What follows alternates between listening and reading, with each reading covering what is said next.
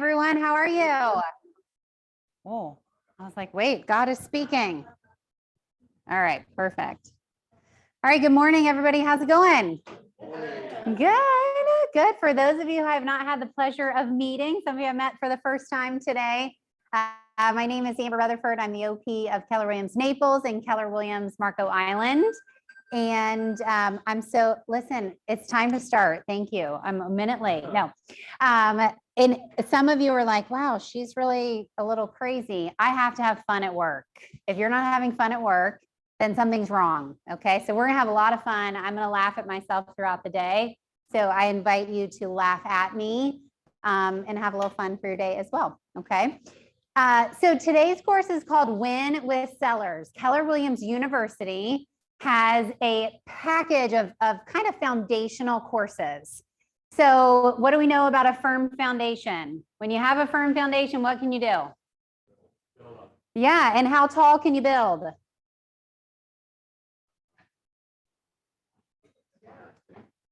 Yeah, you can build the Empire State Building. You can go as tall as you want when the foundation is solid.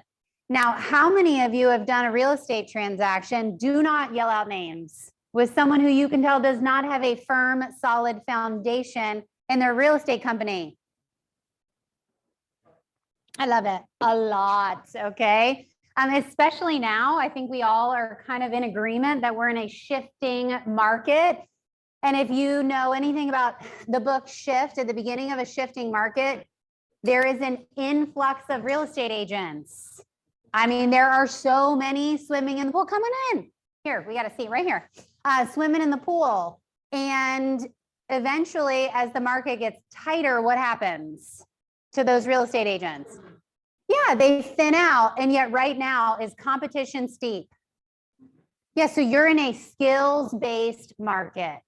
The one who has the most skills in this market is the one that wins. So today, we're going to do what every coach talks about nonstop in their teams. We're going to get back to the basics. How sexy does that sound? Yeah, some of you are like, not. Okay. Well, listen, we are going to get back to the basics. And I can't talk about myself without sharing my better half. So my husband runs our real estate team in Tampa Bay. The real estate team's in Gary's top 100 agents. Last year they did south of 2 million in GCI, yet they had a really good year. Okay. He runs a great team. So what we've done is, yes, we're going to cover the basics. Yet would it be okay with you guys if I share our listing intake form, our pre-qualification sheet, our listing presentation, the ones that we have used throughout the years to get us to where we are today? Yes, good, please. So on the KWU eval that you take at the end of the day, maybe leave off the part that Amber taught only about her listing presentation all day long. I'm just kidding. Are we on live Facebook? That's probably not the best thing to say. Anyway, all right, so here's what I'd like to know. Why did you show up today? Okay, so we choose listings. What do you think is the really important word that I said there? You got it. It's all a mindset. I choose listings. Why are you here? Knowledge. Okay, specific on listings. Okay, in general, so up our knowledge. What else? I'm sorry. What was it? Oh, got it. Yes, if you do not have a handout, let me know and we'll get Eric on that. Okay, 1, 2, 3. Okay, 4. Okay, I think he's going to run and grab them, and yet, or she's grabbing them. We will follow that. For those of you that are online, the materials are dropped in the chat box so that you have them as well. Okay, mindset around listings to grow. All right, perfect. So mindset again, personal growth. There's a bold law that I love to say, your business grows. Yeah, to the extent that you do, okay? And wouldn't it be great? Gary Keller starts every single course with the following? Take a guess. Skills or mindset? Yeah, mindset. So we're going to start with mindset. Yet I thought it'd be kind of fun to share a little bit why I'm passionate about listings. Would that be okay to derail for a second? Okay. Jared and I were in the business for about a year. And what we did, so we both had full-time jobs. Anyone in here dual career? Okay. We both had full-time jobs. He was a firefighter. Good morning. He was a firefighter. I was an educator. And so we both had these full-time jobs. We wanted to do this real estate thing. So when leads would come, he would take one, I would take the next one. He would take the next one. We just went back and forth. So sometimes I was working with buyers and sellers. Sometimes he was working with buyers and sellers. We were kind of all over the place. Anybody ever feel that way? Yeah. And so, we went to a conference and I said to him, or maybe I didn't say to him, I just did it, which explains a lot about, our marriage. Nico can probably attest to that. My husband is an angel. And I went to the training and I said, you know what? I'm going to take everything on listings. So every breakout session that there was on listings, I was going to take it. And here's what I realized is when you specialize and focus on something, you can become an expert. I just felt like I wasn't being very good working with buyers. I wasn't that great working with sellers because I was constantly thinking about which neighborhood has new properties coming on the market, who's doing this, instead of analyzing CMAs, analyzing property values, chasing after people to get their listing.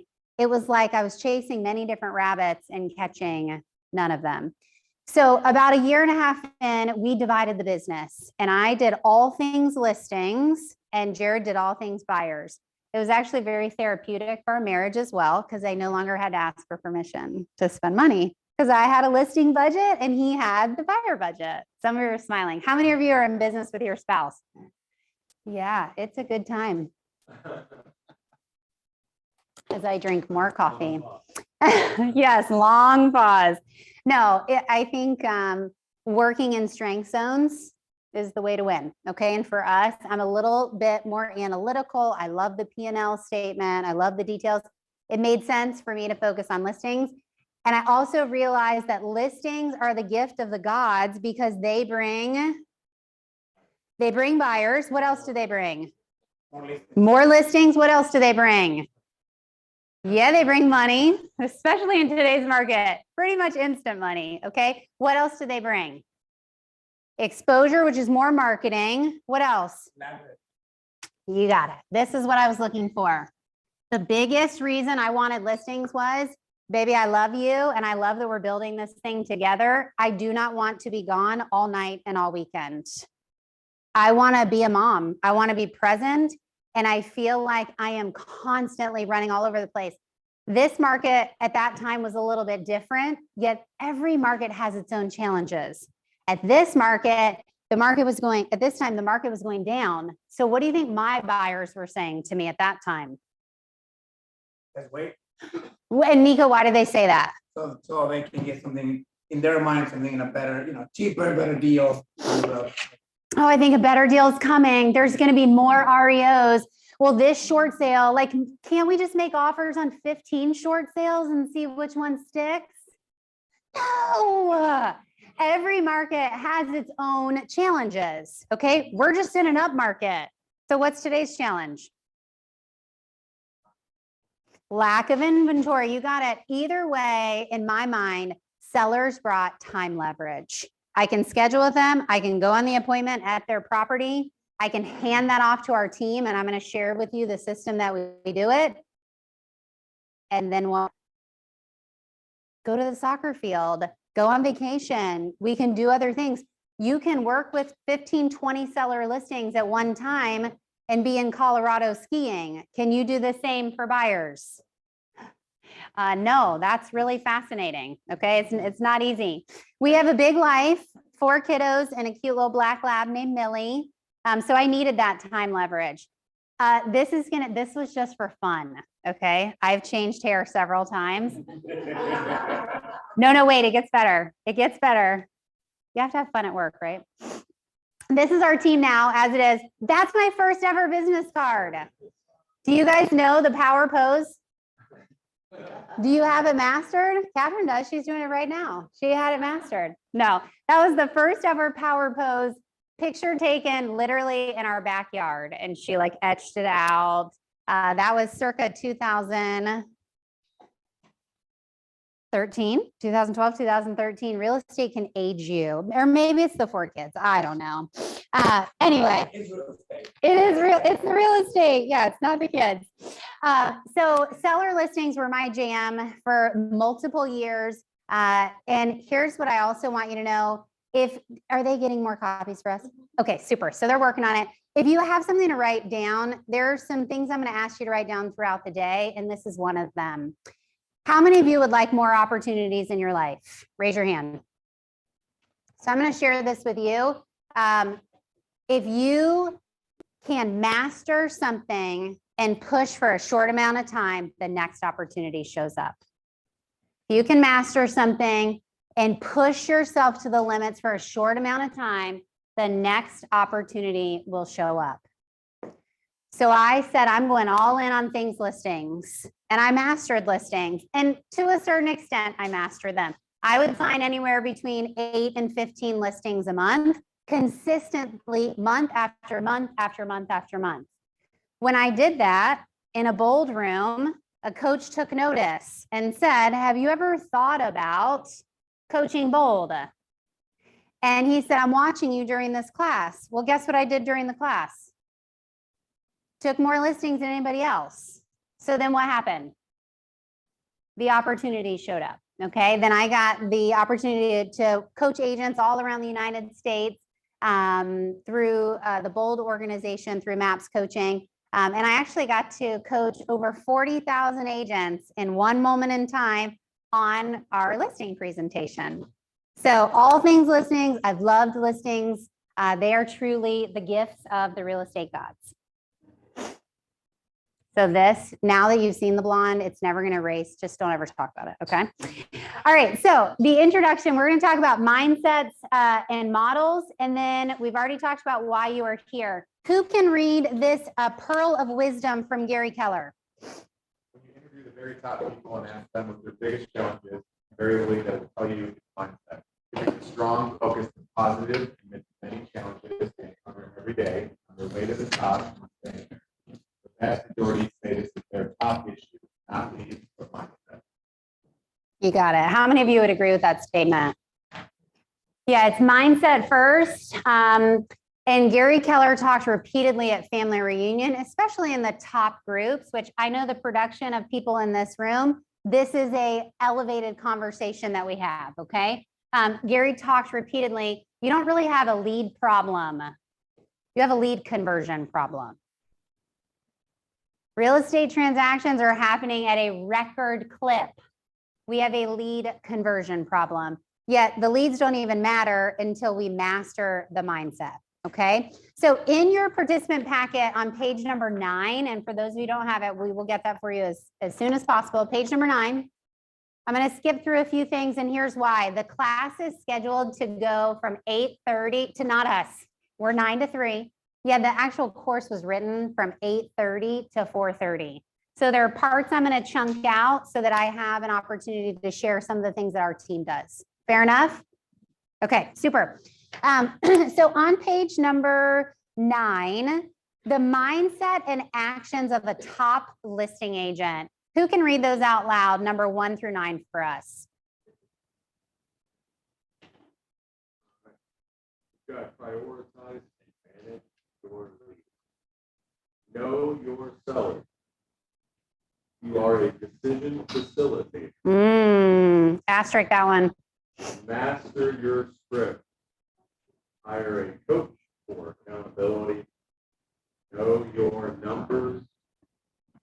Use time efficiently and effectively. Leverage technology and embrace the 6 personal perspective. Which one of those, I'm going to ask you to circle or put a little asterisk next to, do you think you have the greatest opportunity to improve in?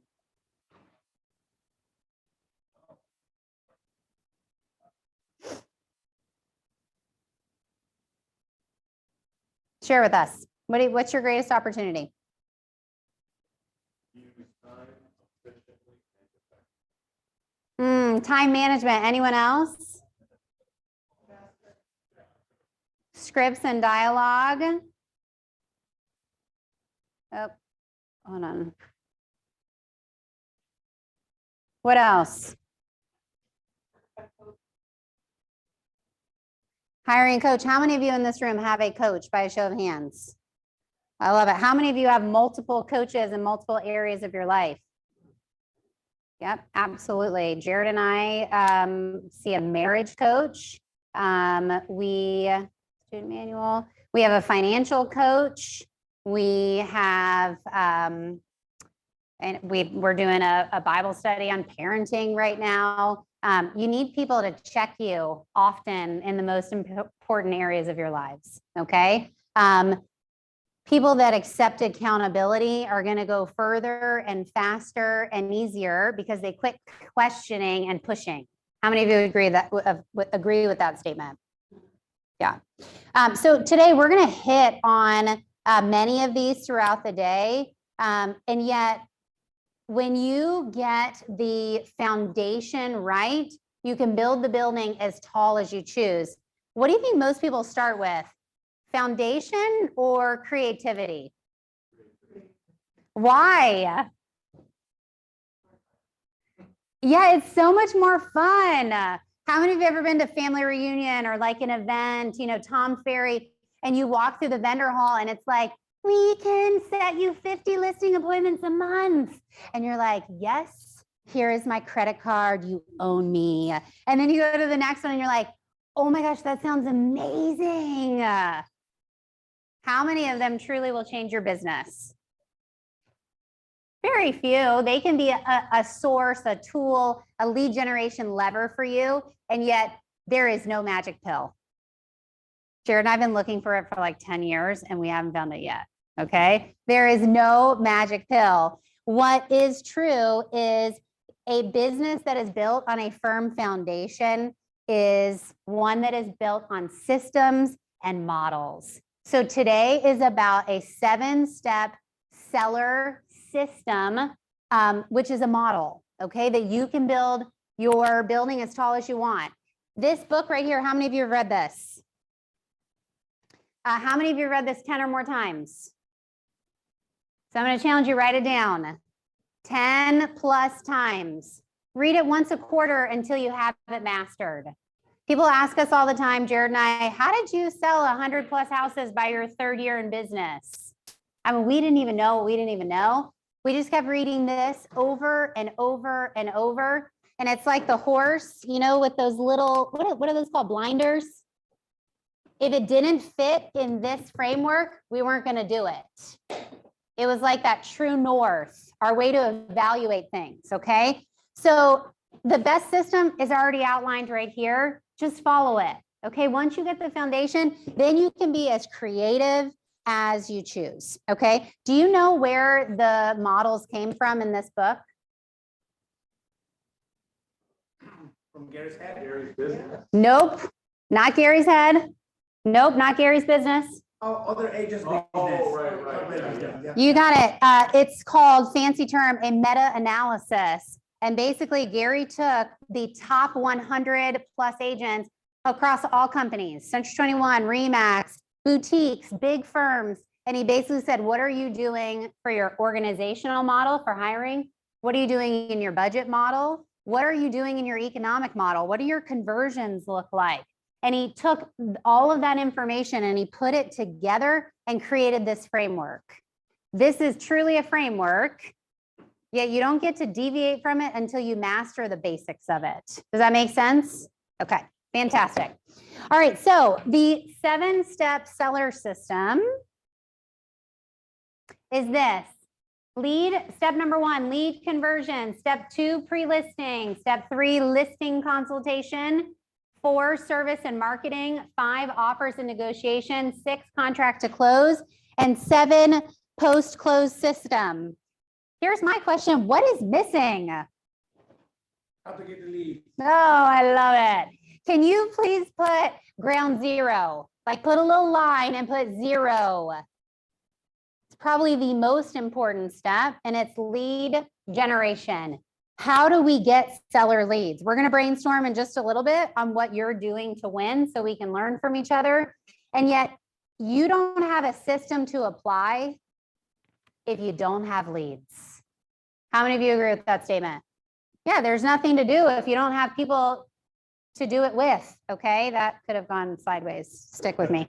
All right. So we are going to talk about, oh, where's my 7 step? Okay, it's not on here. This right here, page number 12. We're not going to go into each of these in depth because they are the different sections of today. Okay, for those of you online, participant packet number 12. The goal is that you know, and if I asked you right now, Nico, what's your pre-listing system? Share with us. So the day before I show up to the house, I have a pre-listing packet, which consists of information relevant about me and my business, and of course, as well as Keller Williams. And if I don't get to deliver that the day before, because the idea of the pre-listing packet is when you show up for the presentation, you don't have to spend time on, telling them who you are or what the company is all about. They already will know if you already give that in beforehand. You don't like to go, hi, I'm Nico. You had me over. Let's just sit for 10 minutes and talk how amazing I am. Because I'm pretty cool. I wear amazing suits and I don't really love socks all that much. No, I'm just kidding. Yeah, so what I'll do, so sometimes I'm not able to deliver that, beforehand. So I'll take it with me. And I do spend about 3 minutes explaining to them what is it that I have inside of this packet. Okay, how many of you in this room have your pre-listing system nailed down just like that? Raise your hands.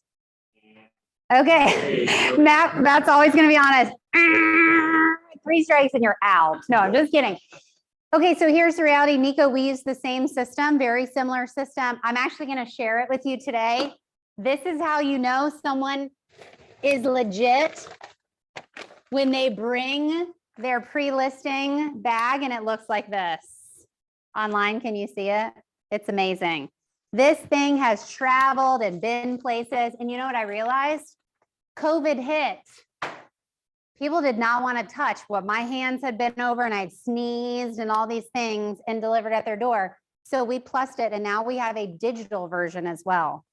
We serve a lot of out-of-town sellers, second home sellers in greater Tampa Bay, St. Pete, Clearwater. Any of you serve second home sellers?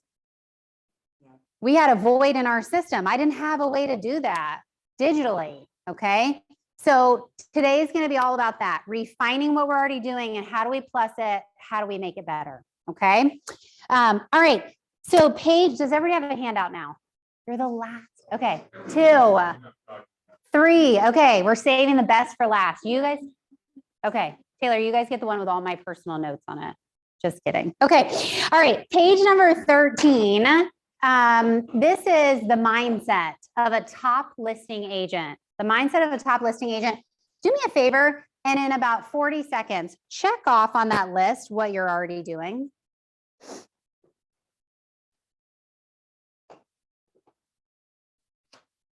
I can share this with Tyler. Okay, thank you. So this is really cool because this is really, we talk about creating our own model or winging it or getting creative how we're doing it. But like you said, you just kept with this model. If it didn't fit in here, it wasn't in your repertoire. Yeah. I mean, this is all we really need as our model. To master. So, I've been doing this for a long time and I keep trying to recreate, do a new thing, try a new way. It's just like, take a model and stick to it. Because I think that's my heart. Yep. Flipping around. Because it's not sexy, right? Yeah. All right, page number 13 in your packet. What are you currently doing? Shout out some of the mindsets of a top listing agent. What are you currently doing? Time blocking. Love it. Hey, see that number, time block for lead generation, 3 hours a day at minimum. Can you circle 3? Circle 3, and then can you write next to that? Is it enough? Catherine, that was resounding. That was a hard no, okay? Here's the reality. In some seasons, 3 might be more than you need. And in a season that I feel like we're inching ourselves into, it might not be enough. Okay. And the top listing agents, when things get different, they shift, they figure things out. Some of the agents that I coach, their admin are calling now for listings. Come on in. We have some at the, this is the fun club over here, the high top, the bars. That's where the cocktails are later. All right, what else are you doing? Take bold, at least one. Yes, taking bold. Was that because you were forced to? You're on the ALC or you really wanted to? No, yeah. Well, it was great when Gary did the bold. Mm-hmm. That's when I really started to do it. Good. Yeah. All right, what else? Social media. Yes. How many of you have an opportunity on social media? I think we all do. Okay. Catherine, you're doing a great job with your mindset. I love the energy that you put out there. People hire you because of a relationship. The social media is the best way. Ben Kinney talked about, I realized, so Ben Kinney sells thousands of homes a year. And he said, at some point I realized I could not be one-on-one with people anymore. I mean, there wasn't enough of me. He said, so what I realized is I had to get many people together at one place in time. So he started doing big client events. Well, social media is like a daily client event. Okay. What else are you doing well? Good. Mastering technology. What else? Good. Attended family reunion. How many went to family reunion? We have quite a few in this room. Good. Did you take a lot away from it? Yes. Some of you are like, I'm still overwhelmed. Okay. Thank you, sir. I appreciate it.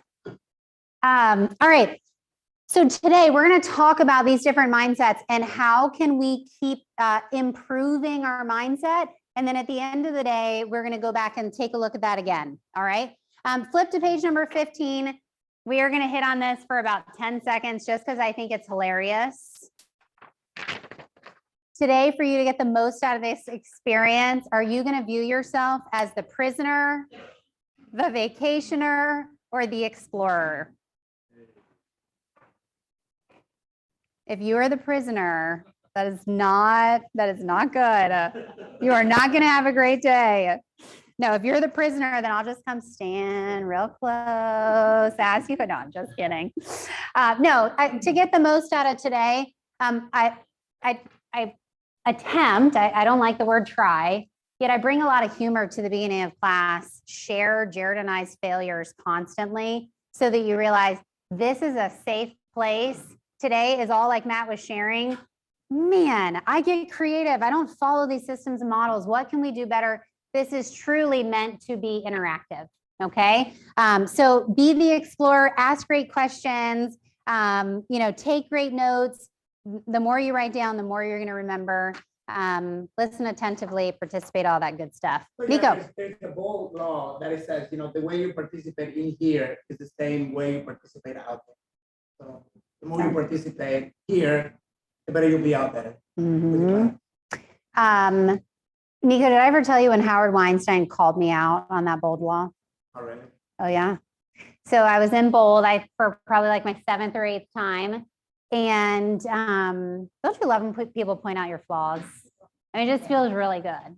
And this guy that I really care about, Howard Weinstein, I was a team captain and, leader in the room, top agent. And Howard said, Amber, do you think that you're influential in this market center? And I said, I like to think so. And he said, well, do you think you're a leader as a team captain? And I said, I'm working to be one. And he said, well, how do you think it looks to people when you're on your phone all day long distracted? No, Howard, you don't get it. I have like 8 listings going live. I've got 4 appointments tomorrow. This is happening and that is happening. So I'm telling the person that runs like 5 market centers that he doesn't understand how busy I am. And you know what he did? We need 3 more. No, are we good on packets? We're good. Do you need one? We need 1 more packet, Nikki. Will you get Eric 1 more packet? Awesome, thank you. it was really a gut check. He said, do you have a voicemail set up letting people know you're in this training today? Do you have an autoresponder on letting people know that you're in a training? Hey, I'm in a great training today to learn how to net my sellers the most amount of money. I can't wait to return your phone call today after 3:30. As Nico's like, oh crap. And there's another bulldog. You teach people how to treat you. He said, I can be in this class and my businesses do way more units than yours do. And I'm the broker of record. So all the lawsuits, all the people, I'm dealing with it. He said, because I set boundaries in place so that I can actually focus and pay attention. Do you? Not all the time. Yeah, we all have an opportunity. We all have an opportunity. Okay. So I'm going to ask you today to challenge your mindset. My initial reaction to Howard was, I hate you. You stink. And my second one was, there's something to this. Thank you for the feedback. Once I'm over this, I'm actually going to do something about it. All right. All right. Chapter 1, lead conversion. Chapter 1, lead conversion. Yeah, we're actually going to start with the lead generation piece before we get to that. Flip to page number 18 in your packet. Who can read from the MREA page 132 for me? I'll go. Thanks, Nico. And where is it? It's right, the quote. Yep. Oh, the quote, okay. Converting leads to appointments and converting appointments to listings, seller agreements, are huge drivers of your economic success. They're both accomplished by skilled presentation with a firm grasp of expression and dialogue. All right, so how many people do you need to talk to set an appointment? Shout it out. 20. Did you say one? Cindy is 100% conversion machine. Okay, just follow her around. No. Do you think there's an issue that when I asked that question, only 3 people shouted out the exact number? Okay, so if you knew that exact number, could you attack your week differently? Yeah. Catherine. The reason why I know my numbers for everybody's not coaching is because I have a coach and I am responsible. Okay, I have a coach and I am responsible to give that number to her every single Friday. How many of you have that accountability in your life? Yeah, Catherine, what has that helped you do? Help me my lead gen time. It helps me keep on track with my lead gen time. It gets me out of I do not like talking to people on the phone, so it forces me out of my comfort zone to actually have conversations. Okay. And to have better conversations that I used to have. Because you know if you get hung up, what's your number again? 10? 34. 34, okay? Because you know that throughout the week, if you talk to 100 people, how many appointments are you going to set? I'm going to at least set 3 of them, okay? So at least 3. For those of you on the line, Catherine said her number of contacts, not to a lead. A lead is who's hot, who's ready. Contacts to an actual appointment to me is the most important, okay? That second column, because you want the appointment. Because once you get in front of someone, can you work your magic? Yeah, absolutely. Okay. Then there's another conversion, which is appointments to the actual listing contract. They sign it. Here's what, if you are looking to build a real estate team, raise your hand. Okay. Knowing your numbers as a single agent is wildly important. As a team owner, it is essential. Okay. I would write this down. The lack of accounting is the lack of accountability. The lack of accounting is the lack of accountability. If you are not tracking how many people you talk to every single day, there's a great little organizer in here if you don't have one that you can use. If you're not tracking how many people you talk to a day, then how many leads come out from that, how many appointments you set. For us, the bigger we got, it wasn't just set appointments, it was appointments gone on. because there's a real important conversion ratio that's not in this course. You may want to write it down. Appointments set to appointments held.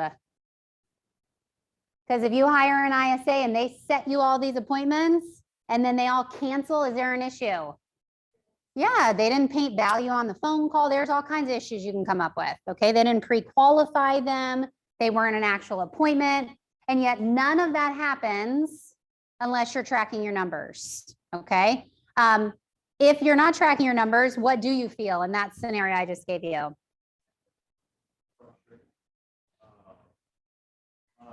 Just no math, no way of knowing. You got it. Whether you're doing well or not. Yep, frustration, resentment is what Matt was saying.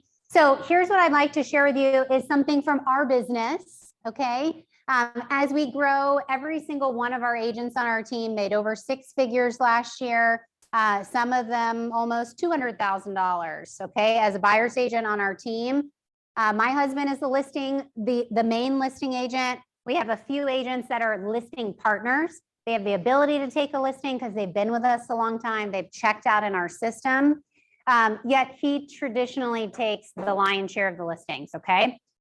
So we noticed, how many of you over the last couple of years have felt like, whew, the appointments are flying at me. There's so many appointments. There's so many appointments. And then I would think, wait, where are all the under contracts? What's happening here? So we dialed in. For those of you online, I'm going to talk through this sheet. We dialed in a little bit. We do something called a 12-week year. How many of you have read that book, The 12-Week Year? If you haven't, I encourage you to write it down. It is a way to look at your business differently. So for us, the end of the year is coming up. And we are behind goal. I will just tell you, so it is all hands on deck and we are freaking out. Okay, in a good way, in a good way. So here's our 12-week year. This was I think a clip I took from last year at some point. So Jared at this point had 8 listings, yet we color coded the actual to goal. So when this is full, we've hit our goal for the 12-week year. So what can you see by looking at this? Wow, I feel very judged. Okay, there was a lot of like, oh, that's looking rough. And the reality is, if we just judged ourselves by how many appointments we had been going on, we'd feel pretty good. Oh, we're going on appointments. We're not getting signed. Okay. Or they're not converting. So over here, we did this for a while. We did this for a while. And then I started on our weekly calls. So as a team, we look at our numbers every single Monday and every single Wednesday.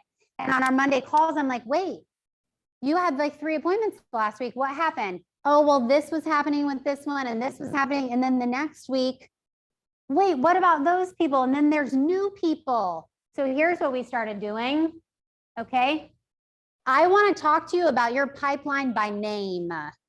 I want to know exactly who they are so that no one falls through the cracks. So my question for you is, every person that you are talking to, every lead that you have, do you have them in a pipeline that you are tracking? How many of you have an opportunity with that? Say I.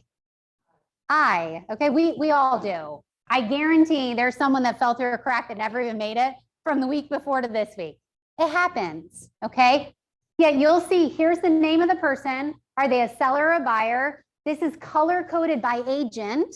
So I can very quickly, when I'm coaching that agent, look at the color, okay? Color coded by agent. Jared's blue, Brooke's purple, Dondra yellow, Lindsay green, okay? Then it's signed. Are they a yes or a no? Okay. Then we even plussed it later on. If it's not signed, why? Is it a pre-qualification issue? Is it they're waiting on a job transfer? So that we could be so dialed into our numbers that our conversion, I mean, our business last year went from 34 million to almost 70 million. It worked. Yes, Catherine. Sure. Snap a picture. We are you're going to see today, we are the Google Sheets company. We've used different CRMs, we use CTE, which actually I'll share with you CTE. Okay. This is another thing that we use, CTE. It's the same as Sync. Have you guys heard of these? They're basically, the Keller Williams platform Command has the CGI pipeline, which is fantastic. If you are one location, one agent, for us, we aren't truly expansion. One of our agents, though, is in a different market center. So we act like expansion, okay? It didn't work for us. So we have mastered all things Google Sheets. We do use this thing called CTE. This is another tracking tool. Listings taken, listings sold, income, buyers sold, buyers signed. You can look at cost of sale, total income, gross profit, net profit. How many of you are tracking your numbers at this level? Okay, so a top listing agent knows their numbers. There's power in knowing your numbers, okay? All right, so step one, lead conversion. Before we get that, lead conversion begins with leads. I'm in your packet on page number 20. On page number 20. Let's talk for a minute. What's the foundation of that triangle? Which again is from what book? Yeah, the MREA. What's the foundation? Yeah, I want you to number these. Put a little number 1 next to leads. Like Matt said before, there's a system. Well, here's the system right here. Leads. I will coach agents all the time. They're like, oh, I'm ready to hire a buyer's agent. My first question is, do you have more leads than you can humanly handle? And when they say, well, no, not really. Okay, great. Don't hire a buyer's agent. They're going to slash your tires by next week. You got to feed them. Okay. So let's talk about this lead piece. Before we talk about that, though, who can read Gary Keller's words of wisdom at the bottom of that page for us? Thanks. Real estate must have clients. It's that simple. So you have enough to meet your goals. There's no other reason. No matter if you are a doctor, lawyer, or entrepreneur, everyone has their chosen profession. Gary is so succinct. I love it. That's it. Without leads, you don't have a business. When the dentist retires and the next dentist takes over, what's he buying? The leads, the people, okay? So you need a predictable machine that is going to spit out leads. Sarah Reynolds, another top agent in our company, she is an expansion agent and she goes from city to city to city.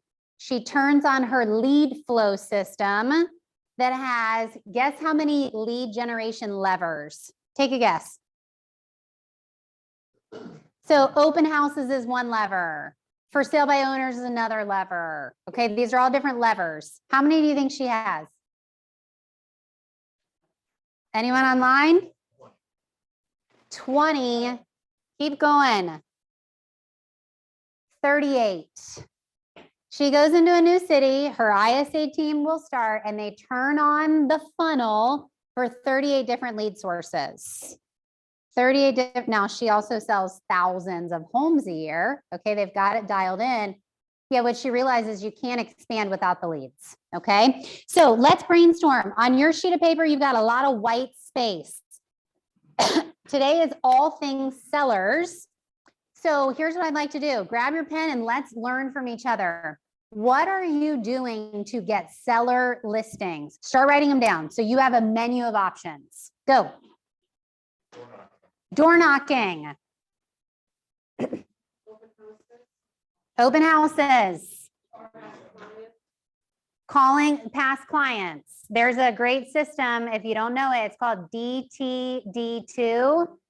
If we had our training calendar in here, oh, we do. At the beginning of each week, you will see the 2 letters, which are the last names of the people you should be calling. So let's say this week is A and W.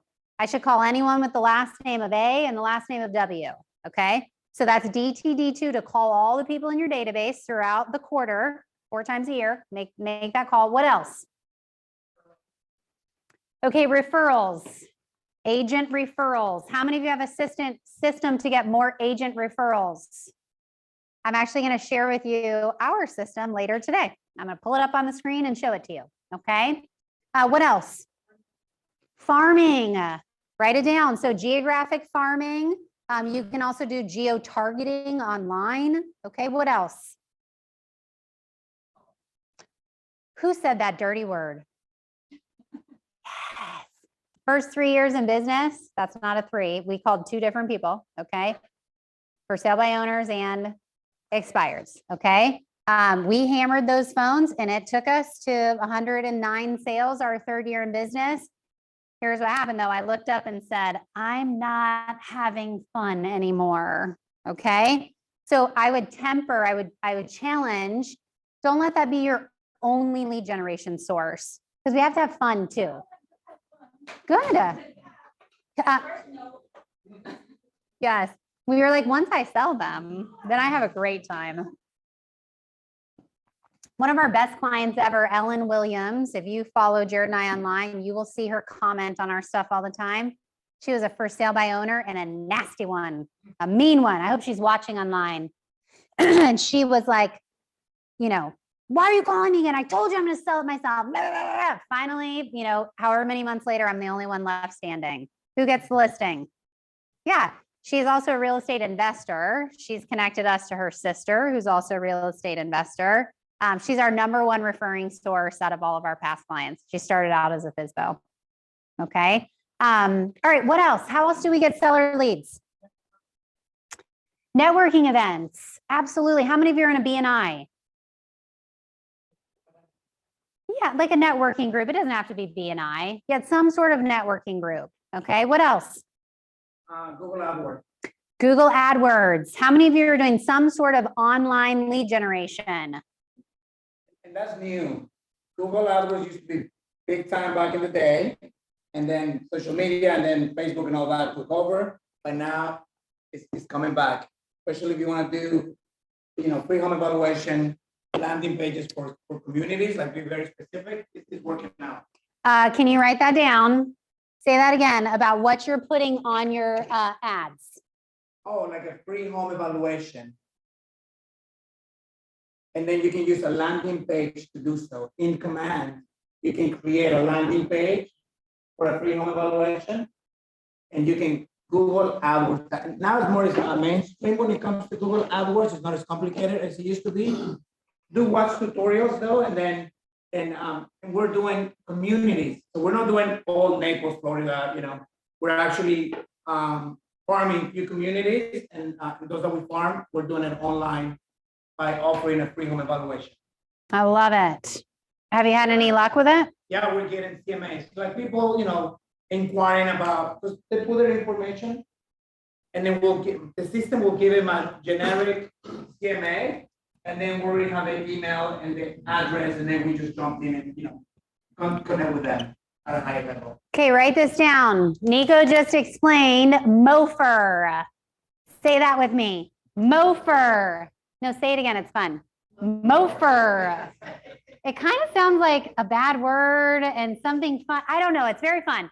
Anyway, it's a little sexy. Sounds naughty, yeah. It's make offer for immediate response. Make offer for immediate response. Nico's offer is what? Free home evaluation. Free home evaluation for immediate response. Have people asked you to do a home evaluation? Yeah. Yeah, that's a seller lead. That's the name of the game. What else could a MOFR be? Free home of list of homes, for instance. Oh, yes. If you're looking to buy it for buyers. For buyers, we have off-market. We have the secret stash of off-market properties. We've got secret list of properties. Okay, what else? How about a guaranteed home sale? How about a we'll sell your home in 5 days or we'll buy it? How about you guys realize that when you make that offer, the legal document is so tight that you're not really going to end up buying the houses back, okay? I've interviewed top agents because we've set this up in our organization. And yes, have they ever bought a home? Out of all that we interviewed, 2 did. And they said it was just the right thing to do. And we ended up making money on the deal anyway when we resold it, okay? How else can you get seller listings? YouTube videos. How was your first video? Good. Did you get some subscribers? I'm just kicking out my thing. I just started, so I guess first you would be YouTube regular content and then interesting and that kind of guide you in front of the eyeball. Yes. Actively delete Yep. or seller specific stuff. Mm-hmm. Like I was looking at these, what the home automation and smart home. Great tips for. Yeah, on YouTube, the automation or the smart home, like tips for sellers could be maybe a good lead gen tool to bring them in to list with you. So my husband Jared has a YouTube channel. He is world famous. He can do no, I'm just kidding. He's done all kinds of fun content, beer gardens in Tampa Bay, the best beaches in Tampa Bay, the Tampa Bay sports teams. I know, it's so fun. Yeah, do you know what's had the #1 greatest views out of all of his videos? Neighborhood specific. Waterset, a master plan community. I think they're probably at 3,000 or 4,000 homes. They will be up to 5,000 homes when it's all said and done. It's got like the swimming pools and all those things. People are not getting on from Washington, D.C. and searching, oh, I'm going to move to Tampa Bay. I can't wait to find out about the beer gardens. No, oh, I heard of this neighborhood water set. They're searching neighborhood specific content. So if you go into video, make sure that you have a balance of them, okay? Because people don't want to get in and just watch your videos about neighborhoods, yet that has been the #1 greatest attractor. All right, here's a few more I'm going to throw out to you that we have used and had great success with. Brivity, it's a lead source. These cost money, okay? This is not all free stuff. Brivity, Brivity, Boomtown. Boomtown is another one. You get more buyers than you do sellers. You do get sellers from it because typically when they're buying, what do they have to do first? Yep, you got it. Okay. 60% of the population is a homeowner. Okay. And they move on average about every 10 years. So 6% of the population is like guaranteed going to sell their house. Talk to people. Okay.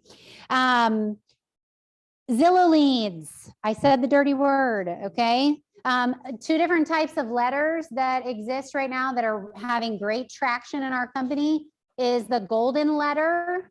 The golden letter is, I have a buyer that's looking to buy in your condo complex.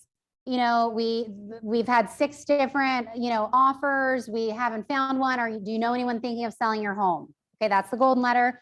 The other one is the equity check. Hey, we sold you your house 3 years ago. I was just thinking about you. I was in the neighborhood the other day. I ran a quick CMA. Do you realize you have $250,000 in equity sitting in your home?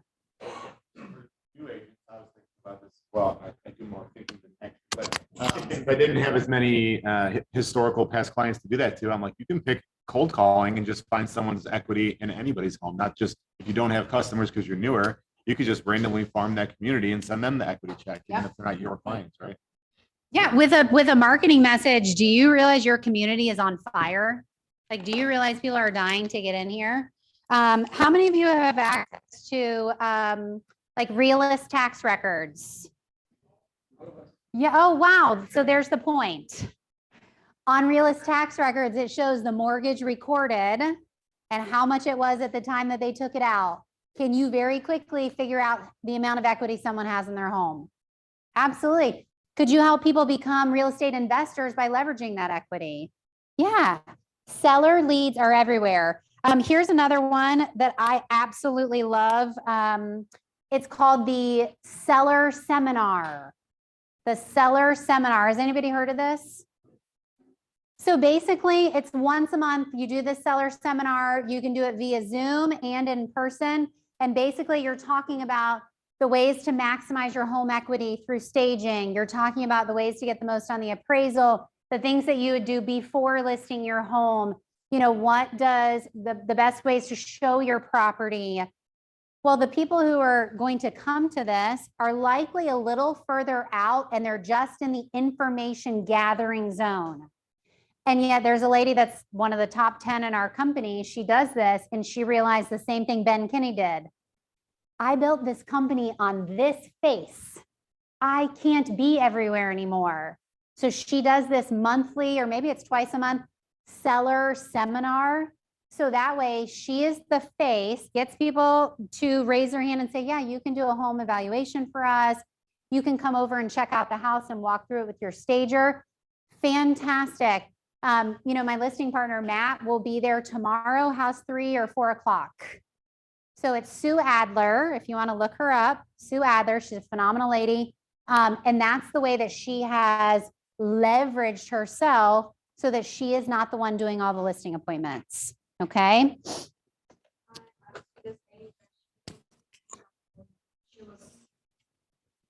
She was saying that she has events. So she hired a yoga teacher. She went to a park. She invited all her past clients. She asked them to bring 2 friends with them. And the 2 friends needed to bring a paper with 2 neighbors, whatever, with their name, phone number, and email. And then she would do a draft and give them like a gift card for something at the end of the event. I thought that was great too. Yeah. So if you'd like a course on exactly that, the reverse bold 100, well, that's a shameless plug. My husband will be here teaching somewhere near the end of the month, March something at the end of the month. And it's that. So we do, at any of our client events, we will do a giveaway, a raffle, and you can get 1 ticket just for being there and being awesome. You can get a second ticket if you go online and do a review for us, preferably 5 stars. And then you can get 3 additional tickets when you refer your friend, family, or coworker to us that we can serve in the next 6 to 12 months. Okay. What does that, just the simple ticket thing, say to people? What's most important to us? Referrals. You teach people how to treat you. You get the most tickets for referrals. And my favorite is at the event, they'll come up. What if I have another person? Could I get 3 more tickets? Yes, you can get 1,000 tickets. Just keep giving us the people. Come on now, we can rig this competition. You will be the winner.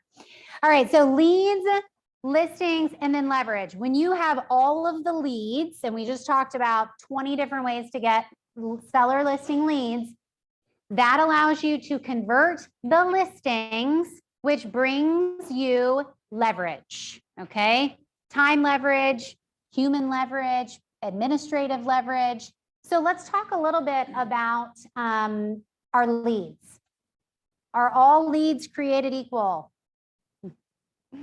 Yeah, some of you are like, nope, they are sure not. You've probably been burned like I have.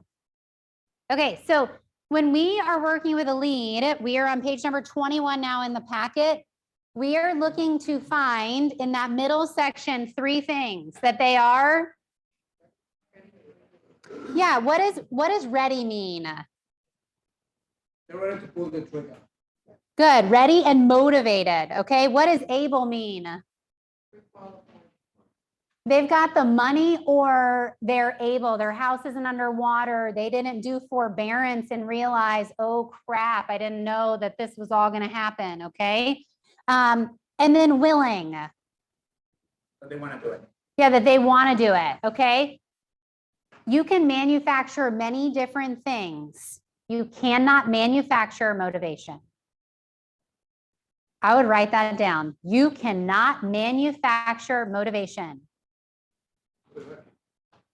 Here, let me tell you what that means. So when I would take a seller listing and I would do a pre-qualification sheet, which I'll share with you in just a second, the one that I used, I would hold on to these folders and I would keep calling and I would keep calling to the point they probably wanted a restraining order against me. What I didn't understand is I was looking to make them motivated. You can't make someone motivated. You can give them facts, you can give them information, you can educate them. You can't create a burning desire for them to do something. Okay? You can't manufacture motivation. And oftentimes we spend way too much time on leads that are unmotivated because we've already talked to them once and we know the people. And we're not calling the ones that are out there who are motivated and need our help. If you agree with that, say aye. Yeah, guilty as charged. In bold, we actually say that it's willing, able, and ready, not ready, able, and willing like we're used to for that reason. Okay, they're willing, they're motivated. Let's talk on the top of page number 22 briefly about an A, a B, or a C lead. An A, a B, or a C. Under A, how many days are they looking to do something? Yeah, so here's the reality, it depends. If you are running a real estate company that's doing hundreds of deals a year, you probably need a shorter time window because you can't handle people who are 30 and 45 days out. There's too many people in the funnel, okay, for you to get your A-level attention. If you're a single agent and you're not signing 10 listings a month, can you handle more people in your A pipeline? Yeah, you definitely can. So maybe your time frame goes to 30 days for a listing. What matters is not this whole, what they have defined. It matters that you have some sort of labeling system for hot, for warm, for nurture. That's what we call them in our world. Hot is, I am talking to you every day. All the days, okay? We are going to be on the phone because you are going to do something now. How many of you have worked with a buyer and they sent you a property, you didn't return the phone call that evening, by the next day at lunch, oh my gosh, I'm so sorry. I went to the builder and I did the contract. I'm so sorry. Yeah, Jason has, anyone else? Yeah, here's the issue. It's your fault. No offense. I love you. It is your fault. An A buyer, they want, write it down, information. Like they need information. They need it right now. Okay. They need it right now. If you can't get it to them right now, you need to text them back and say, hey, I'm in an appointment. Who cares if it's at the baseball field? I'm in an appointment. I'll be home around 8 o'clock and I can get that over to you. Because if you ignore them, what are they going to do? It is no offense to you. They're going to find the information somewhere. They are going to find it. They love you. You didn't move fast enough. An agent on our team learned this very hard about 2 weeks ago. No, go for it. I was going to say that's important to understand who you are as an agent too, because just because those are the type of buyers that are out there or sellers, that might not be who you want to focus on because you might not be able to keep up with that person. That's okay. Yeah. Because that's what people buying leads don't understand either. They think, okay, these people are ready, willing, and able, but I can't respond that quickly, so don't spend your time on those people anyway. Yeah. So that is one option. The other option on that same thought, for those of you online, the point was made, Jason shared, you might not want to work with those people. Okay. Here's where I would push and say, who am I missing? Who am I missing? Because one of our greatest hires I was telling Jason about a few weeks ago was a showing specialist who was my son's preschool teacher. She wanted to keep her preschool job. She worked 9 to noon every day. Okay. He loved showing properties. She just thought it was so fun. She did not want to negotiate deals. Like, that sounds real intense. I don't want anything to do with that. She was the one that would take them on a Friday night on 10 minutes notice and get them into that property. We are not able to do that with 4 kids. So maybe the question is, who am I missing?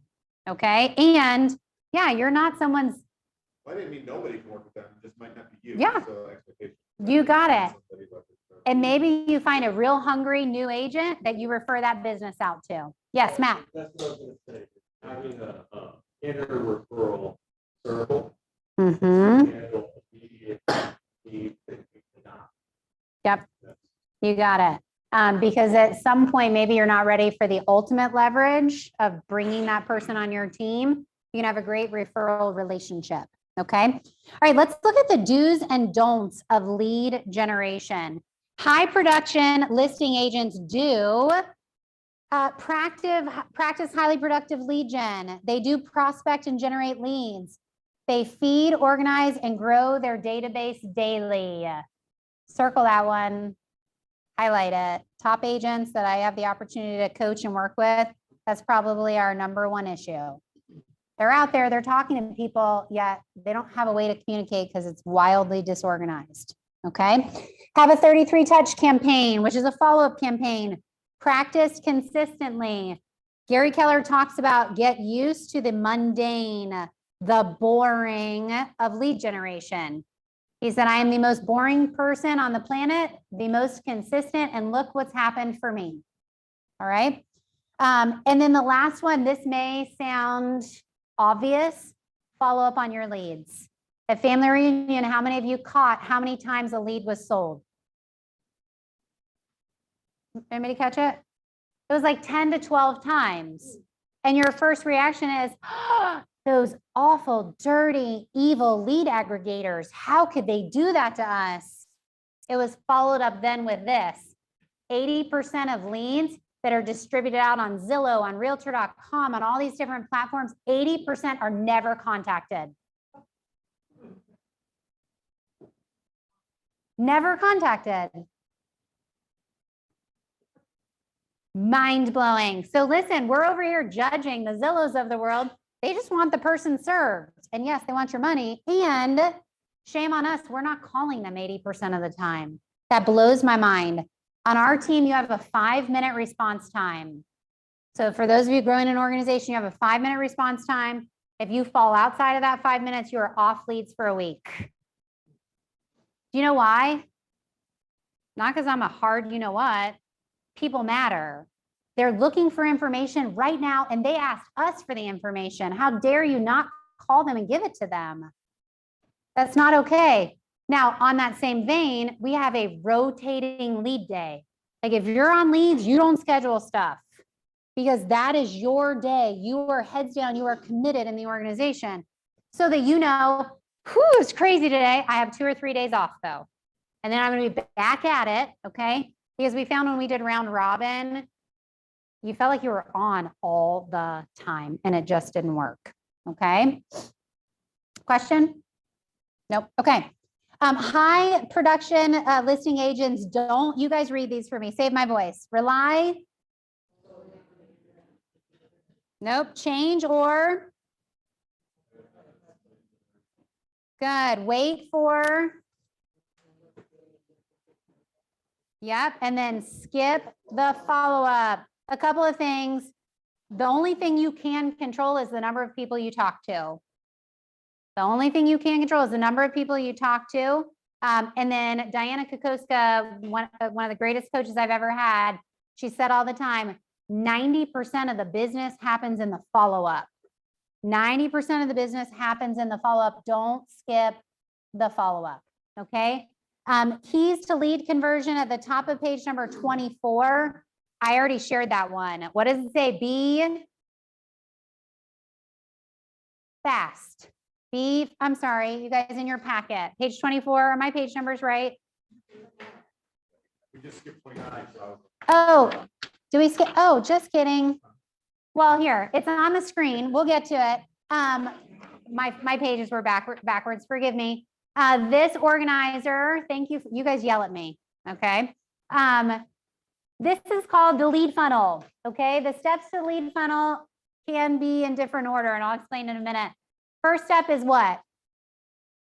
Yeah, that should be the biggest part of the funnel. That's the thing you can control, the number of people that you talk to, the number of leads, capture everywhere you go. Our sponsors in Keller Williams, this cute older couple, I asked them like, how are you so successful? And the husband said about the wife, anyone within 3 feet of Susie knows she sells real estate. He said, you guys keep hammering those phones with those for sale by owners and expireds. We're doing okay over here. And they did. They sold over 100 houses a year. So they were constantly capturing leads. The next thing is connect to establish a relationship. Now, when you connect with someone, it can go 2 different ways.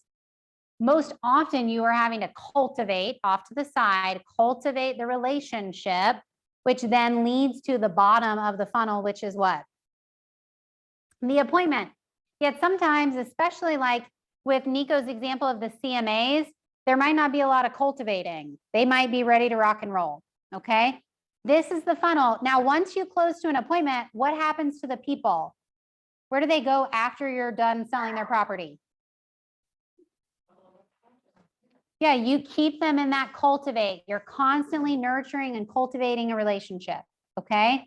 A capture is when someone goes from a lead to a contact. Once they move from that top of the funnel down, they move to a more one-on-one relationship with you that you cultivate and close to the appointment. So let's talk about the top of page 24, keys to converting the lead. First and most important is be fast. Second one, constantly push and ask yourself, am I capturing valid and complete contact information? Everywhere you go, your goal is what?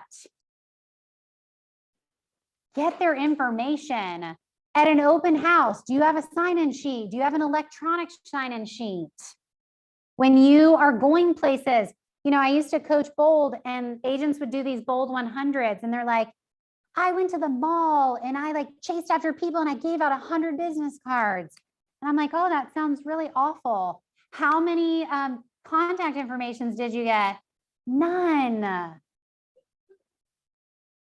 So how much of that day did you actually control?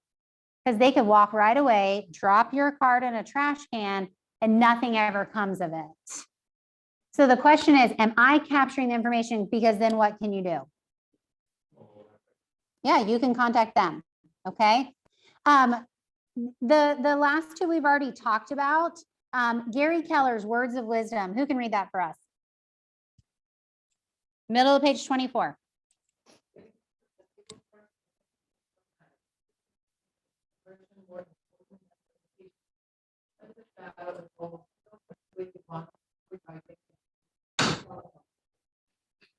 Which appointment, when they are interviewing agents, which appointment do you want to be?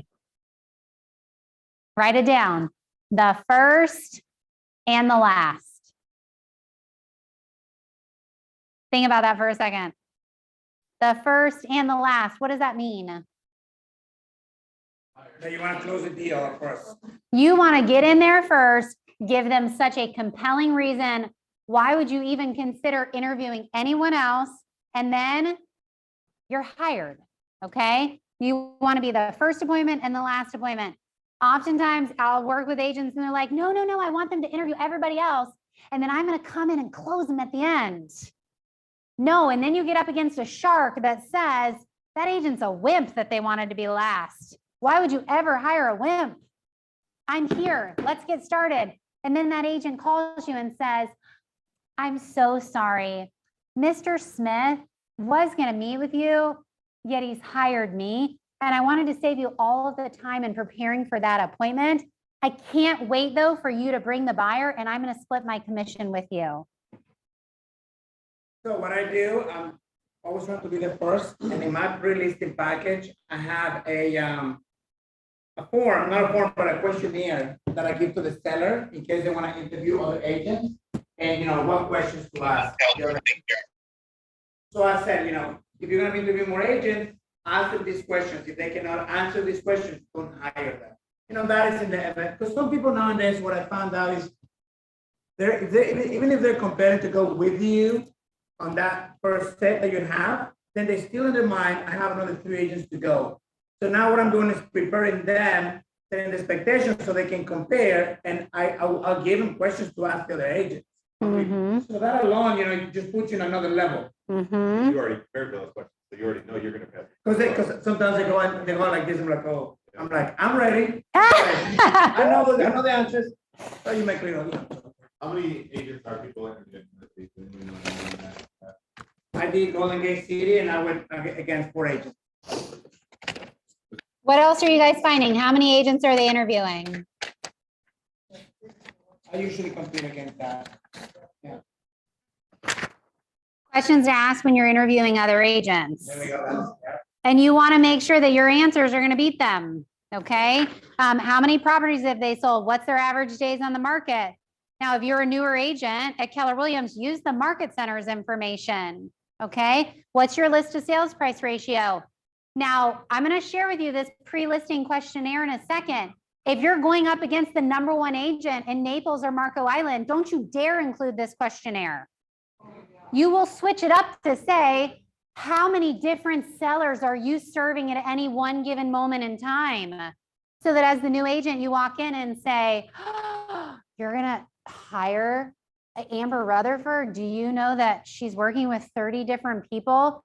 You have my sole and undivided attention to get your property sold.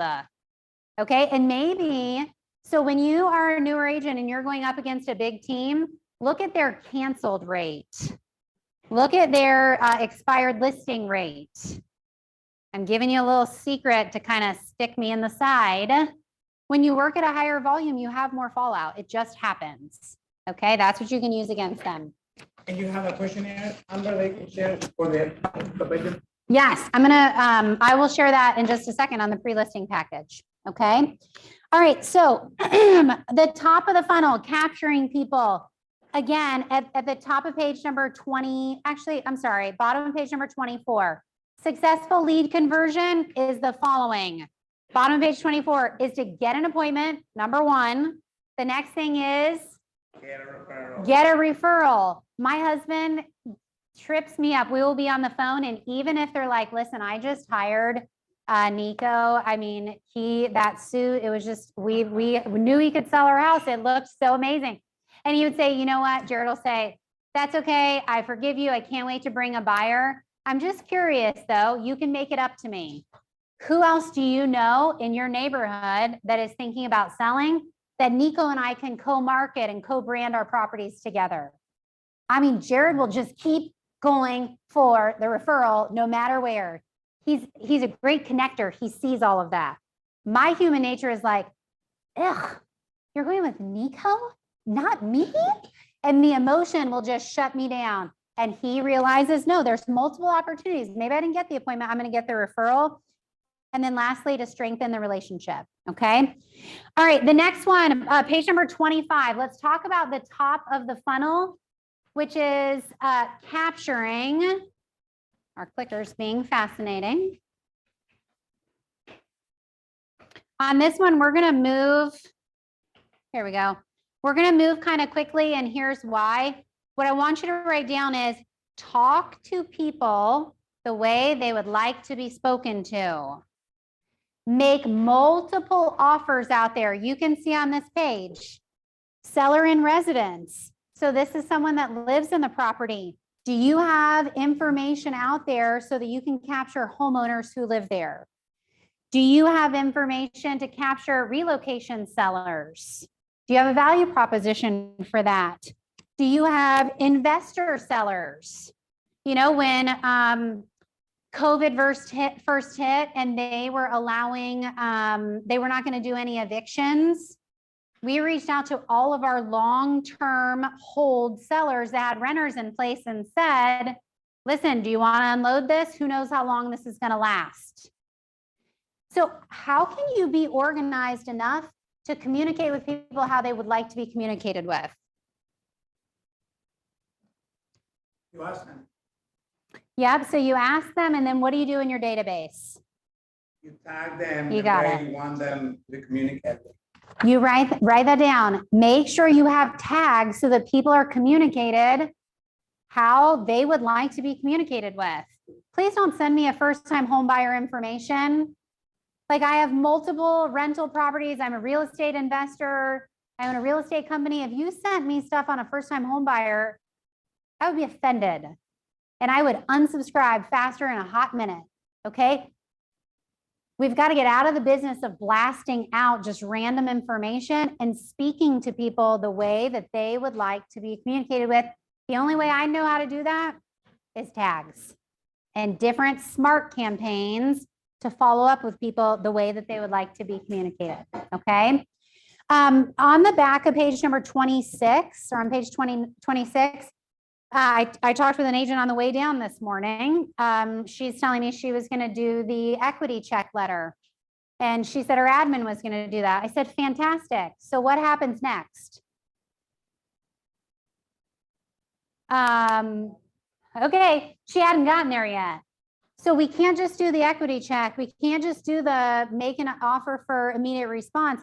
What's the follow-up phone call you're going to do? What's the text message you're going to do? I will say on record, do not mass text people. You can get in a lot of trouble. And out of the other side of my mouth, I will share with you that I use a texting app called Reach. And Reach allows me to communicate with people that I need to communicate with very quickly, okay? So Title Joint Venture Partners is one of my groups. The OP Elite is another one of my groups. I cannot look, I can't think who is in my OP Elite. Let me send them text information, okay? Do you have the important people in your database organized by the topic that matters to them so that you can communicate effectively? Yes or no? How many of you have an opportunity? Yes. Okay. All right. We're going to keep moving so that I can share with you some of our stuff. Page number 20, page number 27, page number 27, move past that, page number 28, communication styles. How many of you really hone in on communication styles when you're working with a customer?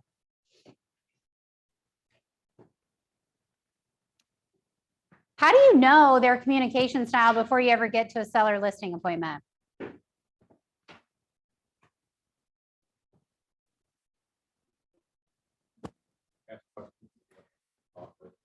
Yeah, so Nico, describe your home for me. Okay, so I live in a Be real, Nico, like not, don't play the game right now. Royal. Nope. Port Royal? Okay, perfect. Yes, okay, so. Tell me about your house. Okay, so it's a single family home, 3-bedroom, class of 10, 2,000 square feet under air. Tile throughout the entire house, plank tile. We have ports, countertops with white soft close cabinets, crown molding in the main areas. Okay, so stop. What do you notice about Nico? Whew, when he said soft closed doors, did anyone catch my body language? I started to lean back because I thought, oh, this is going to be a while. Because you asked me about my house. It's a 5-bedroom, 5.5 bath, 2.5 acres with a pool. Like, I'm done. That's all I get. That's all you get. My husband's like, I married a man. Okay. You don't want to talk. Like, you don't emote. It's just the driver. Okay. So look at this right here. And I want you to briefly read it over and circle. Who are you? Are you the assertive? Are you the sociable? Are you the structured? Or are you the steady? I'm assertive and sociable. Yeah, maybe that's where you're going next, but the point is you have to be all of them depending on your customer. Because you can't pick who I am, it doesn't matter who I am. Exactly. Yes. The goal is to identify your client, the person you're talking to, and be a chameleon. So what's your natural style? Not who you have to be at work. Social. Who else? Shout it out. I'm curious. Sociable. Structured. Assertive. Okay. Sounds like we have a party here. Oh, God. You people are stressing me out. No, assertive is typically about 5% of the population. Okay.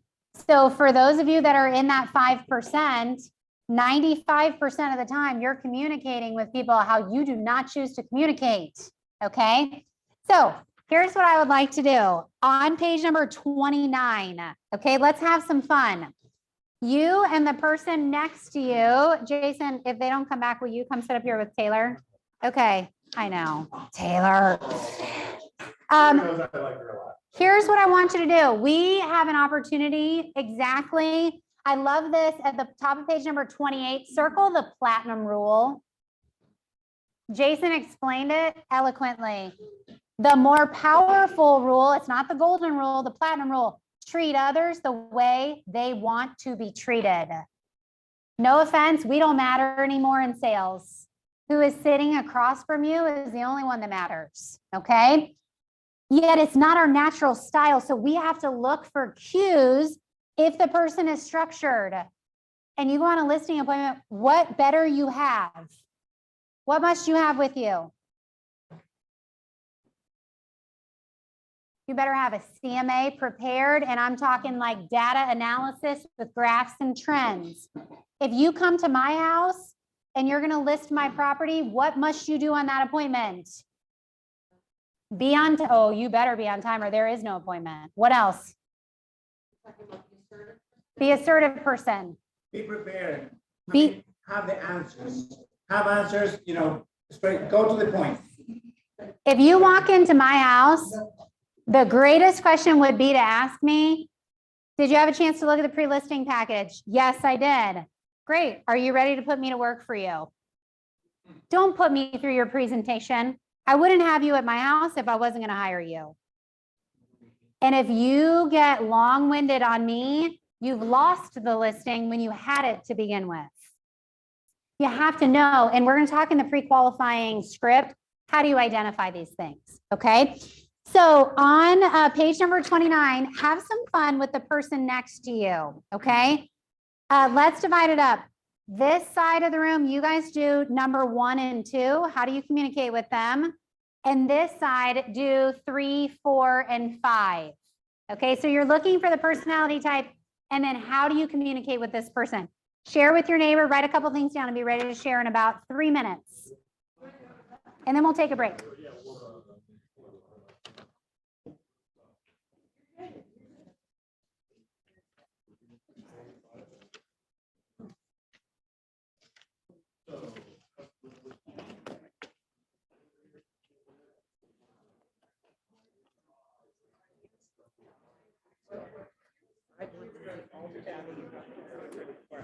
Perfect, you're joining with them.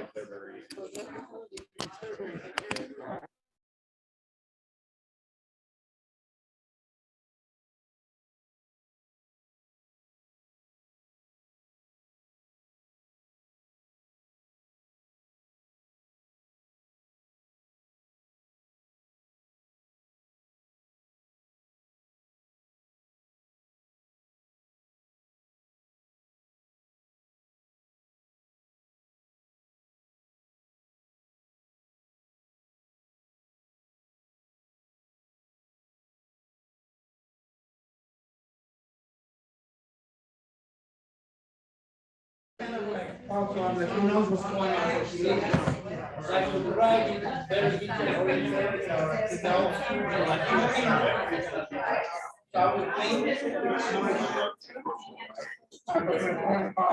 really means to get this house. So number 4 is started. Right. He's right, just get it done. Number 5 is just short of the listing price. Each person will be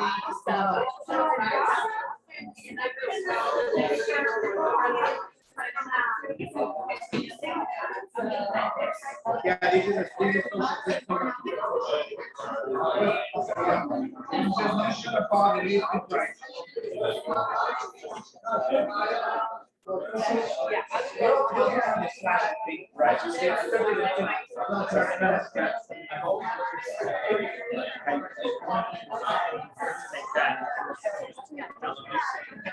Yeah.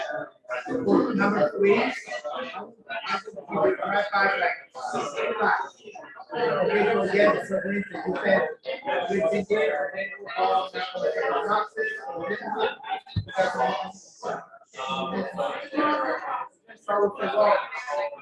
never fall big, Chicago Travis is how much maybe the French like this much, but not like more. But you wouldn't know that yeah. So number 3, I would definitely, I would be more or more structured, you know, like detail.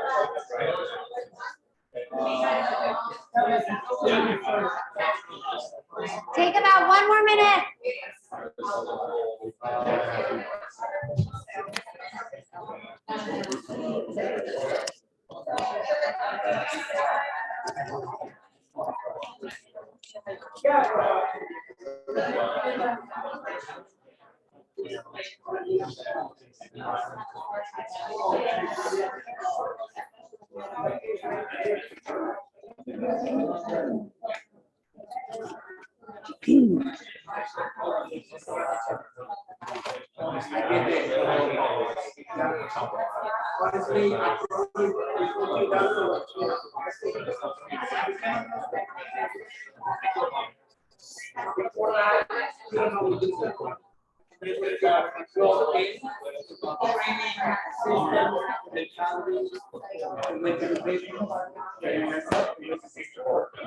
All right, 1, 2, 3. Shh. Come on back. Come on back.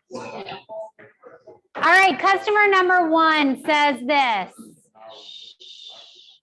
I've done quite a bit of detailed research on the internet already and talked to others in my neighborhood and already have a price in mind to sell my house for. Oh, geez. I'd want to see all the data you have on this neighborhood right before I make a decision to work with you. Okay. How are you going to talk to this person? How are you going to engage with them? So in my mind, as we talked about, this is the kind of person who likes to be right, which it stands out to be structured to me. See, they've done their own research. They think they're right, and they just want you to reaffirm what they've already done the research on. So you got to be careful in your communication style with them, and you want to make sure you give the impression that they're correct. However, you know, you want to bring up, have you considered this and this and whatnot? Yeah. So for someone like that, you know when you're pre-qualifying them that they bring a level of intensity, they like to be right. Oftentimes, and I'll share our pre-qualifying script, I ask them, so what do you think that we should list the house for? What's the price you won't go below? You know, where would you like to start, you know, the marketing of your property? And you know what, if they nail it and they're right, I'm going to come and I'm going to bring all the facts and data because they need it. That's their personality style. And I'm going to say, listen, we don't even have to go through this because you nailed it on the phone. Your research was correct. Isn't it great? We can find so much information online these days. When this is all said and done, you got a spot on our team pricing properties. Let them win. Feed their ego. Let them be right. Save yourself time on the appointment. Why would you go through it all? Okay. I love it. All right. Anything to add on that one? So then how would you handle it if it was the opposite? If they were like way off? Yeah. So if they were way off, okay, which in a different market is, get ready because that definitely happens. You're going to come and present all of the information and ask them based on this information. Okay. So I always do active, pending, sold, expired, and withdrawn. Okay. You can even do a quick CMA. For me, less information is more. Okay.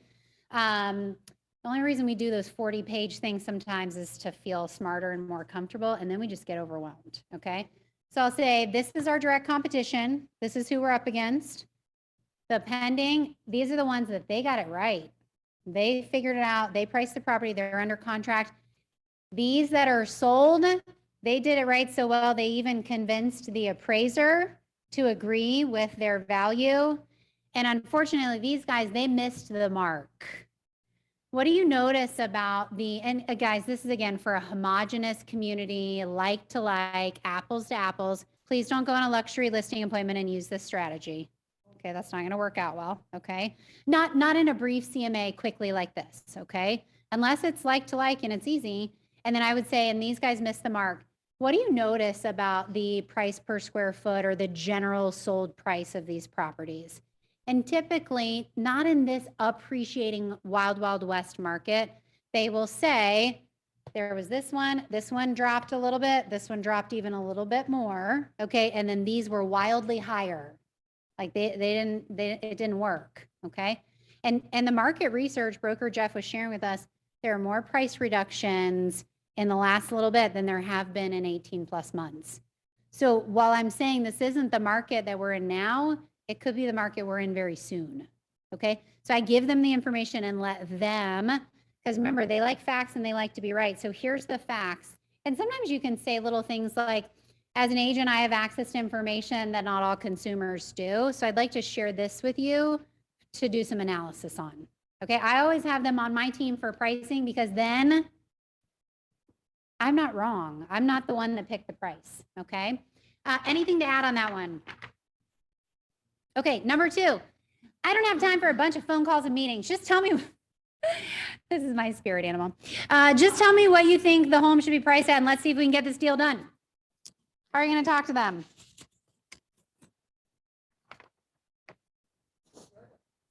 Short and sweet. Send them the listing paperwork via DocuSign, whatever, and say, hey, here's my pricing thoughts. I can have this over to you in the next 5 minutes. You got it. Stager is calling you as we speak. Okay. All right. Customer number 3. I've lived here for 10 years and seen a lot of changes. Notice I got to sit down. Our neighbor Bob now owns several houses in the neighborhood. We've got 2 new neighbors this year. I really like keeping up with all the going on in the neighborhood. So he's a social and he's a structure at the same time, right? Mm-hmm. He can talk for everybody at the same time. He knows, I mean, he's accurate, he pays attention, he's looking. Mm-hmm. It's like the neighborhood Karen. And the funny thing is my neighbor's name is Karen. So we have so many jokes with that. Yeah, very sociable and also like keeps an eye on everything. Okay. All right, customers 4 and 5. We really need to get this house sold. And then number 5, I'm just not sure about the listing price. That's a fun one. Number 4, it's assertive, I think. Just like number 1. And number 5, I think it's social. Yeah, like, too bad they're married and you're sitting across from both of them. What do you do? How do you handle it? You handle the wife. I think so. Tell me more. So into my experience, own experience and talking to my clients, the wife always, have the final say. And so, or you want to pay attention who's the final decision maker in the couple, right? And how do you know that? Who's the decision maker? You'll find out through their body language, and of course, the one who's doing most of the talking. And not necessarily have to be that. Sometimes the one that do most of the talking is looking at the other person for validation. So that tells me that the other person may be the one truly having the last say on the matter, right? So you have to kind of, play by ear, but you'll see it's easy to know who's the one making the decision. Oftentimes when you go on a listing appointment, one of the first things you do is take a tour of the home. Typically, who makes the decision on who goes on the tour? Doesn't have to be the person that took you on the tour. It's the one that made the decision. No, you go. Okay, well, the person that said no, you go is typically going to be your decision maker. Okay, there's a lot of different ways to tell. The biggest thing is communicate with people how they want to be communicated with. You don't understand how many times I've been on appointment and people will say the amount of time that you care and spend and take notes on our property, that's why we're hiring you. Is that my natural tendency? No, it is not. You want to build in who you're sitting in front of style into your presentation. Okay, you have the foundation, yet you do flex for people. All right, the last thing we're going to do is, before we take a break, is go over this pre-qualifying section. Look on page number 30. Look on page number 30. When you talk to someone, they're in your funnel. The ultimate goal is to get an appointment. When they say, yes, I will meet with you, okay, you're going to ask them a series of questions, okay, to make sure a few different things. I love this quote from Gary. Read this for me, someone.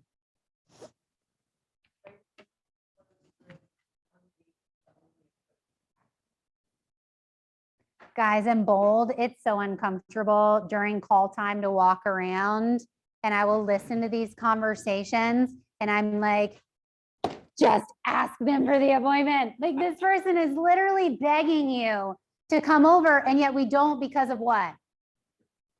Fear of rejection, fear of whatever it might be, okay? A top listing agent mindset is they need my help. So we ask for that appointment, okay? And once they say, yes, I will meet with you, then we've got some discerning to do, okay? We've got some questions to ask. We're not gonna do the role play closing for the appointment. There are some great, turn to page number 34. Turn to page 34. We're going to come back to the pre-qualifying and spend some time there. Page number 34, we're not going to role play it. I do want you to read through these closes and circle one or two that you like and would actually use. Some of them you're like, yeah, that is not me. Cool, it doesn't mean to be you. So read through these closes and circle one or two that you would like to use. I'll just say this, my team is trained to give like a date and a time. And so you can close by saying, hey, or I'm available tomorrow at 3 or 4. Which one of those times works for you? And that way they don't have many options, and they don't, they'll likely give you one of those times. If you will scroll down to number 10 on your paper, the alternate choice close. When you give people options, they both work for you, yet they feel like they have a choice in the matter. Okay, so read through those. Thank you for sharing. Which of these feels comfortable for you?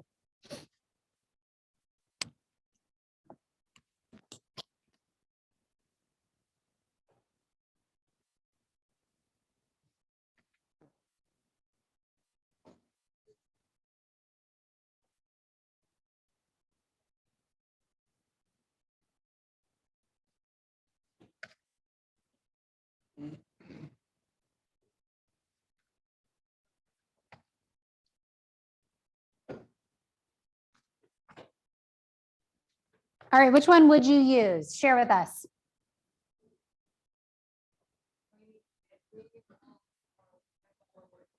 And which one was that? Okay, so direct. Hey, is 3 or 4 better? Okay, what else? Let's meet. Let's not overcomplicate the matter, okay? My husband also used to say all the time, that's exactly why we should meet. What do you think the commission is? Well, that's negotiable. That's exactly why we should meet. Let's meet tomorrow. We can discuss it at your kitchen table. Well, you have never seen how amazing my home was. That's exactly why we should meet. How's tomorrow at 3 or 4 o'clock? Everything was let's meet, to the point where I'm like, hon, they just told you to like pound sand and leave them alone. You gotta listen too, okay? What else did you like?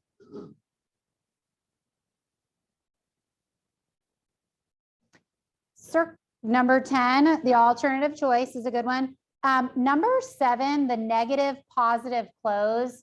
This is a really powerful one. If you listen to great salespeople, they will use this term. Would you be offended if, when I say that to you, I don't even need to say the rest. If I say, would you be offended if, what's your immediate response that you just are dying to say? No, I'm not offended by you. We're humans. We don't want to offend others. And so it's, would you be offended if I asked if we could meet to go over this? No. Like, you got to use human psychology a little bit as well. Okay. So that is asking for the appointment. Yet I want to go back and spend a little bit of time, and then we're going to do break on this, the pre-qualification. They used, flip to page number 30, pre-qualify the seller. Page number 30. If someone says, yes, we should meet, what do?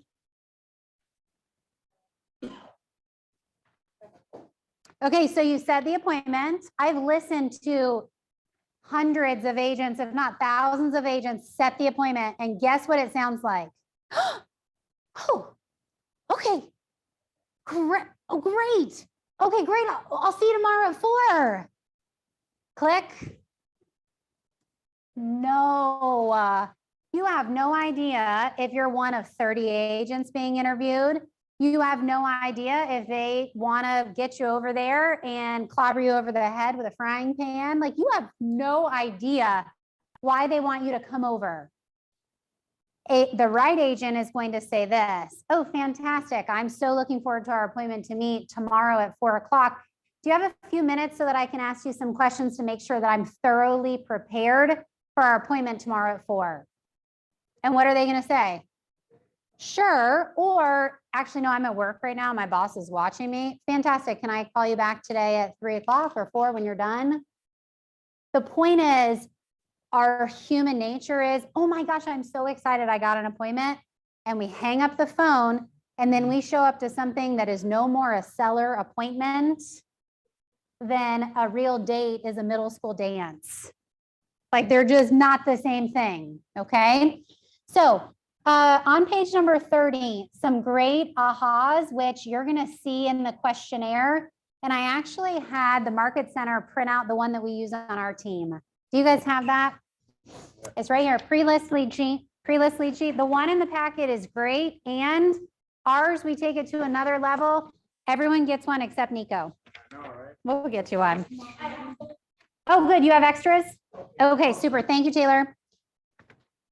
Can I steal one from you? Take a second. Does anybody else need one? You got it? Still, you didn't get one? What's up with this? If you are online, I will drop this in the chat box. Patricia, if you're on, if you would do that, it'd be amazing, okay? Yeah, the pre-list lead sheet that I'm gonna go over is the one that's on the screen. Take a second and read it to yourself. I'm not gonna talk at you. I just wanna point out a few different things. So take a minute, read it over.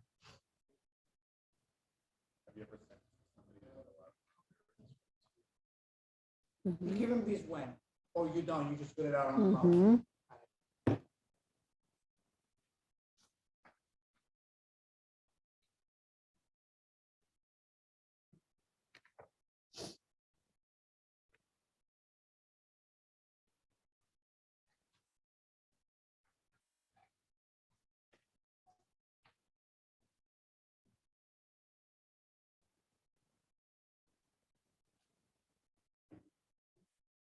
Make sure you read the part at the end on setting the appointment.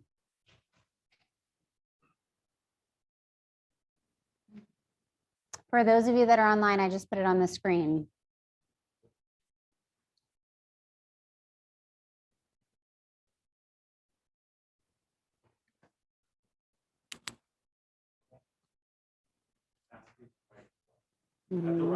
Yeah.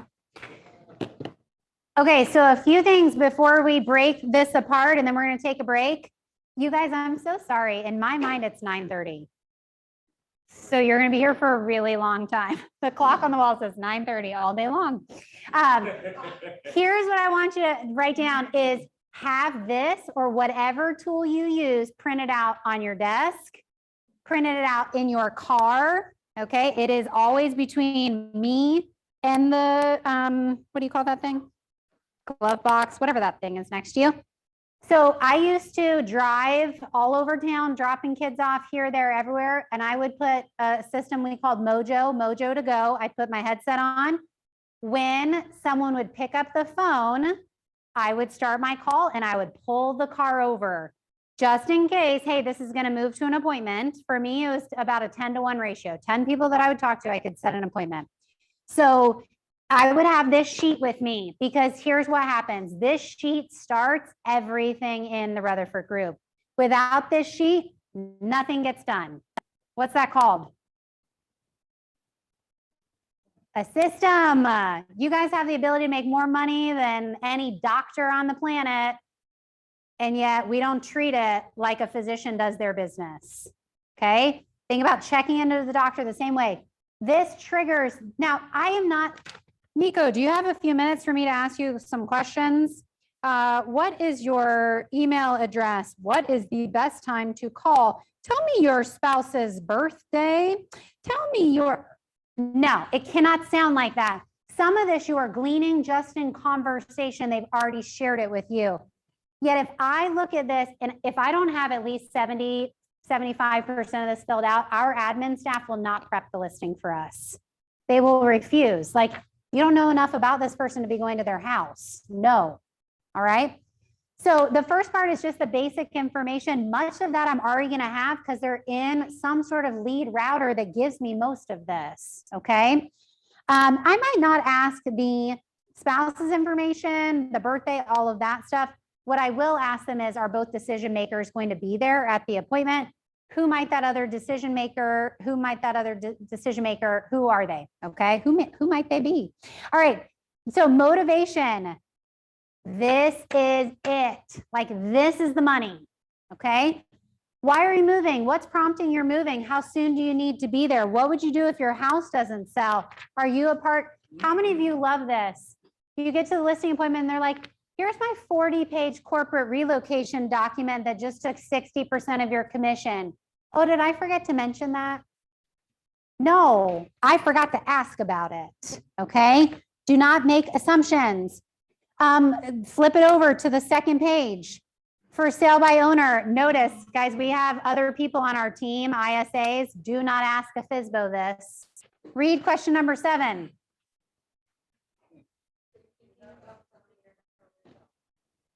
Guys, don't ask a FSBO that. And yet, if you do not internalize a script, you will. You're on the phone with a FSBO, so are you thinking about selling your home yourself? What, you idiot? You're fired. They will hang up on you, okay?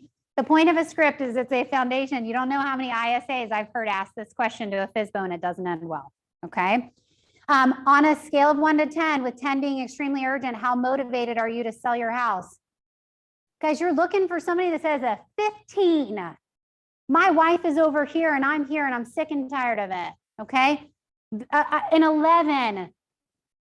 Here's what you're also gonna hear. I don't know, 5. I mean, if I got the right price, like maybe. Guess what that tells me? I am not missing Jackson's soccer game on Saturday for this guy. Yet, here's what really happens in real life. You guys say, oh, yay, you'll meet with me, yay. I will ruin my family time. I will put you first, and you are no more ready to sell your house than the man in the moon. We don't ask the questions that get us the information we need, okay? So tell me a little bit about your house. Now, if you're talking to me, I'm gonna spit out some of this basic information. Nico is gonna tell you like the full dialogue of everything in his property. So then you're gonna go right above that to the disc. See how they're side by side? And you're gonna see, is this a D, I, S, or C? Which, by the way, is this D-I-S-C. You can write it, D-I-S-C, disc. It's, you know, written so many different ways. Because that's important, because when I give this to our administrative team, if they have to call and ask something, they need to know the type of person that they're communicating with and how they'd like to be communicated, okay? Right? Yeah, yep. Details. All right, let's go to basic stuff about the house. Circle number 18. I love this question. If I didn't ask anything else, I will always ask this question. Someone read it for us. Okay, I'll read it because I can read actually. Rate your home on a scale of 1 to 10. And this is the way I frame it. Hey, Mr. Seller, can you do me a favor, Miss Seller? Can you take off your seller hat and put on a buyer hat? If a buyer were to walk through your property today, how would they rate it on a scale of 1 to 10? As a D personality, you are not going to get me to slow down enough to tell you, oh, by the way, there's a cell phone tower in the back of my yard. Not really. And I would say, though, probably a 9. Everything else is amazing. There's that cell phone tower in the backyard. Oh, I forgot to mention that. Cool. Next. This is where they will give you, I have Formica countertops. My bathrooms are from 1974. They won't tell you that because they want to look good and be right. So when you ask them that question, they can open up the can of worms. All right. Financials. How many of you ask financial information before you go on an appointment? Listen, as we get into a shifting market, oh, I do every time. And I said, and sometimes if you say, hey, I have a couple of questions so that when I'm at your property, I can give you a detailed net sheet that is going to tell you exactly how much you're going to walk away from the sale if you were to net a certain amount of money. I need to ask you a few questions so that I can prepare that document for you. That's it. I've never had someone say, I can't tell you my recorded mortgage that is on the public document. You know, please ask the question. What does it convey? Confidence. That you are an expert and that you are confident. People hire confident people, okay? And also that you know what you're talking about. You got it. This is not my first rodeo, okay? First mortgage, second mortgage, forbearance. We did one 2 or 3 weeks ago that closed with forbearance. All right, the bottom, 22, 23, and 24. 22, what do you think about listing your house for? And I usually say everyone's been on that site Zillow. They have an idea what they'd like to list your property for. What are you thinking? When you shoot the breeze with them, now some people will say, well, isn't that your job to tell me? Absolutely, I'm gonna have some information prepared and we can look at that together. Yet I'm curious, if you had thought about it, what would you list it for? And then they'll probably say 550, okay? And if they don't, that's okay, keep moving. What price won't you go below? That gives you a range. And if you do your work and they're in the range, then guess what? The appointment just got even shorter, okay? Sole owner of the property, who else might be on title? Keep going. For us, it's really important for us to know our ROI. Where did this lead come from? So how did you hear about our team? Are you setting any other appointments? People are like, why would you give them that idea? Guys, if they already had the idea, they're going to do it. You're not going to give them the idea. What does this allow you to do? Yeah, know you want to be the first one in, help you prepare. And what am I going to look up? Yeah, the other realtor stats, okay? And you guys, I just gave you how to stick me in the side to say Amber's working with however many sellers. Well, I'm going to come after you and say, do you realize that that agent has sold 2 houses in the last year, none of which are relatively within 1 zip code away from your property? Do you really want to risk your greatest investment in the hands of an agent who is 1/3 of what the market average is? Whereas we have sold 100 times the market average. I'm going to do that research so that I'm the first and the last. Okay, that's how you do it. And then the last part, here's what I'd like you to do. Turn to the person next to you and each of you take a turn reading, set the appointment, okay? Person A, person B, take turns and walk through it. Go.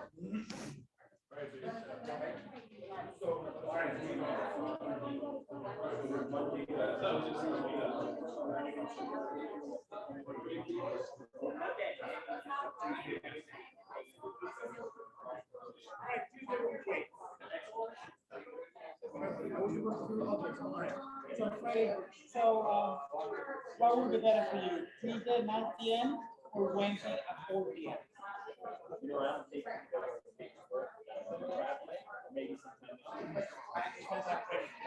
Next week, what would be Let me check my schedule. Okay, that's great.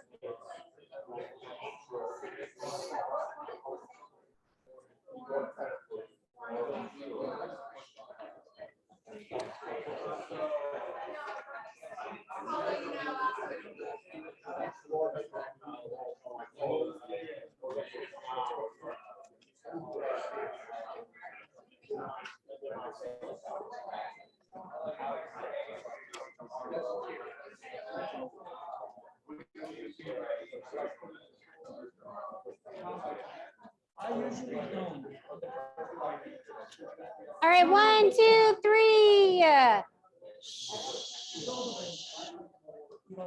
All right. What jumped out at you? Pretty easy to say. Okay, what else? Okay, your expectations and your goals. What else did we say? That's really important. Alternate options for them. Are you ready to sign?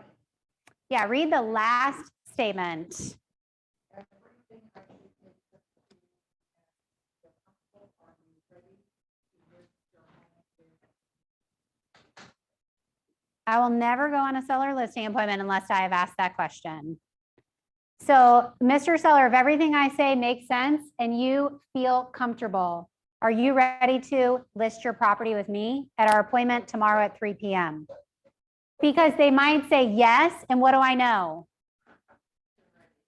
They're ready to rock and roll. They're motivated. Fantastic, slam dunk, easy appointment.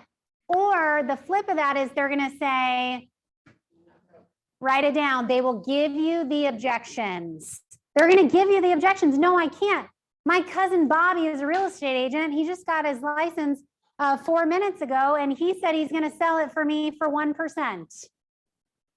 We'd rather know that ahead of time than at the appointment, right? Okay. I'm going to point out in the appendix are a couple of all of the seller objections, commission, pricing. There are scripts in the back in your toolkit on page number 147, 143. They are right behind the seller. Well, there's lots of scripts, and then the seller lead sheet is also in the back. Okay. This is not a script and role play class. Just know that they're there and they exist in the packet. Okay. Don't go on that appointment unless you've asked that question, because you're going to show up and they're going to have an objection you're not prepared to handle. Okay. What are the most common objections? Well, we also asked them if they're already interviewing other agents, and so that would be their other no. I want to do whatever everyone else is going to do different. Yeah. So other agents, what else? Yeah, if you can get me the price that I want. Okay, what else? Commission. Okay, interviewing other agents. I have to net a certain amount of money. There's very few that they really come up with. If you have in your tool belt 1 or 2 responses for each of them, then you walk into that appointment with what? With confidence. Okay. All right, we're going to take a break. Really quickly, and guys, I am a high D personality. Today is like working lunch, short breaks, because we cut off an hour and a half of the class. Okay. Give me before break 2 ahas from the morning. What are you going to take away? What are you going to implement? What are you going to do differently? This one is huge. Good. Print it out, steal it, make copies. Keep it in the car. You got it. It needs to be everywhere. Okay. We also have a Google Doc that's the same thing. Okay. What else? The lack of accounting is lack of accountability. The lack of accounting is the lack of accountability. How about online? Any ahas from you guys?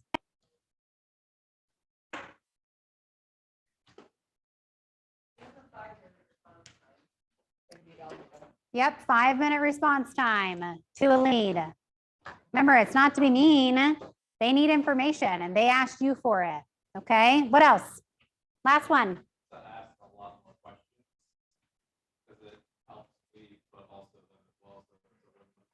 When you spend, this pre-qual sheet's probably about 10 minutes, legitimately. I say, hey, do you have 5 minutes so I can ask you some questions? It's really about 10. That 10 minutes saves you about a half an hour on the appointment. Okay, one thing you guys didn't notice at the end, talk about time on the appointment. Our appointment should last 10 to 30 minutes. You people that are sitting at their kitchen table for 2.5 hours, shame on you. Shame on you. Guilty as charged. Oh, Nico. Nico's like, tell me about your brandy and your fine wines. Well, the thing is, once I close the deal, Yeah. then I just prep them for the house, and now they're excited, and now I'm really, it's more like the service that I do. Yes. But yeah, sometimes I go too long. Yeah. Nico's like, really guilty. Everyone is judging me. Here's what I say on this, because people will say to me, wow, 30 minutes. I tell the client, listen, right now I work for you. You are my boss and I'm ready to get to work for you. We will become friends after I net you the most amount of money and get your property sold. I'm just not, listen, I don't want to spend 2 hours with you at your dinner table. I want to be at my dinner table with my babies. And there's really no need in the beginning. Like I have a job to do for you. Okay. Now, do you slow it down sometime for the sociable person? You sure do. Okay. All right. Fantastic. Now that Nico's let us know his guilty 4-hour listing appointment, it's 11:07. Be back at 11:15 sharp. Thank you guys.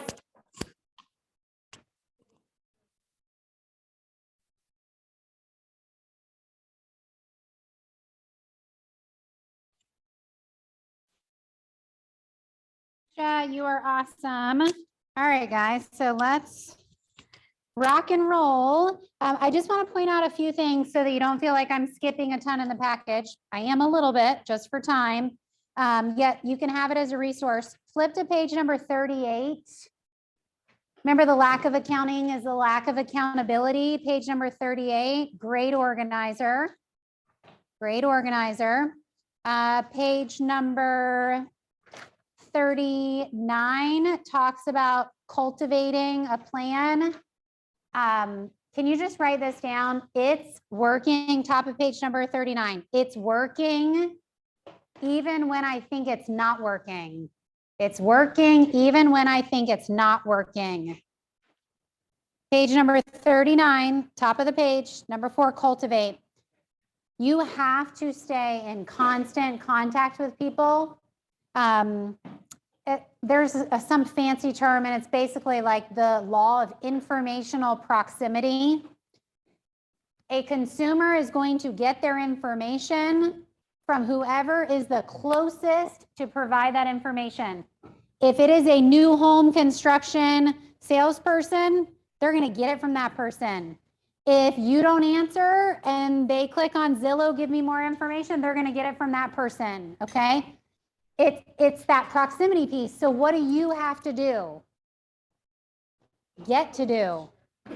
Stay in touch, stay in touch. So even when you think they're not reading your stuff, they can think Amber Rutherford, real estate, Jared Rutherford, real estate, Tampa Bay. Like, you just want them to be in their Rolodex in their brain, their file cabinet. Okay. It's working even when you think it's not working. Okay. So we talked about page number 40. Page 40 is another great one. A weekly activity tracker. So one is a call sheet. The other one is for you to really look at your conversion ratio. What if you started tracking all of this information on a weekly basis? What would happen? Page number 40.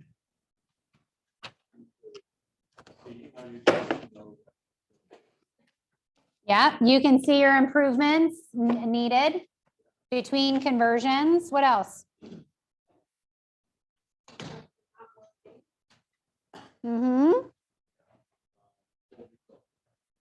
Good accountability. Okay, like Catherine said, this is what you give a coach and share with them. Okay, what else? But once you compile it, like years down the road, you kind of show patterns of what you should do during different times. That is. When the market was high, this is this. Yep. That is powerful. You're looking for trends so that you can coach yourself, have someone coach you, use different scripts and dialogue. Okay. All right. Our next chunk of the day is I threw in an example of Dave Ramsey Smart Plan on the Cultivate section. Dave Ramsey is a lead source that we use and leverage. Dave takes 30% of the referral once it closes. He's a smart dude. Okay. Yeah. Dave Ramsey people are specific people. They take a class called Financial Peace University. They're all about budgets and models and being frugal and saving. So I'm not going to send them like my lavish lifestyle yachting club of Naples. Okay. I'm also going to make sure that any follow-up campaign that I have is a call, a text, an email. There's multiple different formats. And notice this one is call immediately, call again, launch smart plan, add to a neighborhood snap, email, video text. All of this is happening really, really quickly because like we learned earlier, it's speed to the lead is what matters the most. No, so Dave Ramsey, how many of you have heard of Dave Ramsey? He's a financial coach, teacher. He teaches this big course called Financial Peace University. Jared and I teach the class. So God bless you. God bless you. It's like just a lead source, same as Zillow, just a different group of people subscribe to Dave Ramsey. Okay. All right. Chapter number 2, pre-listing. Flip to page number. It doesn't really have a page number. It looks like this. Chapter 2, pre-listing. Okay. Page number 44. We're going to talk about step number 2, pre-listing. The good news at this rate will be done by 7 tonight. So it's perfect. No one laughed. That's not good. All right. So Nico shared with us earlier about the pre-listing package. We're going to roll through these materials really quickly because I'd rather show you ours than read all of this information. Okay. The pre-listing package has a couple of purposes. It's a package, it's a process, and it's to get buy-in from someone before you ever even show up on an appointment. Okay. It is also pre-selling. Pre-selling what? Yourself. Yeah, you, your company, your stats, etc. And then ultimately, my favorite is saves time. It saves time. Gene Rivers says at the bottom of the page, basically, so you don't have to show up and brag about yourself and you can save some time on the appointment, the bottom page 45. Okay, that's the big picture. Page number 46. What do you think should be in a pre-listing package? Shout it out. Your bio, A bio. I'd write these things down. A bio. your resume. Your resume. Wait, what's the difference? Well, your resume is, you know, what you've done not only in your real estate career, but before that. Yeah. Your past life. Your bio is just a summary of maybe who you are, your likes, your family, you know. Good. So some more about you and then you professionally. Okay. Right. What else should be in the pre-listing package? Info about the company. Okay. The process. That's great. Like here's my 7-step seller system. Okay. Maybe a marketing outline of the things that you do. Marketing outline. Write that down and put a big question mark next to it. We're going to talk about that. Staging info. Your stats. Your stats. Okay. What else? Maybe what's your company. Good. Reviews. Write that down. Your reviews. Your mission statement. Your mission statement. I love it. There's one that we have not said, and it is your, there you go, your unique value proposition. Okay. Please don't ever deliver something that looks like this. Okay. That would be a really bad day. You will never get hired. This has been to many a bold room with me. All right. So if you will flip through with me in your packet, page number 47 at the top, it says price recommendations. I am going to go on note here and say, I am a KWU instructor. Like I work for the company that made this. I do not agree with this statement right here. Okay. I do not include pricing information in my pre-listing package because I want to be able to sit in front of them and read their body language, read this moment. Like we don't do price in the pre-listing package. Okay. I'm on page 47. Yeah, I haven't seen the property. Like there's just so many reasons. Okay. Okay. Agent objections. We talked in the last section about objections. If you feel like, sometimes in bold, I would coach a 20-year-old agent and they would say, I feel like they're not going to hire me because I'm really young. And I'd say, you take that objection and use it to your advantage. How you are the most tech savvy, how you have the best marketing, how you are on top of the latest trends. You don't get tired as often. Oh, I'm worn out, Nico. I don't have 94 kids that I'm chasing. Look at my bio. It's way better than Nico's. I'm 20 myself, so it's sometimes going up against all these experienced Collier County, Marco Island agents. It's how am I going to win? Yeah. And what can I do? So I look for the positives, like you said, and what I have that maybe some of the older agents don't. And we prefer veterans or seasoned versus older. Can I get a second on that one? Thank you. What? So rude.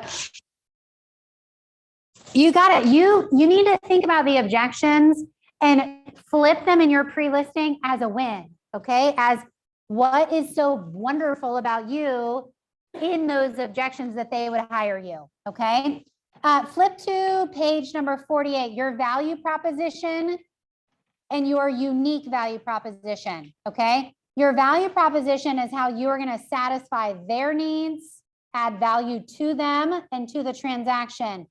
The bottom section, though, is in simpler terms, what makes you better than the average realtor? What's unique about you? Jason, were you going to add something? I have a question about the previous page. Yes, no, go.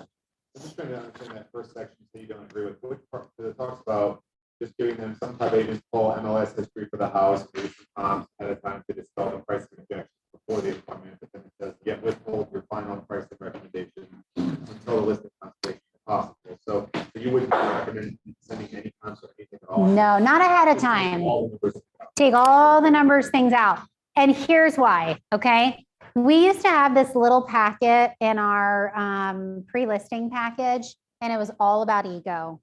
This person's ego right here. And it was like the 98 pages of all the properties that I've sold. And when I sat in front of that luxury seller and he said, tell me about this $78,000 trailer. Oh my gosh, like I wanted to crawl underneath the floor and die, okay? There's no need for pricing. There's no need for numbers. There's no need for that information. You're going to talk to them at that appointment when you get there. I just don't include it at all because they'll write a story that doesn't even exist that you're not trying to tell.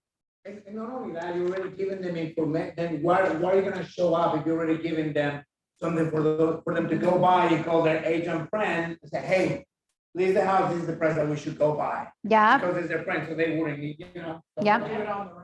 I'll do it on their own, so yeah. That's why I don't include the marketing in ours, okay? I will say sometimes we've had like marketing highlights. Really, that's part of the value proposition because here's what I like to do. Oh, you know, have you interviewed any other agents and did they share their marketing plan with you? And then I will take that and chew that thing up and spit it out so fast. Like, are they, oh my, did you interview them this year or when the house was built in 1993?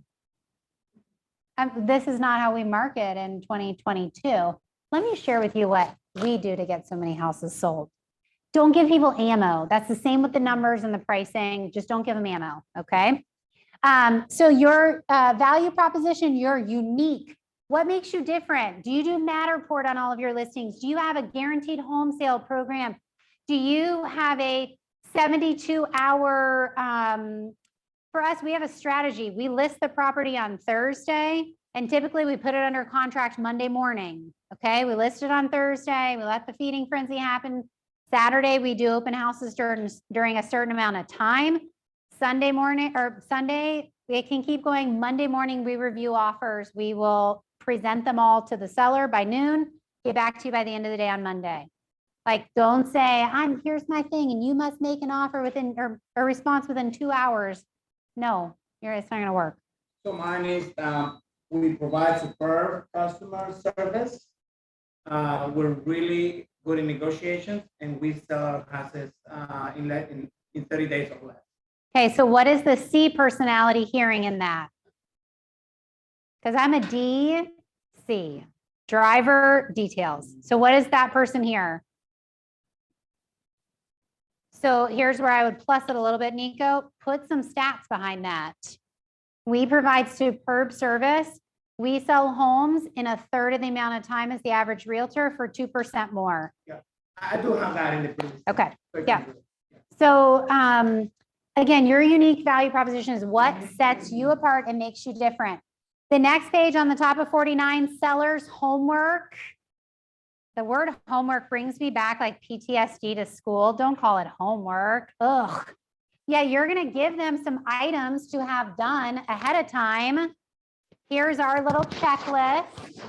Okay, for those of you online, here's our little checklist.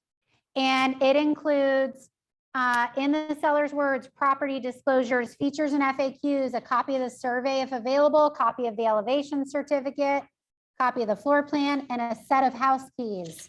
You know, the best thing is when you show up to the listing appointment, the folder's open on that like credenza in the entryway, and the set of keys are sitting right there. What do you immediately know?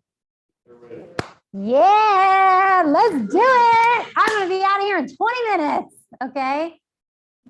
put information out so that if they want to be a high D and sign before you even get there, then let them do it. Okay. So a little bit of homework, because have you ever been on the appointment and they want to spend 3 hours filling out the property disclosures? And you're ready to die. Okay. Or, yeah, give it to them ahead of time. So maybe the more analytical one can spend the time doing it. Okay. Something special. Well, I'll share with you in a second what ours is. Delivery of the package, page number 50. For us, the second we set that appointment and fill out the pre-qualification sheet, we hand it to the admin team and we have a runner deliver the pre-listing package that afternoon. Okay, or if we set it really late in the day, it's the next afternoon. We want it to feel like Amazon. You guys, I can order toilet paper and it's sitting at my house in an hour. If they set an appointment with you and nothing happens for 4 or 5 days, it's too long, okay? That's another recommendation for our team. Our goal is to set the appointment within 24 to 48 hours. We never do a same day appointment. It's too much stress on our admin team and it makes us look really desperate. Okay, so I would challenge you if you do a same day appointment, okay? The second thing is 24 to 48 hours allows us to do the delivery of this package and kind of show them the Disney experience, okay? We do ask them when we talk to them, you know, is there a place that you will see something? We have something we'd like to deliver ahead of time, just a special thank you and some things you'll want to look over before the appointment, because nothing is worse when you show up for the listing appointment and this bag looks worse than it does now because it sat on the front porch for 3 days when they only come in and out of the garage. Okay, so you got to ask them. I've been there and I'm like, oh, my lonely little package. Here you go. All right, so let me go through our package. I feel like I'm back in like elementary school. Here's the book, yay. On this side, it's getting ready. On this side, preparing to sell your home. Really briefly, I already shared with you the checklist. Some of the items. So in different seasons, my husband is not that keen on it. I used to have the listing agreement in the packet and it would say price to be determined at the appointment. Highlight every little place they have to sign. Why not? Some will do it, some won't. That's okay. So communication, basic information, how does someone win with you? How does someone lose with you? If you've already gotten this from the pre-qual sheet, pre-fill it out. You look really professional, okay? This one, I've been burned enough times that I made a system. Visualize your for sale sign in the yard. Where do you think it would best be located? How many of you have ever got the call? Your stupid sign company put that sign where no one could see it behind the oak tree. And I got that enough times that I thought, I need to just ask them where they want the sign. Okay. And then our runner can even go ahead of time, mark it off if it's going to be really complicated. Yet the more you ask them, the better you can serve. Okay. Questions, interview top agents. We've already talked about this. Make sure your stats are better. Value proposition, photography, staging, communication, days on market, negotiation, and we are a team of specialists. Short and sweet, gives them enough information to show that we are professionals and organized. Some basic information like a homekeeper app. In the seller's words, I love this little thing. It is something we've always used. We frame it, we put it on the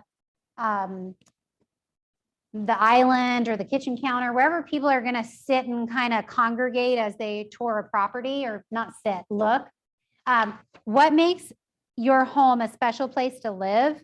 What would you tell a potential buyer? This is stuff you can't put in the MLS. You know, Karen next door, she watches our house anytime we go on vacation. She dog sits. You know, Bobby Sue down the road babysits. We love her. We do potlucks. Like, I'm going to miss this neighborhood so much. I'm like crying inside. Logic makes you think. Emotions make you act. We can't put emotional stuff on the MLS. Okay. Why did you decide to buy this home yourself? And then why do you love living here? Tell us things about that your family has enjoyed the most. What could you tell a potential buyer about the neighborhood? And then I loved this one. Which feature of your house would excite buyers? What hidden features of your home might a buyer overlook if they saw it quickly? How did they make your life easier? This allows them to kind of get a little bit deeper and share, we catch bass in the pond or, things like that. Features and FAQs. In our MLS in Tampa and our sellers disclosures, there's stuff that's not asked that needs to be asked. What's the age of the roof?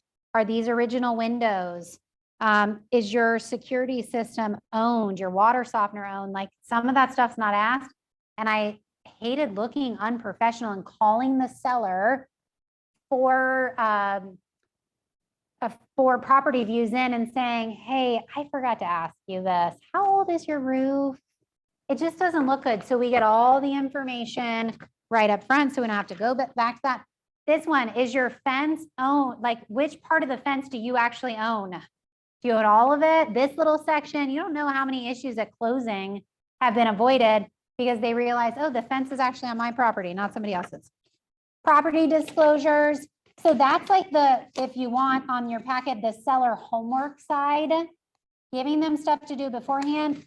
Then the other side, which is a lot less papers, is the flattery, bragging on yourself. I don't know who this blonde is with my husband. No, just kidding. You find her, tell her I'm looking for her. So resume, here's the resume, top 1% of all of Keller Williams. Then here's a review that someone has given, because you don't want to sit there and read it to them. Like, that's not cool. And then for Dave Ramsey ones, we would put this in as well. Okay, that we're an endorsed local provider. So not a lot of stuff, yet enough to say, like, we know what we're doing. Okay. Questions about the pre-listing package or ahas?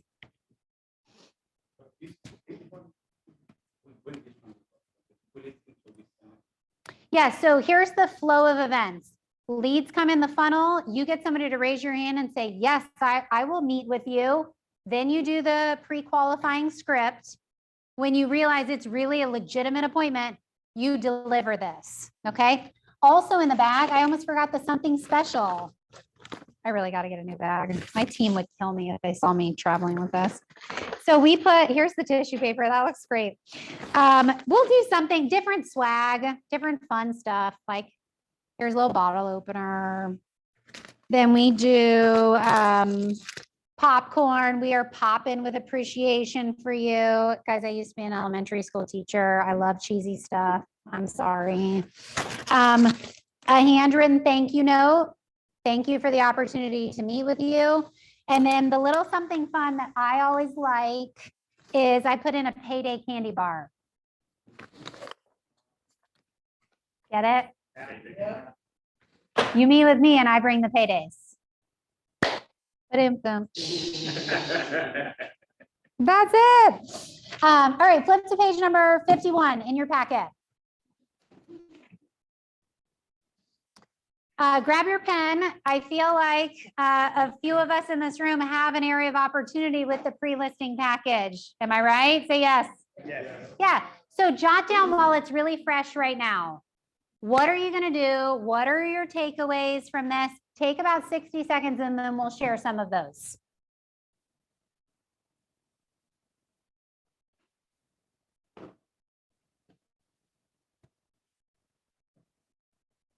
So Amber, I have a pre-listing checklist for both. Should I bring it and share it with everybody? Yeah, that'd be awesome.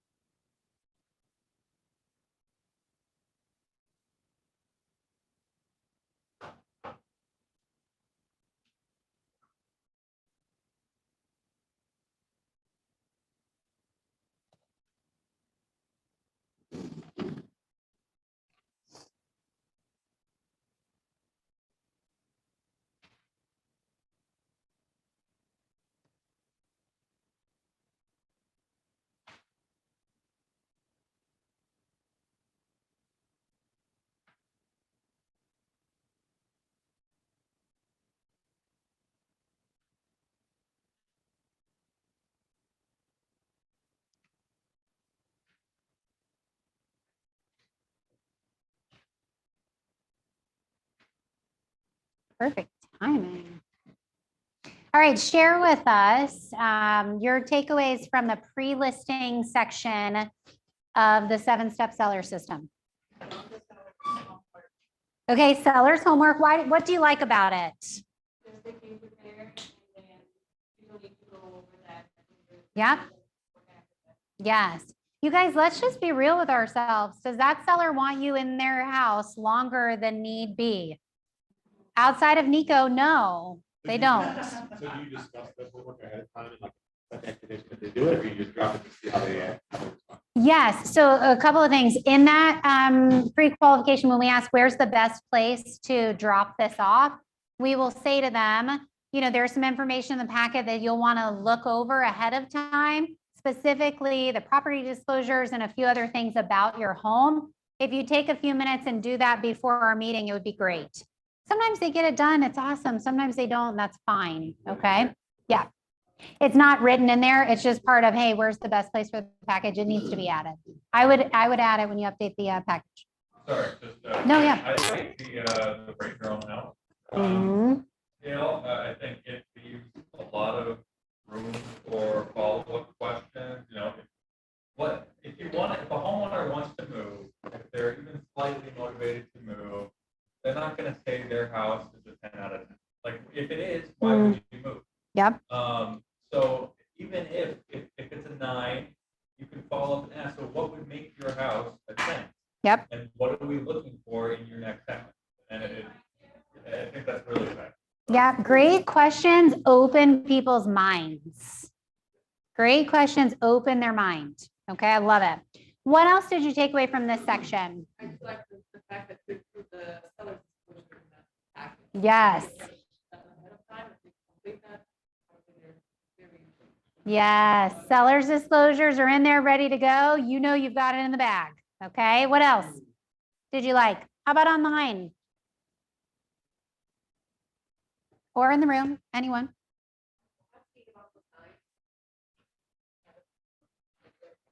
Yeah, asking about where the sign should go. Absolutely. Dina, I will bring the pre-listing package with me when I'm in Marco. I will, by the end of the day, pass around a sign-in sheet for who's in the room. I can email this to you. Okay, I can email it to you. It's probably a few versions outdated. My team loves that I share stuff that's not accurate anymore, and we'll find that version for you. There's probably a better one out there. So Amber, Yes. what do you do? So they're sellers, but they're in Canada Mm-hmm. and they want to sell. So how are we getting the digital listing package and how do they interact with that? Yeah. So in our next section, the listing presentation, I actually put in our TRG listing presentation. We have a hybrid version of this package right here and the listing presentation for them to click through on an email ahead of time. So that I think it's called a flip stack. It's basically like a little book that goes like this that includes all of this information. Because people don't always want to meet with you. Yeah, and they're not able to fill them out. Yes. So we use DocuSign, Dotloop, whatever works.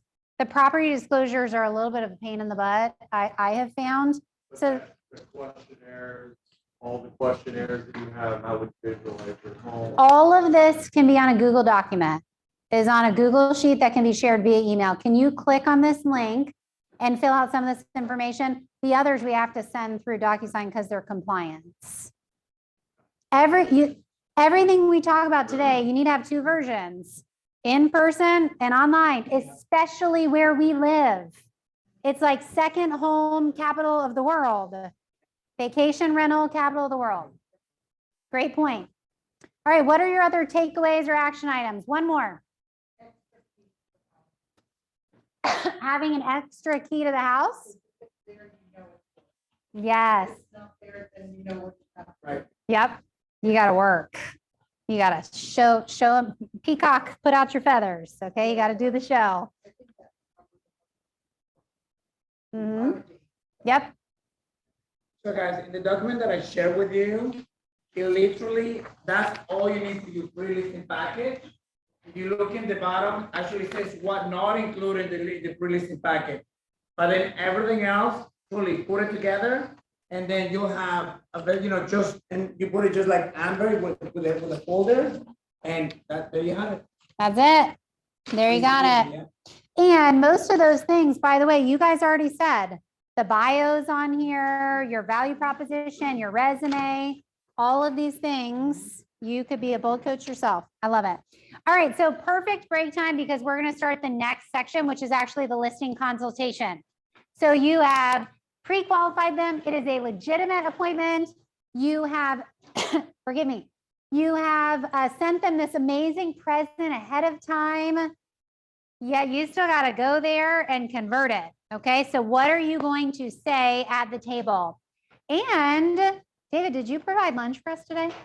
Yes, well, come on up. Tell us a little bit. Who are you? And we can say a big thank you. It's for our online group. Okay, thank you. Everybody claps for lunch. All right. I'll keep it brief, guys, because I can smell the pizza, so I know you're hungry and I know I'm hungry. So I just want to talk to you a little bit about what's going on with mortgages right now. My name is David Trawick with Dockside Mortgage here in the office.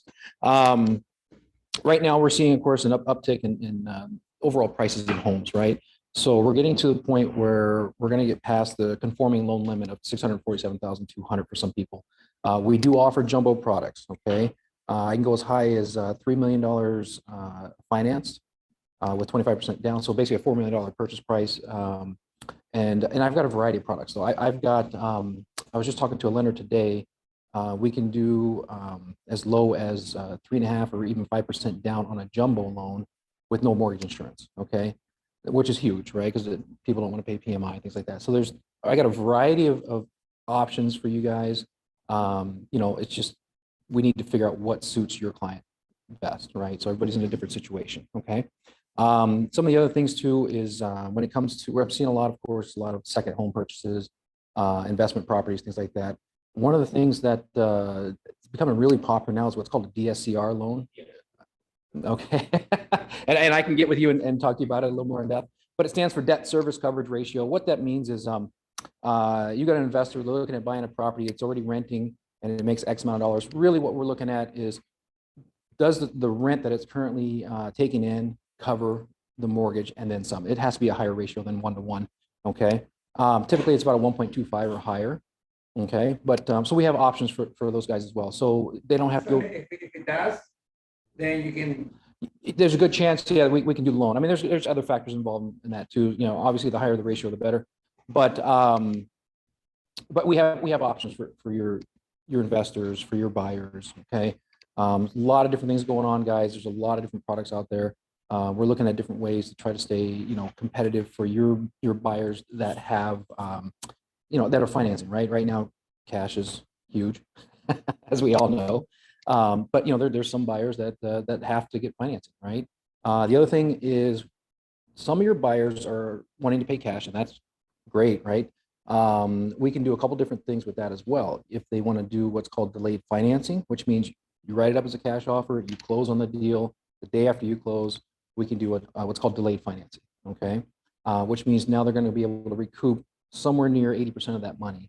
So now they're liquid again, right? They've got more money, and that means they can go out and buy another property, and hopefully that you guys did a great job with them so that they can use you again for their second purchase. So now you're going to turn one deal into potentially two, okay?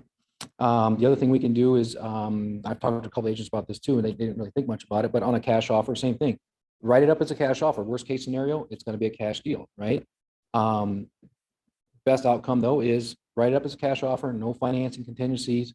We still go ahead and get them approved, because when you get to the closing table, that seller doesn't really care where the money comes from as long as it's there, right? And you close on time and all that kind of stuff, okay? So different things we can talk about, guys. I don't want to take up any more of your time. That smells good. So, all right, guys. Again, I'm over there. If you need anything, come knock on my door, and I'll be happy to spend some time with you guys. Okay. All right. Thank you. So we will drop David's contact information in the chat box for those of you that are online. I'm really sorry online that you have to hear all these pizza comments. We will grab your lunch. We will be back at 12:05. Again, we're chopping an hour and a half off of this day. So somewhat of a working lunch. Take a break, check your emails. We will be back at 12:05. Thank you.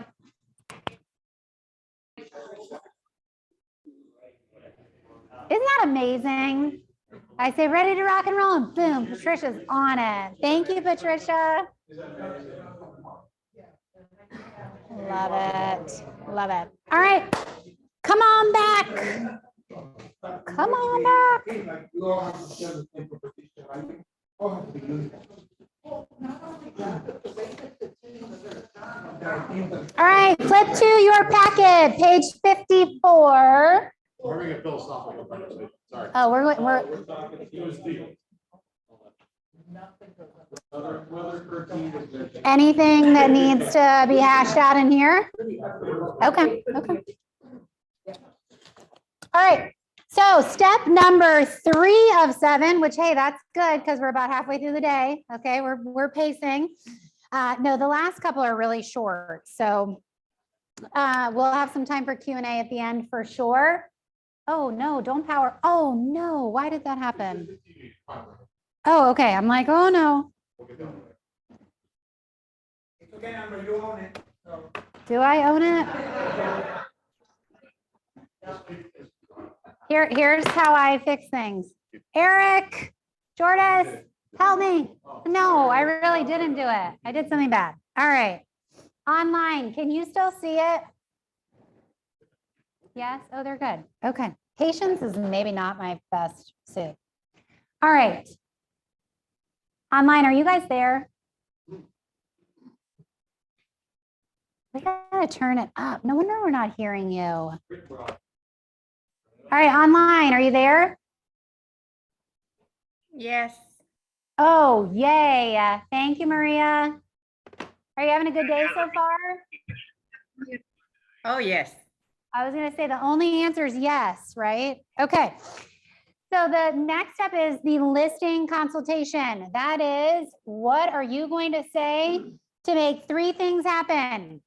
Top of page 55. What are they? Yep. Get a signed listing agreement. What else? Yeah, sellers that think that you can definitely make it happen. Okay, what else? Yep, and get agreement on the next steps. So we're gonna spend this chapter talking about that.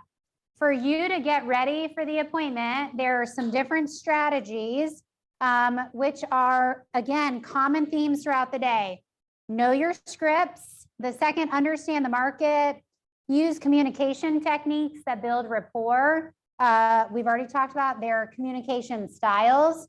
What's another communication technique that builds rapport? Mirroring and matching. Good. We're going to talk more about that in a minute. Be a consultant, not just an agent. And then lastly, build an appointment toolkit. So let's dig into these. The first one is know your scripts and your materials. Flip to page number 56. Page number 56 in the packet, okay? Who can read the avoid pitfalls for us? Not using scripts because they don't want to sound secure. The truth is scripts only seem fake and insecure when they haven't been learned thoroughly. Insincere. Yeah, insincere, and that's okay. So give me your thoughts on using a script for a listing presentation. It's kind of like driving a car. Sometimes you're driving and then you get there and you forgot. You like don't remember. Yes. Script, but it's just kind of like a second nature. Good. Online, we were talking about, oh, thank you, Patricia. How many of you have ever left an amazing appointment and you think, oh, that was so good? What the heck did I just say? Yeah, well, scripts help us to get the most important information across. Like at the end of the pre-qualification or pre-list lead sheet, the appointment length of time. Are you ready to move forward to make a decision? A script helps you say the most important things and not say all of the other stuff that we say when we get nervous, okay? How do you master a listing script? If you don't have an appointment, you should be doing your listing presentation for someone at the office, someone in your family, and asking them to give you real, authentic feedback, okay? The second one is understanding the market. What do you think is really important about understanding the market? You need to know what you're talking about. And, you know, So I think you guys just covered it. You need to know the market as a whole globally. Yet here's the reality. They only care about what matters to them. Like, don't talk about the Naples market as a whole.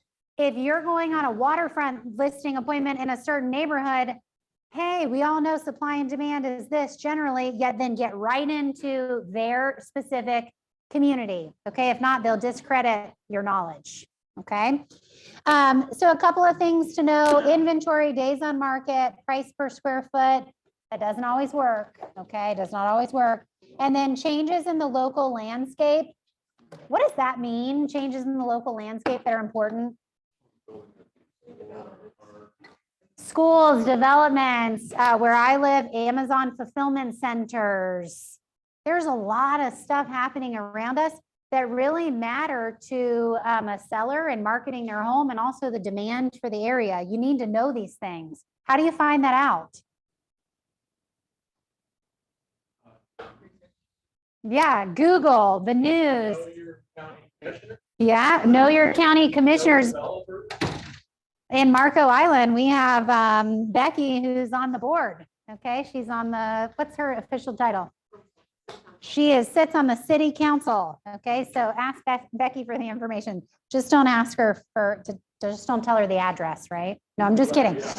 All right, the next one is use techniques that build rapport. Nico just hit on this. Probably the most important, outside of asking great open-ended questions, is the second one: mirroring and matching. What does that look like to you? Reflecting how you talk, or how fast, how slow, eye contact. Right now, we both have our ankles crossed. We're both sitting with a similar posture. Both of our hands are connected in the middle, and we're making eye contact. Are we mirroring and matching? Yeah, to a certain degree. Oftentimes in bold, we would practice the listing consultation, and I would see, so role play with me a little bit. I'm going to lean forward. Okay. You lean backwards. Okay. So sometimes you would see this. Okay. Because, oh my gosh, you're in my personal space. Yet someone who's leaning in, they want that. They are looking for that. Don't lean backwards. Okay. If someone talks with their hands, you got to kind of do the same thing. If they're taking drinks, you take some drinks. If they are doing things, here's why. What do you want to make them feel? Comfortable. If they are meek and soft and have a lower emote, how are you going to engage with them? You got it. You're going to mirror and match how they like to be communicated with. Because if not, if I come in as the bull in the china shop, I'm probably going to take the listing just because of my sheer confidence alone. Yet, what do you think we might have between us? Doesn't like you, but he does or whatever. A sense of distrust or tension. You got it. People hang out with people like them, that they like. Okay. So it's not being disingenuous. It's matching the style in which they emote and communicate, that you do the same. Okay. Subject matter too. If they just keep talking about commission and you keep talking about marketing or something, and they just might match what they're asking, match what the conversations with all the questions about too. Yeah. Mm-hmm. Sometimes we're with a husband and a wife, and we can't mirror and match both. So do we, do the disc to try to figure out who the decision maker is, but try to mirror and match them? I think usually when you're engaging, this is what I would do, or probably naturally do. So let's say you're talking with me, I'm mirror and matching you in that part. Then when Nico starts, I'm kind of doing his thing on his level. Back to you, we're sitting there. That's why it's really important that both of the people are sitting in front of you, so that you're seeing all this and not, I used to love in bold, they would be doing the role play and I'm behind like, oh, we gotta go, wrap it up. You don't ever want that. Okay. So that's how I would handle it. I don't know the right answer. So, okay. So communication style, the biggest thing is ask a lot of great questions, open-ended questions, let them talk. Okay.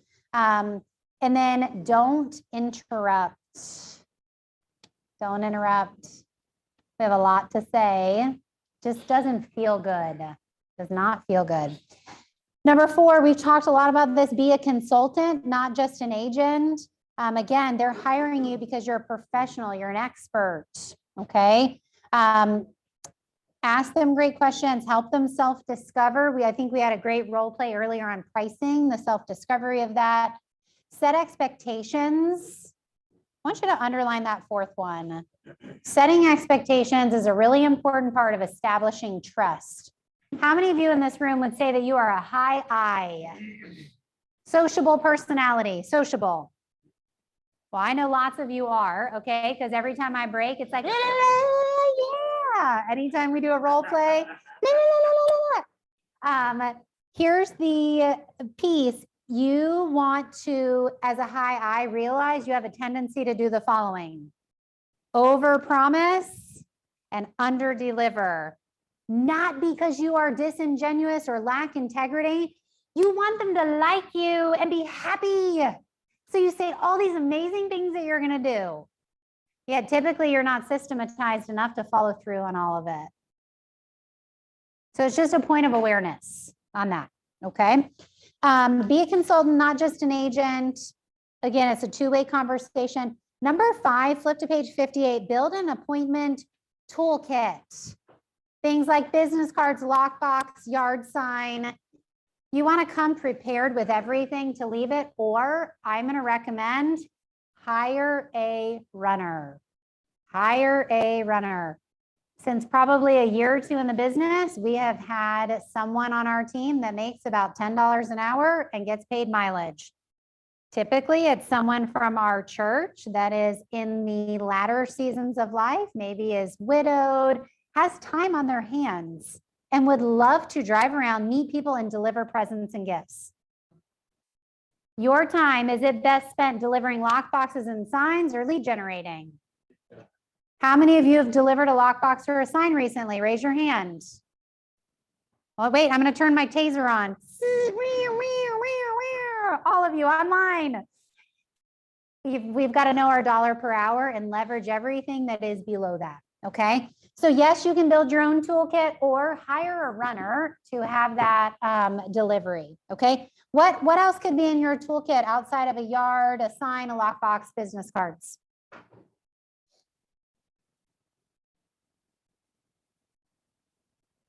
Copies of anything in the packet that you want to sign or something. Okay, extra copies of stuff. What else? Just like a general list of people that can help prepare the property. Grass or space. Good, a vendor package or catalog. Okay, what else? Marketing samples or examples. In the seller's words. Yeah. So that's one of ours, that's in ours. And typically, we need to take the information from the appointment back unless they've done that on a Google Doc.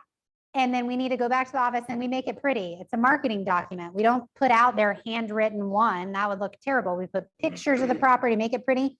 And then it gets delivered in one of those stand-up plexiglass picture frames on the counter. Okay. Again, it's just having a system in place so that you're organized and not popping over. Oops, I forgot the lockbox. Ooh, now I'm going to bring the sign. Oh, I'm going to bring this. I'm going to do this. Here's everything all at one place and time because I'm a professional. Okay. All right. The consultation, page number 59. Here we are. 5 steps to it. Confirm the appointment, adopt a yes mindset, enter tour, begin the conversation, uncover, prioritize needs. Check for commitment, handle objections, set expectations, negotiate, and my favorite, number 10, close the deal. Close the deal. Before we hop into that, though, setting a great impression, what does that look like for you?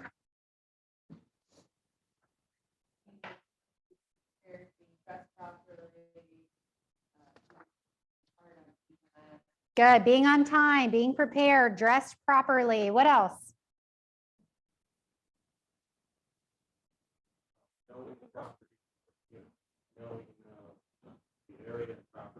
Good. Having your information prepared. We're going to talk about this later, yet I want to make sure I don't miss this. Sometimes people will say, if you're not 10 minutes early or 15 minutes early, then you are, if you show up to my house 15 minutes early for a listing presentation, I am still shoving food in children's mouths, telling them to get their pajamas on, telling the older ones that they're going to have to babysit. I am shuffling. If you show up 10 to 15 minutes early, like that was my window. Don't do that. Ring the doorbell at 6 o'clock for your 6 o'clock appointment. Don't ring it at 5:55. You are going to set that parental unit into panic mode. All right. You got it. Sit in your car and wait a little bit. There's so much power in doing that. I respect you, and yet I am prepared, and we have boundaries. There's so much to that. I love it. Okay. Number 1, flip to page number 60. Confirm the appointment. I don't do this, and here's why. We set them 24 to 48 hours out. There is no need to confirm the appointment. If you give someone the option to back out, guess what they're going to do? Yeah. Oh my gosh. Shoot. Thank you for the option to not commit to you. I'm now suddenly busy. Thank you for letting me be. Nope. Do everything in your power to not set an appointment a week out in advance. If you do set it a week out, maybe they're out of town or this or that, then do confirm the day before, that you've got, that you're both still on the same page. Number 2, adopt a yes mindset. I love, what do you guys do on the way to a listing appointment to get your mind in the right place? Catherine's smiling. What do you do? Okay, so great people attract great people. 90s rap. Like I am a quality human being. That 90s rap music gets me in the zone. Like if you play Biggie, Tupac, like I'm taking the listing. If we've got Barry Manilow, it's questionable. It's not good. Okay. It doesn't matter what it is that gets you pumped up. Diana used to say, like, this listing is mine if I desire it. Okay. I would say my affirmations. I am taking at least 3 listings a week with ease. I am taking at least 3 listings a week with ease. Write it down. 90% of your success is mindset. You got to win it before you ever even walk in the door. 90% of your success is mindset. How do you win that even before you show up in their driveway? Well, you got to prepare. The way I do it, yes, I there's 2 songs that I listen to. Oh, here we go. One is the AC/DC TNT. AC/DC. All right. I'm all classic rock, and the other one is another one by Sebastian. Okay. Another one bites the dust. Yep, and I crank the one since whatever I am towards the house, I'm cracking that out loud, and I'm really feeling the music. And when I'm in the stoplight, I turn it down and come down. But as I'm driving back, I go back and I get really serious. But by the time I go to the appointment, you guys, like we'll perceive our energy, right? So trust me, once they open that door and you've been doing whatever it is that you do in order to be motivated, they feel it. So when I knock on the door, I step back and they open and they go like this. Yeah, you are. But, I love it. They can feel that energy that is coming out of me, and because I'm all in. This is it, showtime, right? Yep. So, Showtime at the Apollo. I love it. I want you to picture the worst co-broker you have ever done a deal with in your life. Do you see their face in your mind? You see their email? That's who's showing up right after you to take their listing. Like you feel so much pain and like you are compelled to save the lives of your sellers. Like they will be in the hands of this moron. Don't let that happen. Okay. That's the reality though. Pain versus pleasure. Like the pain of that happening is great enough for you to take the listing. All right. If not, if you just show up like whatever, then you leave the appointment, whatever, without the listing signed. Okay. Number 3, enter and tour. We've already talked about this. Do not arrive early. This is a lie. It's a lie. Be courteous and purposeful. Wait to be invited to go on a tour. Take charge of the agenda, yet be respectful. For us, we always say something like this.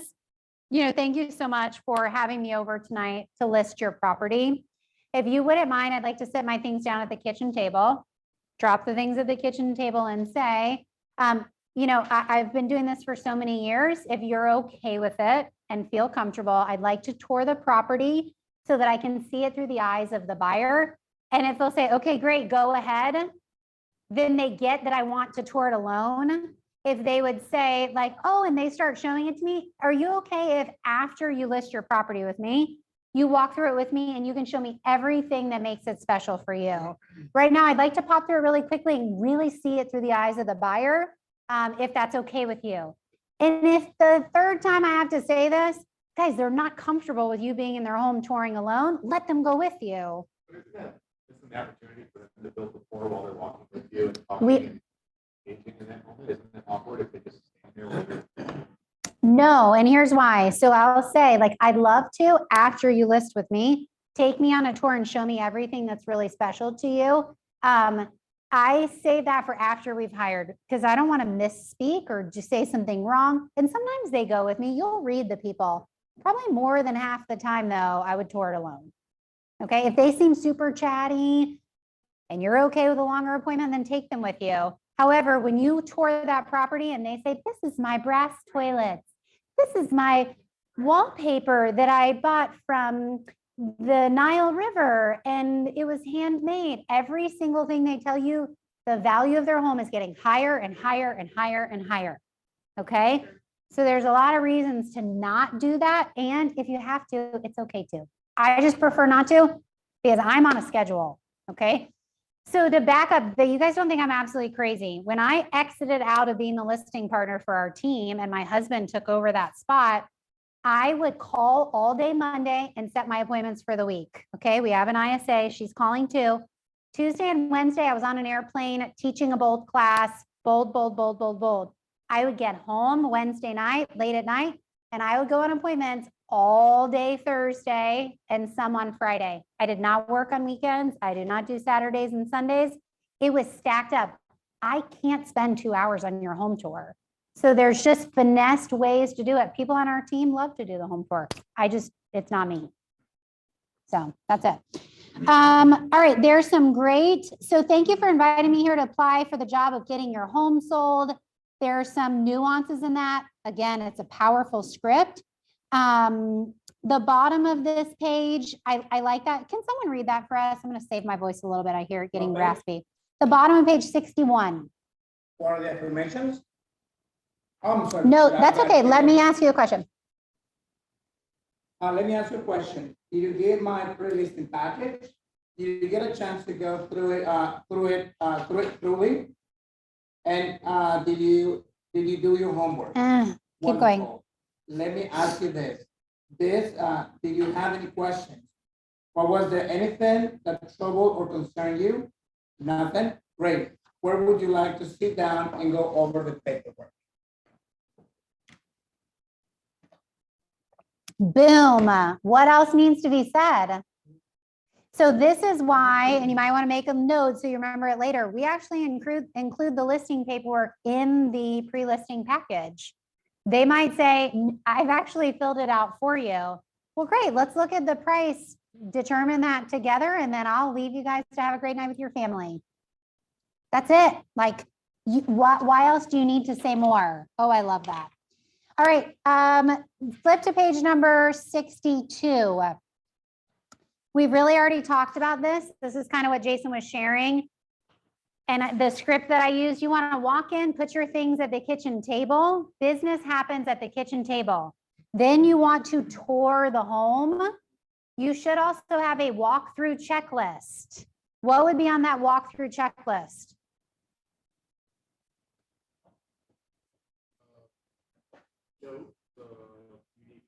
You got it. Upgrades and values of the upgrades, maybe from the owner. Good. List price. Yeah. So I want you to look at your multiple listing service, and when you put in a listing, okay, where I live, there is a 13-page listing entry document. Do you guys have that? The same? Could be when you look at it. Okay. It's horrid. Who wants to use a 13-page listing document? All right.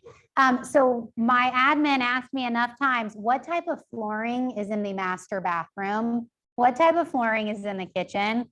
Is the patio lanai screened in, enclosed? Is there a pool? Is it saltwater? Like, so what she did is she made me a little walkthrough checklist that as I'm walking through the property, the most important things, when I came back, I could just give it to her. And if they wanted to list quickly, then it's there. And I don't, guys, think about how disingenuous it is that my listing coordinator is calling them and saying, what type of flooring is there in the living room or the kitchen that I sat at the table? Doesn't look good. Okay, it does not look good. So the walkthrough checklist, again, the reason why you want to do the tour on your own, control the time and the agenda. You can bring up something that you noticed on the tour. It shows your acumen as a professional. All right, so let's move on to beginning the conversation. Who can read the part about one of three things at the top of page 63?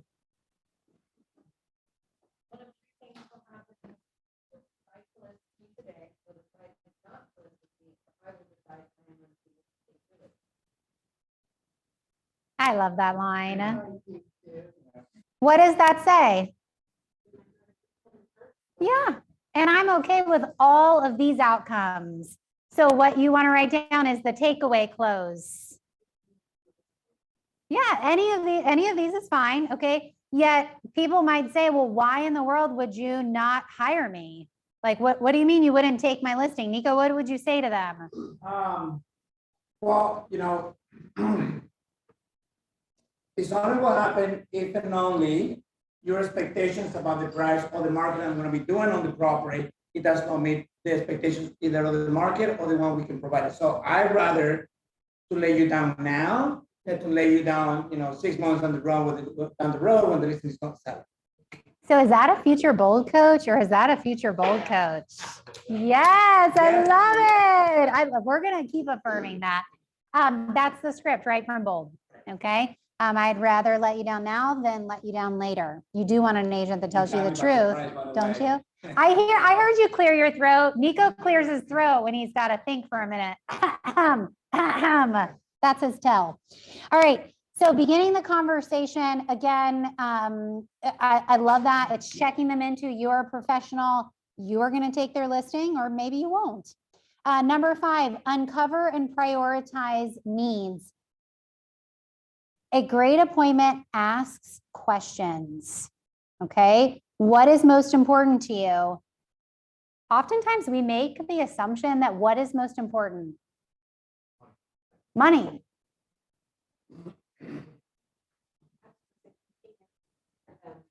You got it. So for me, I will pay more for the hairdresser to come to my house. I will pay more for the person to come do a service at my house. It is not price for me in this season of life. It has to be convenience. Okay. And in certain seasons it is price, yet you don't know until you ask some great questions. Okay. When someone shares something with you, what is really a great practice to do? So let's say, repeat it back to them and affirm them or check for clarity. Because how many of you have sent a text message and then the person's like, I didn't say blah, blah, blah. How many of you are in a relationship? Has that happened to you yet today? If not, good thing after class, I'm sure it will. There's a strategy in here on page number 64, and it's for really getting super clear. Matt, what happened? Sorry, I just oversweet the coffee. Oh, it's too much. Okay, it's too much. Just to the sweet and low. So there are some great ways to ask questions. For the one, it's look in the middle. Like, okay, so where are you moving? How soon do you need to move? Oftentimes we stop there, like in a month. Well, why is that important to you? What will that do for your family? What will that ultimately do for you? Nico, can we role play this really quickly? Sure. Okay, so Nico, tell me again, where are you moving? So we're going to North Carolina Oh, fantastic. Nico, how soon do you need to be in North Carolina? within 3 months. Wow, within 3 months. Well, good thing I'm here tonight. My goodness. So why is it important to you about being in North Carolina in 3 months? Well, because of the weather, number one, and number two, because of my job. Oh, your job. Yes. So ultimately, if you don't end up there in 3 months, what happens with your job? I probably will not get it. Yeah. Oh, so in 3 months, if you are there, what happens? Well, then, I get to start on time, Okay, so you've already been offered the job. Yes, the bowl coach. What is a bowl coach? It is. Fantastic. I didn't get a reference check. I'm really questioning this. No, I'm just kidding. So ultimately, Nico, if you're a bowl coach and you live in North Carolina, what does that do for you? Well, more opportunities for me and my family, for sure. Better paid. The weather itself is going to be just not as hot or humid. Yep. So a lot of benefits. Nico, all of those benefits sound really important. Like ultimately, what does that do for your family? Even more than that. Just to be in a better place, all of us as a family, as a unit. Your family deserves that, don't they? Yeah. Well, that's exactly why you should put me to work tonight. You ready? Now, I could have stopped at 3 months. I didn't know a job was on the line. I didn't know he could lose this job. I didn't know this was his dream job. I didn't know his family is expecting him to take this job. Like, see how just a few questions, I've got him right here. Okay. What do you mean we're not going to do a price reduction? Nico, you don't want that job anymore? Did something change? Is it not important to you? Okay, and I wouldn't say it in an accusatory way like I just said, because Nico's my friend. And if we don't ask the questions, we don't get what? Yeah, clarity to the motivation, okay? Needs versus wants. I think Nico just gave us a great example. Is that a want or a need? It's a need. His future life is on the other side of getting to North Carolina in 3 months. It's not a want. Like, it's very clear, okay? With buyers, knowing wants and needs is very important as well. Prioritizing those needs, again, is it time? Is it money? Is it, what are those needs? Say them back to you. What's your ideal time frame? What else could you ask on 65 on your needs analysis outside of time frame? Like what terms would you like for closing? Good. What terms would you like? Are you interested in only cash offers? Okay, what else? What happens if your house doesn't sell? Okay, that's really getting to the heart of it. Okay, what else? What would be an ideal relationship with your agent? Good. What are the 3 most important things that you expect when you hire a real estate professional? Okay, that way you know them. What else? How would you like to communicate together, and how would you like your showing done? Good. Maybe they have specific showing ways that they do. Good. Agent company. So, and that can be found also too in the pre-listing questionnaire. You can affirm with them, how does someone win with you? How does someone lose with you, et cetera. So do you use a list of questions? You study it ahead of time? You have like a checklist that you go through the list? For the listing presentation. Yeah. So all of this is like general flow. I'll share with you ours in just a second, and you can kind of see how it builds that in. Okay. Number 6, check for commitment. There's a great, read that second paragraph on trial closes, someone for us. Oh, I'm sorry, 66, check for commitment. Second paragraph. Well, I guess you're always gonna have to follow up with them to make sure that they still, that's when we want to realize, dig deep, so we know their motivation. So when the time comes and they're backing out, then you have all this ammo to go back and say, what did it change? Because we did it, right? So trial closes for us have looked like this. We're going to talk through the pricing. We're going to talk through the marketing. We're going to talk through what our team provides. And after each one of those, I'm going to say something like this. Is there anything else that maybe I failed to mention that when you imagined hiring the agent to get your home sold in the marketing area that maybe I forgot to mention?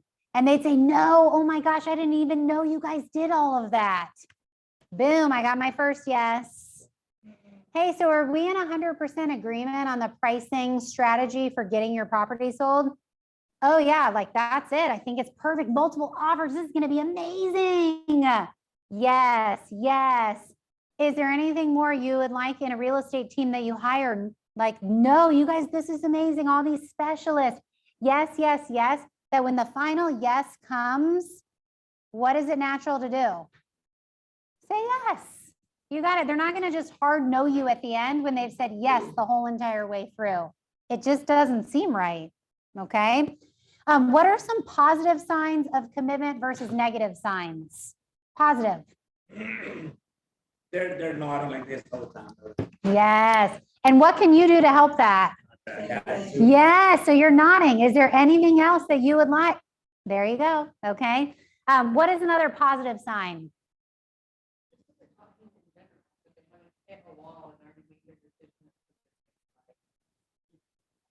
Good. Yeah. When they stop, I love objections. We're going to talk about that in a second. Objections mean they're still in the game with you. They have questions for you, answer them and close them. Okay. What are some negative signs? When they stop paying attention, and you can see that when they start like, they're looking at you, but they're looking through you at the same time. They're not looking at you at all. Yeah. Or they go like this and goes on. Yeah, they leave, they just don't. They throw something. Yes. Jason said they throw something at you. They have their coffee like. One of them. Yeah. I'm done, I'm going back to the game. Have you ever been on an appointment and one of the parties gets up and leaves? I have. Lesson learned. You know what that means? It's over. Time to go. You talked way too much, Amber. Not Done. always, because I had one decision maker stay, and the other one doesn't really carry their way. That wasn't my outcome. That was not. I wish. Yours was like, Yeah, exactly. I didn't glean the personality style correctly. I didn't work it. I think, well, body language, as we talked about, Write it down. so many studies out there saying if a person's leaning forward, they're engaged. But if Mhm. they're kind of off to the side, maybe leaning forward, it means they're maybe ready to go. And if you've ever been on like a first date, you can notice that all the time. Like I'm on the dating app. I love it. And, whether it might be myself too, but I know that like if I'm sitting having a drink with a person and I'm not maybe engaged, maybe I'll be leaning and maybe my body language will be towards the door as if I'm ready to go, and it's the same thing. I love it.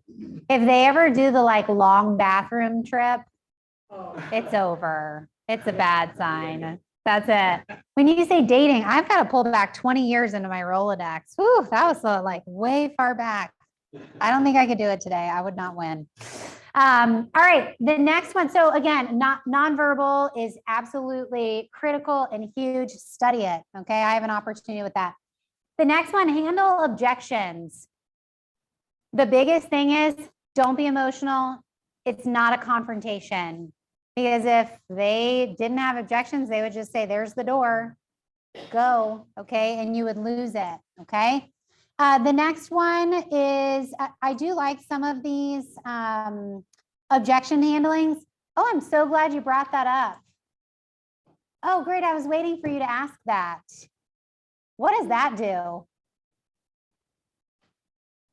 Sometimes people kind of want to see if they get you, like get you to react. When you say, oh, that's so great, I'm so glad you brought that up. What does that do? doesn't make it so adversarial. You got it. Sort of in agreement with their behavior. You're like, oh, yeah. And also that you're ready for the objection. Yeah. Yeah. And there's no more than 6 or 7 that it will come up anyway. No. Yeah, that's just, we're on the same team here. I'm so glad you brought that up. Okay. Flip over to page number 68. We are not going to go through each of these objection handlers. I want you to know, as I referenced earlier today, there's about 15 pages of objection handlers in the index of your packet, in the very back end of your packet. Okay. Number 8, we have really talked about this already. You want to set expectations together. For us, our mission, vision, values, and belief statements, I'm on page 69. were one of the slides in our listing presentation, and here's why. Mr. Seller, our hours of operation, or may I share with you our belief statement? Sure, it's God, family, and then business in that order, okay? Or God, family, and then business. Mr. Seller, may I explain what that means to you? Sure. That means that Monday through Friday, our team is on and ready to serve you from 8 a.m. to 6 p.m. Saturdays, though, are by appointment only, and Sundays are reserved for faith, family, and friends. And Mr. Seller, I'd like to share with you why we ended up here. Because in my first year or two in real estate, I worked 7 days a week, 24/7, and I started missing things and slipping off of my game. And that's not okay with me. Okay. Now, please understand, if we get an offer, there's a contract to negotiate. Am I going to call you on a Sunday? Sure, I am. Okay. Here's where we negate that though. Our offer system is you go live on Thursday. We review offers with you Monday at lunch. You teach people how to treat you, set up the system so that it wins for what you want. Okay.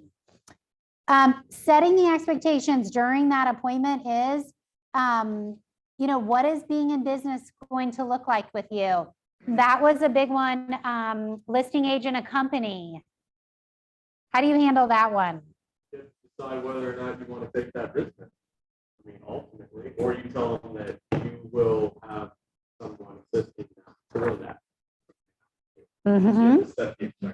Okay, so how do you set expectations on maybe a showing specialist or someone who's going to help with the showings? Okay, what else would you do in that, for instance? In setting expectations? Well, no, the listing agent, a company. Because I think as our price point climbs and climbs, people want it more and more. So here, well, this is my experience in Southwest Florida.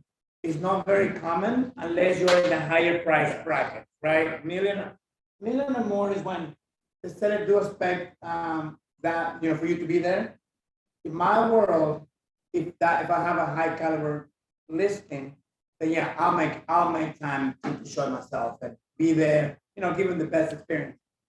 But for everybody else, it's not as popular. So I don't come across too many instances where they want me to be there. Mm-hmm. Have you had that? No, this is not.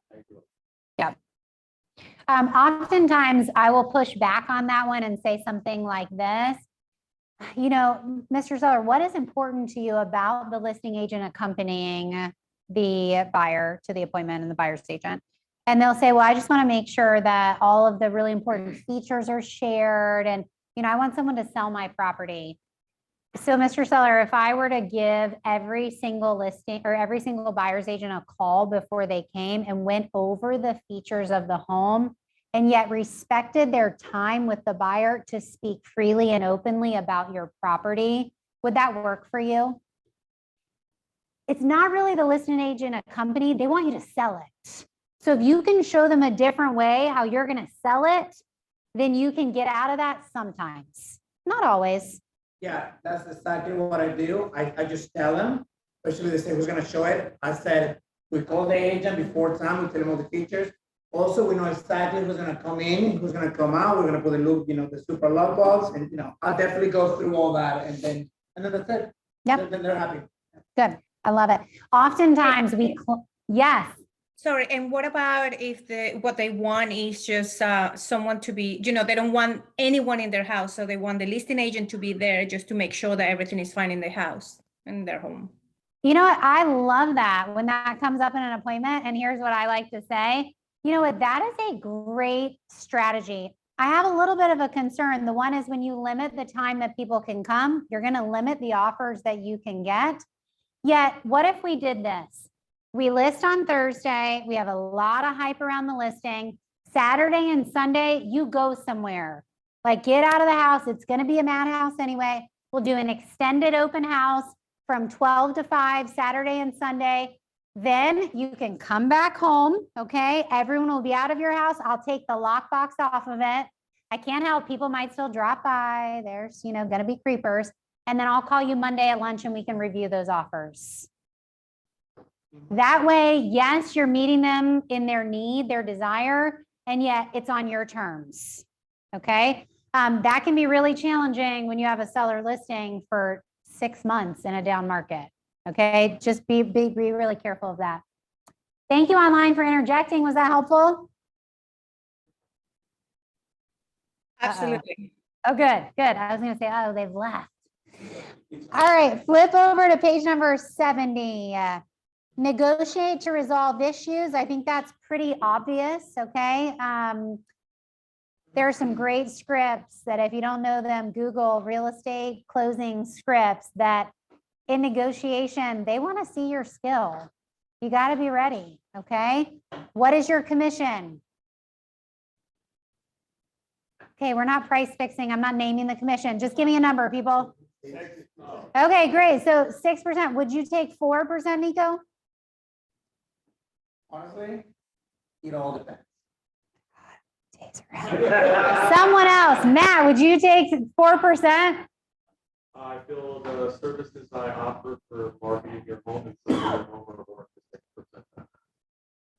Would Yeah. probably be a good blanket statement to start with. I don't mention 6% anyway. I talk about my side. And I work in the other side because that sounds like a large number, but when I work on my side, we want to make sure we incentivize our buyers agents to bring them the property. Love it. Buyers here, and nobody ever. It's hard to negotiate off of 3 because then you talk about a third of that goes to the broker, you have marketing expenses, you have all the things. That's easier that way. But if you put it all together, then 6%. Yeah. So 3, I love that. Separate it out, 3% and 3% or whatever you charge. Okay, I'm not price fixing. And the short answer is no. Yeah. Next question. Yeah, actually, even more. I would ask why they're asking that question, or because they might have somebody else next right after you who they're going to accept who's 4%. So you want to know that. And truth to be told, if they don't ask. This is the bold coach interview, Nico, and it's not going well. No, I don't mention about the commission. And I assume by my presentation, we're gonna go for the 6. Yeah. If there's no questions asked, it's a 6% all day long. And it's just when you go over the paperwork, here's your address, here's this, is all of that correct? Who's on title? The commission is 6% plus the transaction fee, bleed. Like there's not a question yet. If people ask, well, would you do it for 5%? Oftentimes, 99% of the time when they see value in you, number one, they're not going to ask. Okay. If they do, if you get that question a lot, you're not painting your value, your worth. Okay. The second thing is the short answer is no. And oftentimes it's the one's going to kick the other and say, I'm sorry, I had to ask. Sorry. Yeah. Or, I mean, some of them, you have repeat business with. Yeah. You sold them the house, now you're selling their house, now they're buying another one with you. What Jason It's said. well, the price you set for yourself was irrelevant. She's just asking, how do you get over the trying to discount? Yeah. Well, and you can ask a great question is, what if they say, well, would you take 5%? Let me just make sure I'm clear. Is netting the most amount of money what's most important to you?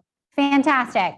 So great. Since we net sellers 2.3% more than the average agent, you're already ahead at 2.3%. Like just the answer is no. Yeah, so let me clarify about the corporate. Nico, moving on. So I have a yes. He feels so guilty right now. But That letter of recommendation, out. I have a VIP flexible commission program. Yes, that's great. Write it down. Flexible commission. If I bring my own buyer, then I said, Mr. and Mrs. Seller, if I bring my own buyer, then I'm gonna charge you the 4% commission. I do. If not, it's a 6%. And because by doing that, now they're like, oh, sounds like a great deal. Right, because they know there's an opportunity that they could save if you didn't bring it. Yeah, and when they Or said they bring a friend or a neighbor, they know. yeah, and when they said, well, you're gonna sell it yourself, and I said, in today's market, a lot of people are calling the listing agency directly. But if you're taking a lower percentage to bring your own buyer, wouldn't that unmotivate you to go out there and search? So get this, if I bring my own buyer, I'm not making the 3% if another agent brings the buyer. Right, I'm making 1% more, and then I'm netting more money for the client. So shouldn't you be motivated more than other random buyers agents out there to go search for your own buyer? Of course, So why wouldn't you want the same commission that any other agent would want to get? more likely somebody else is gonna sell it. But then I don't want you to be my listing agent. I want you you not only another, I'm bringing you value regardless of the buyer. You know what I mean? I'm just playing devil's advocate. So I'm on the same, Yeah. That's part of your unique value proposition. You've got to know your numbers. So Nico, here's where I might challenge you a little bit is don't throw that out on the table at the appointment.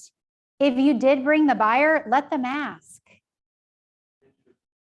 Why? That's 2% that you are literally just giving to them in the beginning. And if you want to reserve it for later, if they ask and you sold it in one day and it was the easiest thing ever, then maybe fine. Yet I wouldn't discount from the gate.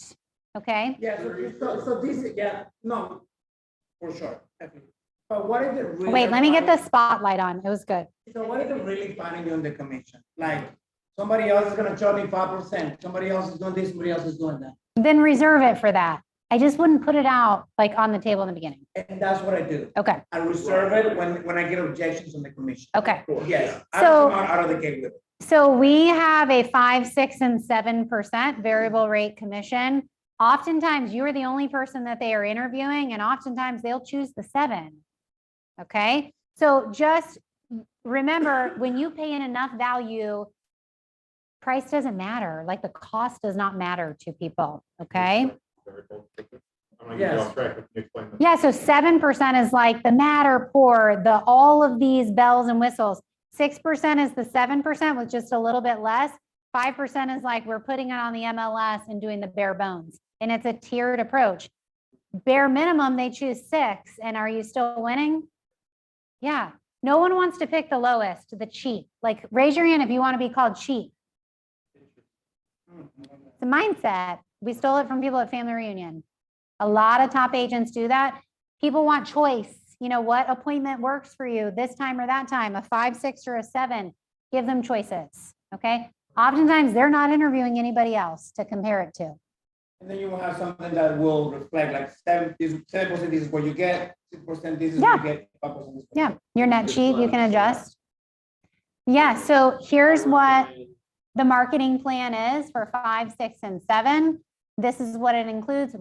Which would you prefer?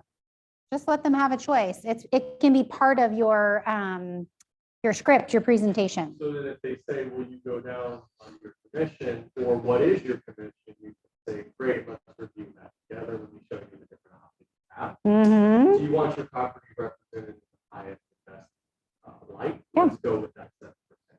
Yeah. They're like, no, let's do the 6. Great. Then, so it puts you in the position, you have the higher end versus in the other positioning, you're back down against the wall. Like, well, yeah, yeah, he can do 5. Well, let me see. All of a sudden, they're in the upper hand. You got it. Which I did hear also once on psychology of the agents that do command the top commission. They often use the other thing like, well, if I'm going to come down on my commission and I'm going to give in now, how is that going to negotiate for you when I'm trying to get you the best price? Yeah. You want a negotiator that goes and gets the highest amount for the property and the commission and you, or you want a realtor that's going to back down in negotiations and give in and lose you money. So Yeah. there's another psychology of being hard-nosed. Well, it's the piece about, well, the other agent said they would do it for 5%. Wow. You know what frightens me about that? Yeah. How are they going to negotiate when it comes to your equity? Correct. They've shown you how they negotiate their money. I mean, you just questions open their minds. Okay. I love that one. All right. Number 10. Yay. The close. Here, let's stand up. Get some blood flowing. You guys have had some pizza, some carbs, all that good stuff. Who's a closing machine? Yeah. I love it. So let's read some of these closing statements together. You ready? Is there any reason? Go ahead with this. You guys sound like a wet dog, not a closing machine. Okay, so let's start over. Is there any reason? Are we? Is there? Do you? Pause for 1 second. Circle want me. You guys just said, want me? When you say things with an upswing, want me? What does that do? It raises a question or a doubt in the mind of the listener. So it's want me. You got to kind of push the belly out. After the pizza, it's a little easier with that one. It's almost like a push. Yeah. Like a command. Yes. Like an embedded command. Stop. All right. Based on. Let's finish the paperwork and get started. Do you need a pen? Don't ask that. Give him the pen. After our win-win relationship.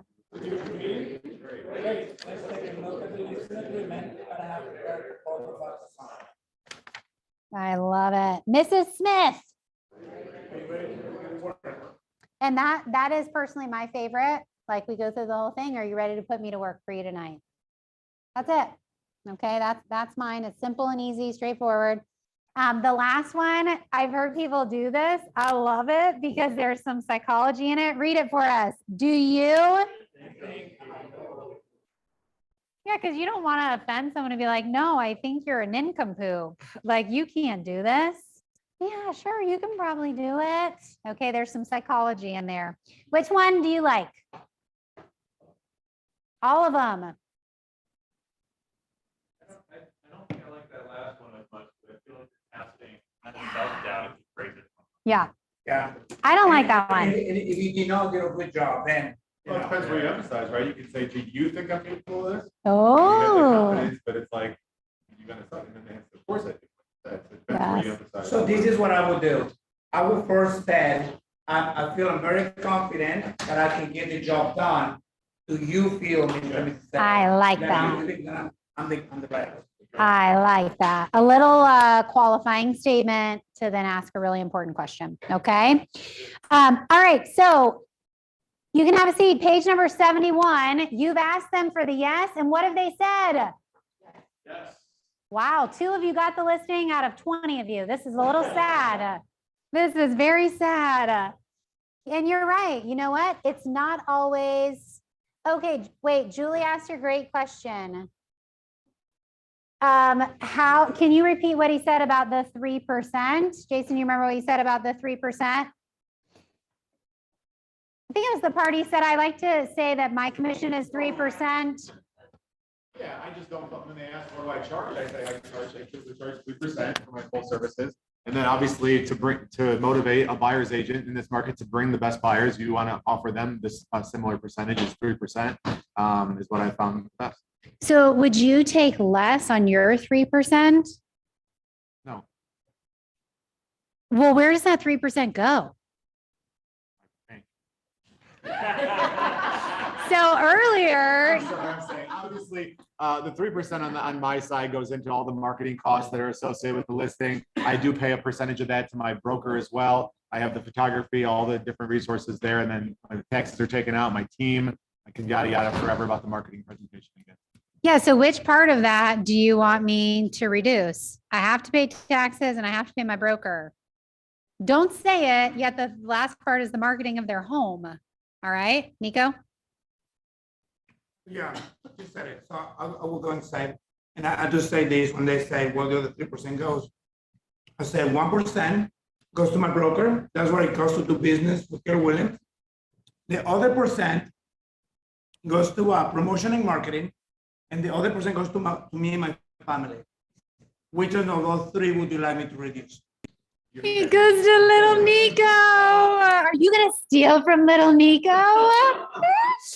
How could you? All right. And then the other one was, you're welcome, Julie. Where do you get the data about how much you net more than other agents?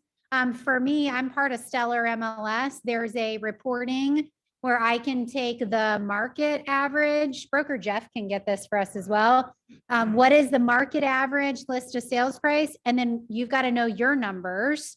What is your average list to sales price ratio, your average days on the market? If you don't have that, use the market centers. We have that data. Broker Jeff shares it. at team meetings on Tuesdays. Okay, or you can email him or call him any day of the week that ends in Y. All right, page number 71, that's his favorite line, not mine. Page number 71, you've got some different options. If you win the listing, what should you do next? Yeah. Oh, best answer ever, ask for a referral. Okay, what else? You should go buy that new Ferrari you have been eyeing. Of course. No, do not. A simple handwritten note, a thank you. I'm excited to get started. For me, a firm handshake. Thank you so much for the opportunity to serve you and your family and accomplish your goals. I mean, I'm looking for that connection. Okay. You'll win the next one. You don't get every single one that you go on.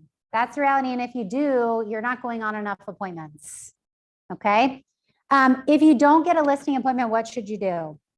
They don't sign with you. Outside of cry. Well, you can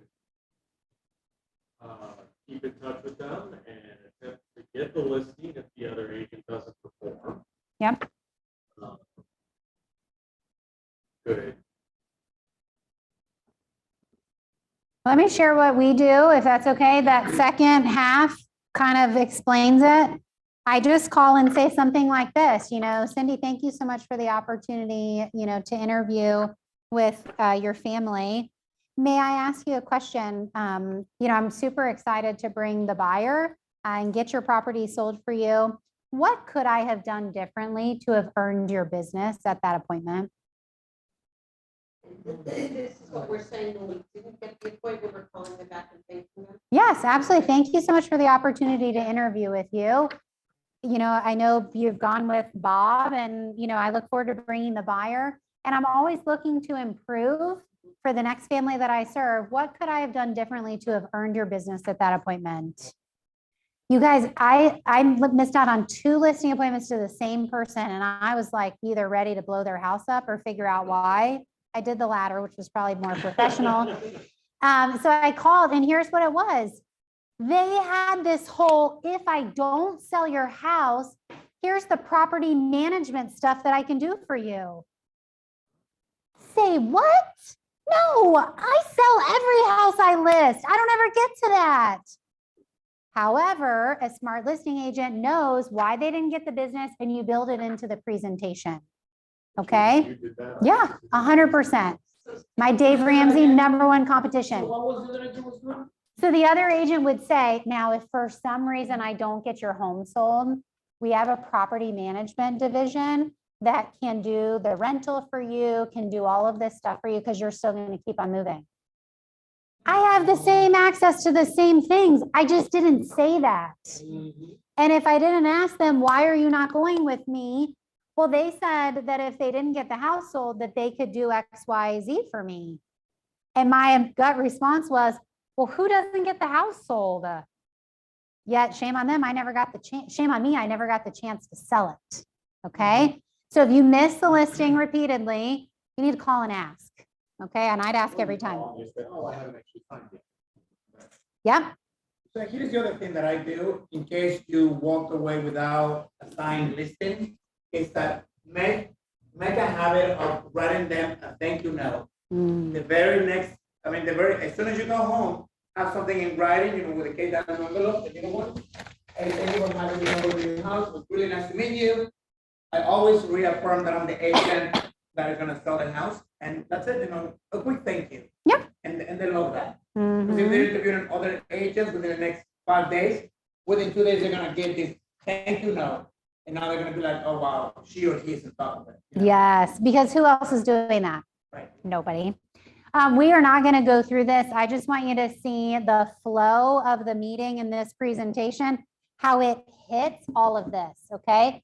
In Command, in Designs, there is a listing presentation template that you can steal and use. Michael Lewis Marketing Suite has great pre-templated ones done. How many of you literally use a presentation when you're at the appointment by a show of hands? Okay, so here's what I would recommend is that you have something Okay. For high D personalities, maybe you don't go through all of it. You hit 2 or 3 highlights, yet why should you have one? Keep you on track. You look professional. You got it. Okay. So here is ours, an old version. Again, they love that I pull these out. We talk about your trusted partner. This is our expectations of, we want you to trust in us for everything that you do, a home remodel, you name it. Okay. This is laying the foundation for the promise. Client testimonials on there. Here is some information that we're going to go over tonight in our appointment. Okay. Oh, look at these yellow people. See, she's a brunette in that season of life. I don't know. A little bit about our family. Again, I don't go through all of this. Why? It's in the pre-listing package. Information like this is in the pre-listing package that they've seen ahead of time. It is nice for our agents. So the buyer's agents on our team, they hit this slide kind of hard to say. I know that you're interviewing the Rutherford Group. That's the brand that you know, which is all of these great things. And I am the person on that team who you are working with. Okay. So it's a way to pull in the trusted source that they are hiring, the Rutherford Group. And yet the person in front of them isn't the Rutherford Group. So a listing specialist, this is all the important things that I'm going to do when you hire me as your listing specialist. What does this serve? Credibility, expectations. Yep, credibility, expectations. You got it. Okay. Oh, I love this. See this guy right here? He's now a licensed real estate agent. Should probably update that. Okay. How the home selling process works, more expectation setting. If I'm sitting in front of a real estate investor, would I share this information with them? Please don't, okay? Yet, if you want to wow people and show them a couple of different things that you do on this, the concierge showing service or whatever it might be, then pick out a couple of highlights. Finding your buyers. I love sharing this every year. The National Association of Realtors updates this information. It was shared at the vision speech, Gary Keller's vision speech. Why do you think it's important to tell a seller, this is where buyers come from or where they came from last year? Why is this so important to have in your presentation? Because most buyers are coming online. The next time, I'll say, well, you're just, I think you're. You got it. And I say every single year we look at this very closely. It determines our marketing budget. You're going to see that we spend the greatest amount of money on real estate agent events where we can share your property with other real estate agents and also the internet. Okay. People find information on the internet and you will notice home books, magazines, newspaper, print, they're just a little bit antiquated. Okay, so if you wonder, why are we not spending on the Sunday paper? It doesn't work to get your property sold. So here we go. The next slide. Here's the marketing plan that matches what we just shared with you. Okay, and it's got staging and professional photos and your dedicated listing manager, AKA after I sign this thing, you are not going to talk to me a lot because I'm working with many other people. All right. Yet if you share with them that they have a dedicated listing manager, did you set expectations? Yeah. All of this marketing stuff. Here's my favorite. We talk through something that our team uses called the promise. Who knows what the promise is? Nico, what is it? Do you use it? No, I know, but it's like you promise your client that, your services and what you're going to be doing and, really powerful, but I don't use. They're promising you they're going to give you a. There you go. This is a win-win. Yeah, so this is how we set up and we say, we're going to do everything to meet and exceed all of your expectations of real estate professional. In fact, when we fulfill that part of the promise, we'd like to ask you to do something in return. Would that be okay with you? Sure. And I'd say what we'd like to do is if you are swimmingly happy at the end of this, you will give us a 5-star review. And by the time that we get to closing, you will feel compelled to refer a friend, a family, a coworker, someone that we can also be serving. Does that work? Great. So I'm setting the expectation for 2 things. What? Referrals and reviews. This we do not really talk about, only if they have not viewed the pre-listing package. Okay. We do not sit there and brag about ourselves. Okay. Here's that value proposition we talked about. 20 days faster and 1% higher. You can tell this is outdated. Everything now sells for like 198% of list price. Pricing strategies, again, don't make an assumption that they want the most amount of money. It might be time. So, hey, I have something called Keller Offers that can buy your property for you. It's probably going to be about 10% under market. I have investors that I serve that are going to buy it. I can probably have you a cash offer in the next 5 days. Okay, so is it convenience or is it price? Have different pricing strategies for them. Let them make the decision. That's really it. Go for the close. So built in are times, opportunities to ask great questions. What's important to you? We have typically in here is where a lot of the questioning happens. Here's who we are. This is how we serve you. What's really important to you? Again, there's a lot of information on here. It gives you the ability to dig deep where a customer wants to dig deep, and you don't have to if they're ready to move on. Okay. Questions or thoughts on the listing consultation? So our team will serve about 100 sellers a year. So there is a person that works with our listing agent that does the marketing, the online, the advertising, the details, putting it in the MLS. That's the listing manager. So on the pre-listing, you didn't talk about pricing, and here we didn't talk about CMA or any of that stuff. What do you typically roll that into the presentation? Is the last thing we do. So it's right here. You pull out this slide, you pull in the CMA. Yeah. and it goes back. Because the biggest thing that you could lose someone on is probably the money. Okay. So you've gotten them into agreement all the way until the money. So even if they feel a little bit like, oh, I don't like their pricing strategy, they might love you so much they still hire you. Okay. So we save the money for the very end. Questions, thoughts? You know where I got that sleek, pretty presentation? Yeah, right from Command.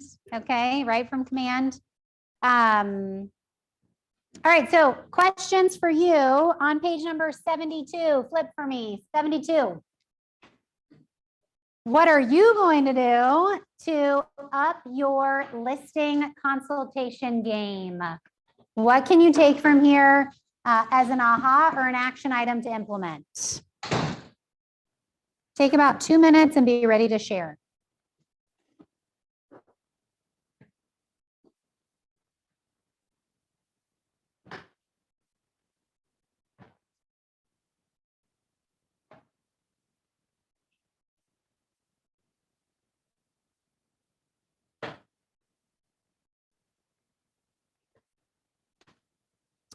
Uh, 72.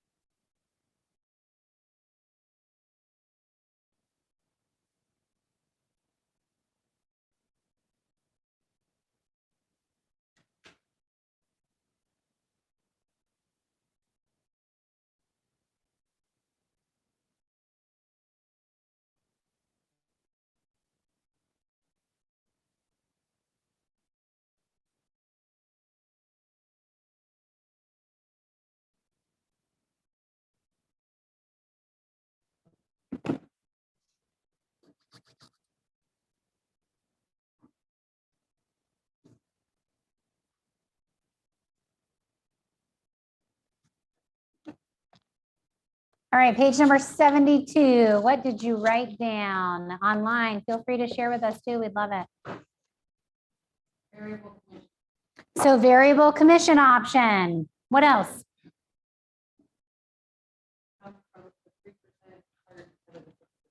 Good. So break down the commission to the 3%. So it doesn't look so big. What else? Good. Different pricing options. And I just want to mention this, the reason I come from the free now is because I lost the listing at one point.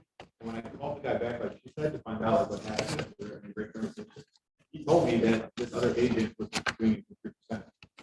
And it was just the way to shoot. It was a Hispanic customer as well, maybe with language, but it was the way that she presented it to him. And I said, well, that was including both stuff, you know, but it was commission piece. And I said, no, like, how is that ridiculous? I should just say it differently.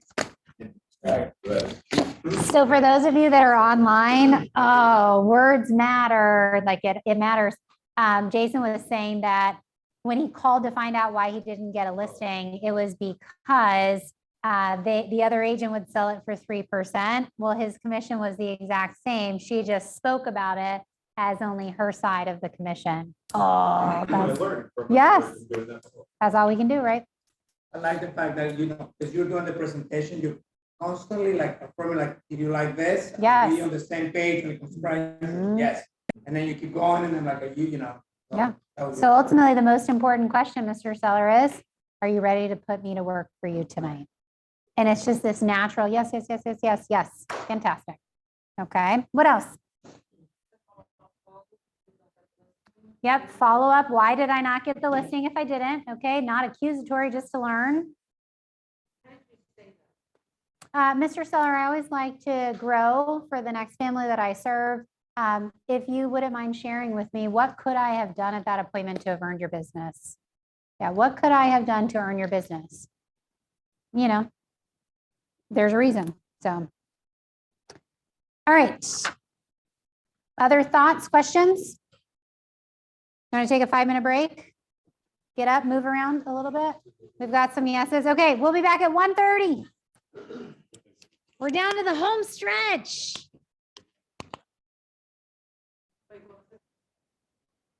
I said, so great news. What do you guys now have?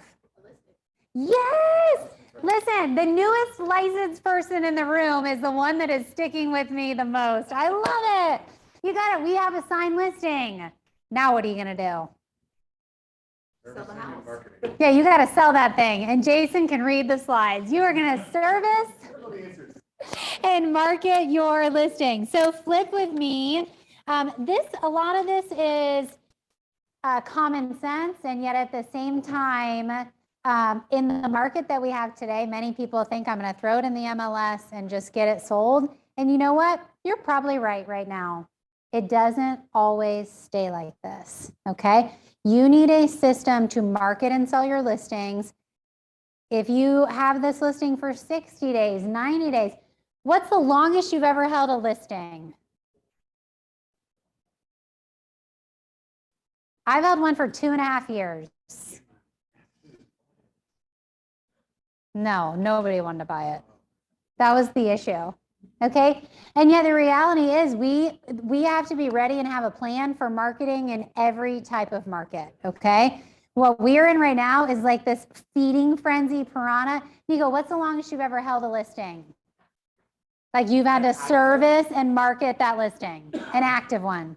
Recently? No, in the real world. Honest, yeah, maybe no more than 60 days. Really? Ever? Oh, I've had one for like 2.5 years. Oh, really? Oh, a vacant land listing in Apollo Beach. I had that listing forever. And every single week I had to call my seller and give them updates. And yeah. No, when I was newer, they have a higher end listing that it was way overpriced. And I was newer, so I took it knowing that it was overpriced. You know, when you're new or newer, you're just gonna, but other than that, no, I didn't. There are listings that I didn't even take in because they were overpriced. Because the seller did not, completely, you know. What planet are you on? Yeah. Right, so now like, I have turned down some listings. Yeah. So Nico is the unicorn because most people take the listing out of desperation and think, I'm going to get the price down or I'm going to do this or that. So let's talk through the marketing and servicing of your listings. Flip to page number 75 in your packet. Page number 75 in your packet. We're going to talk about, if someone will read the quote from page number 93, the big bolded one. Page 75 or 93? It's page 75. It's 93 from the Millionaire Real Estate Agent. This part. All right, so virtually every property using agent we have ever worked with. So sorry, my God, I'm reading quick. So virtually every property using agent we have ever worked with has a deep and almost inherent sense of service. They have a servant heart and place their buyers or sellers' real estate experience above all else. They're always thinking service. So I'd ask myself that question. Did that describe you? Yes. Yeah. And so the top agents that I saw nodding their heads yes, that's why they have the business that they have. Okay. They put the customer's needs ahead of sometimes even their own. Okay. There's 3 levels or 3 parts or components of service. 1, 2, and 3, purpose, value proposition, and fiduciary. Let's look at those really briefly. Okay. Number 1, what is the purpose of your marketing and your servicing? To sell the house. You got it. Nothing else. Some people will take an overpriced listing, put a sign in the yard just to get buyers from it. Don't be that agent. Okay. Number 2 is your value proposition should lay out in detail the services that the seller will receive. Did you see in the information I gave them exactly what they're going to receive? Yep. Yes. So now what do you need to do? Perform. Do it, perform. Okay. And number 3, this is a really important term, a fiduciary. What does a fiduciary mean? It's 100% complete loyalty. So there's another word that you might have heard of, and it's functionary. Functionary versus fiduciary. What's a functionary? Yep.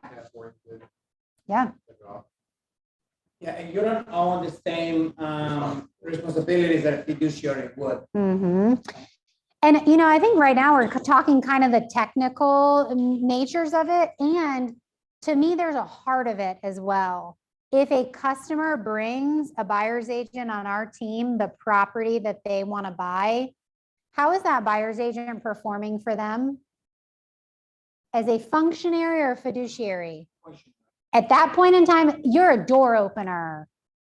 They could have gone to open door and got into that place. What do they need you for? Like, what value do you bring to that customer? And it should literally be that you are providing a Nordstrom, a Disney experience, like something beyond they could ever imagine. Not, I'm going to put it in the MLS, put a sign in the yard and pray that it sells. No, that's being a functionary. Our industry needs more fiduciaries, okay? A fiduciary would bring off-market properties to that buyer, would go and knock on doors and say, I've got a buyer that would love to live in this neighborhood. Not, well, didn't you see I set you up on a search? Yeah, we do circle prospecting, the golden letter, all that. Yep, that's it. So what do sellers really want most from you? Gary talked about this in the vision speech. What they want from you is very simple. What they want from you is very simple. What is it? Market the home to potential buyers. Get it sold. What else? They want to be able to trust you. Yes, they want to be able to trust you, know that you've got their back, their best interest, that you're going to get the job done. Okay. This one on the top of page number 77 is really important. Oftentimes I coach agents that say, oh, I can't grow a team. My clients will only work with. Nope, they will work with the level of service that you represent. My my face is all over things everywhere in Tampa Bay. Yes, I've personally sold a few listings, yet our team is doing 100 plus, and I'm still the face that's there.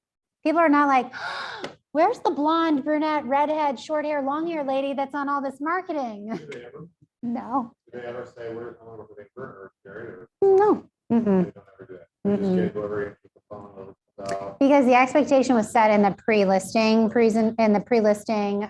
qualification. Like even the ISA will say, oh my gosh, you are gonna so love working with Nico. Let me ask you some questions to better prepare for when Nico comes to your property. Like it's not you that they're tied But they to. never come back and say, well, what about Amber? What's that? So can I just like off record say this? Creepers will. Jared will show up like, where's Amber? Well, those people, but otherwise. No. So no, my point was, Matt is not here and we were having this conversation, because he also says, well, why would, if you have a team and everybody does their own thing, but yet you're a team, but that's not the point. No. And that's not our model either. You have to have very consistent across the board with your marketing and your message, and everybody under the team will have to, you have your own personality, of course, and you will never get rid of that. That's actually your best asset. But you have to, go by the rules and regulations of the team, right? Of a consistent image that you guys have for the team. So a listing agent in our organization, a buyer's agent, they are going to either have to get me to sign a buyer agency agreement, or they're going to have to get me to list their property, like my property with them. There's a training, there's an onboarding, there's a video consultation. Like you watch the video and you speak like a parrot. There's no flexibility, there's no moving around, because they hired the Rutherford group. They're not hiring this listing partner or this buyer's agent. Yes, ultimately they are. However, they're not. Because let's say things go south and buyer's agent leaves the team. Whose customer is that? Ours. We probably paid the acquisition dollars to get the customer. They need to understand that they are working for us. It's like if you go to Five Guys and get a cheeseburger. If I go to Five Guys in Naples or Five Guys in Tampa, I want that same cheeseburger. It's the same thing in a real estate company if you choose to scale your real estate company. If you want to be 80, still going on listing appointments, then do it your way. I don't. All right. Question? It's brewing. I see it. Not today. You're like, no, after class. Oh, yeah. So here's my question for you. What are your service standards? Tell me about them. So let's say you sign the listing. How are you going to serve them? So we do a lot of, behind the scene marketing. We do a lot of. If you want to take notes, on page 78 has an area for you to take notes. So Nico says behind the scenes marketing, hashtag he's not giving us a secret sauce. Oh, yeah. I'm just kidding. Yeah, do you lay out for them exactly what you do to market the property? Yeah, so well, one of the things that we do, and it works a lot, guys, is we do a lot of, we go on the MLS and go for the last 3 months worth of sold listings within 2-mile radius. And we start calling them agents, those agents that sold the property close to the listing. And we start promoting the listing to them. And it's so effective that by the time we go on the actual market, we actually line up showings. And that's something that I use in my presentation. Because I said, you, Mrs. Seller, you want an agent that's going to be working for you proactively. One of the things that we do is that we make these phone calls, and also we start calling the neighbors, think of prospecting. And it works. It's work, but it works again. So Nico's saying he calls the buyer's agent that sold the listings to say, hey, I know you brought a buyer for 123 Main Street. I have 124 Main Street coming up. Do you have anybody else that you're still working with that may be interested in the property? And boom, you may be able to sell it, ahead of time. What else do you do that makes you unique when you market and sell the property? A lot of social media. Social media, okay. Websites. YouTube videos. YouTube videos. Postcards. active, just active Yeah. on the neighborhood. Just listed, just active postcards. What else? Call the building. Good. So call through the people in the building. Tell me more. I call the other owners in the building to let them know that I always let the owners know first. There's a great opportunity coming up on unit 406. Do you have any friends or family that I should be calling to let them know what's coming on? Oh, that's genius, Cindy. So basically, do you want to pick your neighbor script? Hey, I have a property coming up. I know you live in the building. Any friends, family, relatives that I can share it with, and you can choose your new neighbor. Yep. Run it by broker Jeff. All right, so moving on. Let's talk about your service standards. Here's what matters. You have them written down, okay? At the bottom of page number 77, I skipped over it. Part of your service plan, because I'm going to look at it now, is how are you communicating with them? How are you communicating? I'd write this down, showing feedback. How are you giving them updates on the property, on offers? Like, what is your system? It needs to be outlined for them ahead of time. So you can see this is our listing system, okay? Can you guys see this? Can you see in the back? Okay.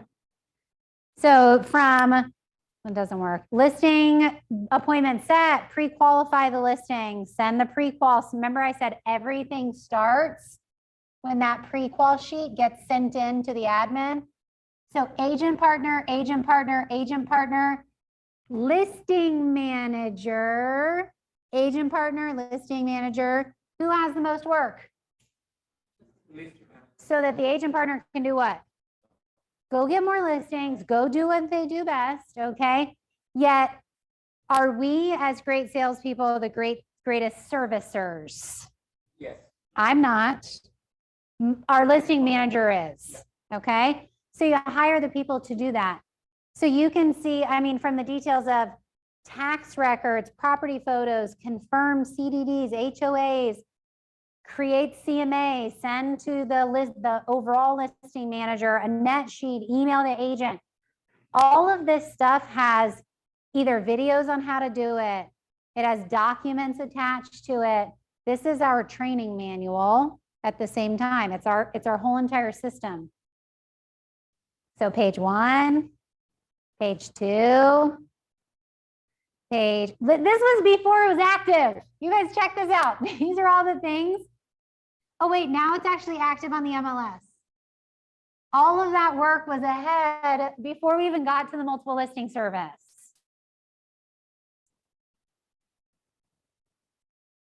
Open house plans, price reduction script, listing agent went live video, weekly seller calls, change photos in the MLS. Remember when we had to do that trick with price reductions? You had to change the picture to get back in the people's searches. You guys don't even know how good you have it, okay? Social media, price reduction stuff on social media, create list hub accounts, submit to compliance. I mean, there's a lot of general stuff in here, and yet, what does this make sure happens? Yeah, what I say I'm gonna do, I actually do it, okay? What I say I'm gonna do, I actually do it, okay? Which gets us to the top of page 79, team service, okay? When you're not the only person and you're building an organization, we've talked about this, they have to follow you in lockstep. They have to say the same things as you. If you are on a team, there's no like downplaying who you are on the team, yet you chose that team for a reason, and it's to represent them. So we share the same common language, the same presentations, all of that good stuff, okay? I like that second question. How do you set and maintain team service standards? How can you do that, Rainmakers? How do you check it?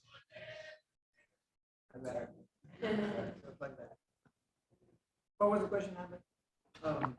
Page 79, halfway down. If you're the Rainmaker, how do you do that quality check on your team? But I heard somebody at Family Reunion saying that they had their office placed outside of the ISA's desk, so the team members' desk, so they can hear the calls, so they can follow up. Yep. So which makes sense, just being present, serving. Transparency Yeah. in everything. And also you want to do, every morning, 15-minute huddle. Good. And then once a week, 30 minutes, one-on-one with each, team member. Yeah. that you have. Our team meets 4 times a week, not on Fridays. Okay. On Monday, there's an hour-long all-company meeting. Okay. We go over motivation, highlights, industry, stuff to get them thinking. Tuesday, scripts and dialogues.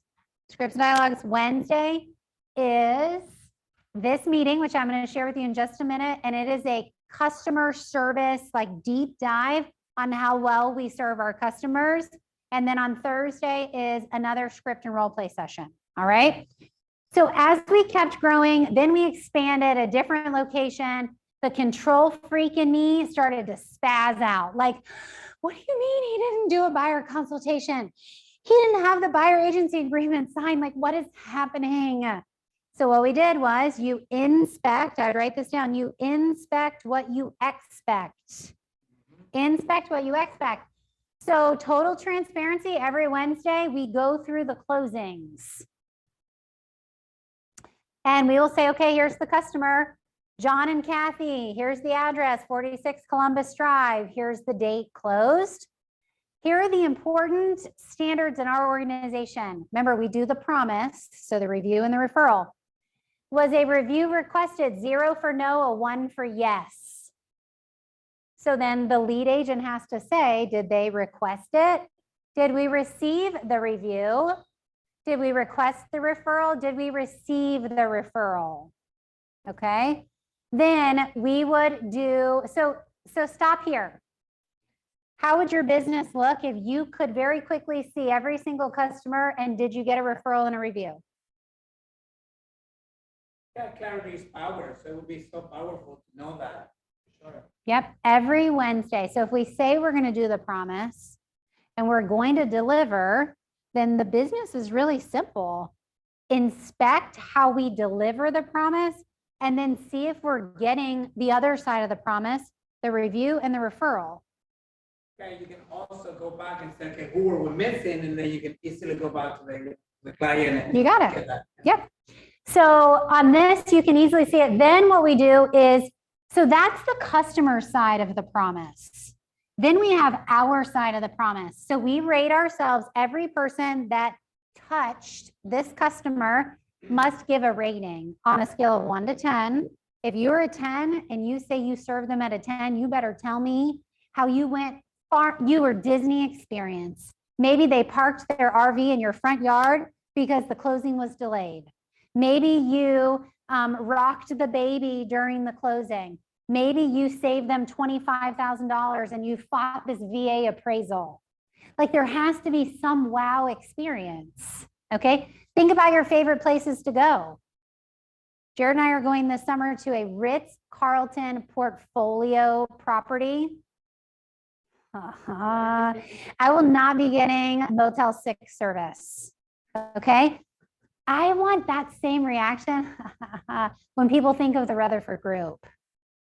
So how do we get it? It's unique to each customer. Disney doesn't give you the same experience person by person. When my son falls and skins his knee, they run out, they've got Band-Aids. There's nothing an ice cream cone won't fix. True story. Like they're watching, okay? So you have the same opportunity in your company. Everyone rates. The TC gave herself a 6. Agent gave themselves a 7. Brooke must not have worked with them. Lessons learned, we need better communication. Agent, I need a clearer checklist of what is happening. No wow moments. It was very transactional. I need to do more personal touches.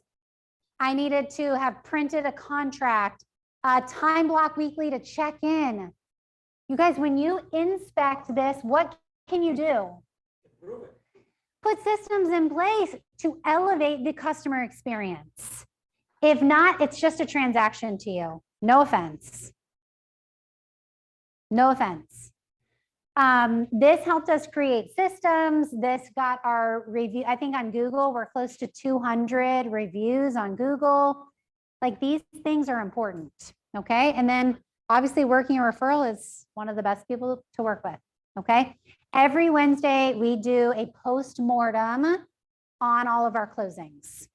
Questions, thoughts? Can you share that Excel spreadsheet? I mean, you know, Yeah. like email us, so, you know. Yes, we need to get a sign-in sheet going. All right, so marketing. A lot of this, Nico already shared his secret sauce. No, I'm just kidding. Let's talk about the marketing side of the listing. Page number 81. Page number 81. Research shows that if your lead generation program consistently delivers seller listings, you can count on marketing of those seller listings to deliver buyer leads. You guys shared that earlier. My question for you is, are you a listing agent or are you a marketing agent? You're both. You really are both, okay? One doesn't really exist without the other, all right? So the marketing plan, flip to page number 82. There's a marketing plan, a message, a method, managing of that, staging, and pricing, okay? Take a second and read over the 14-step marketing plan and you be ready to share what's missing from it. What would you add?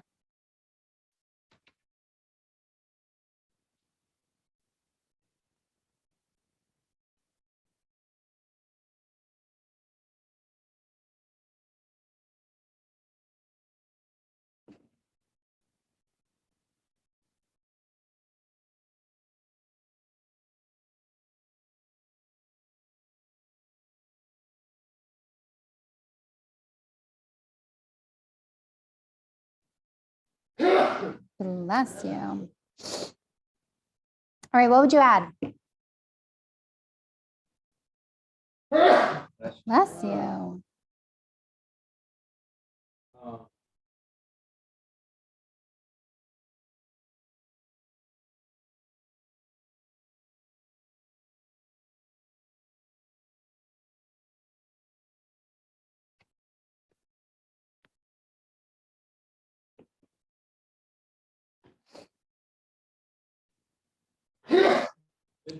Bless you.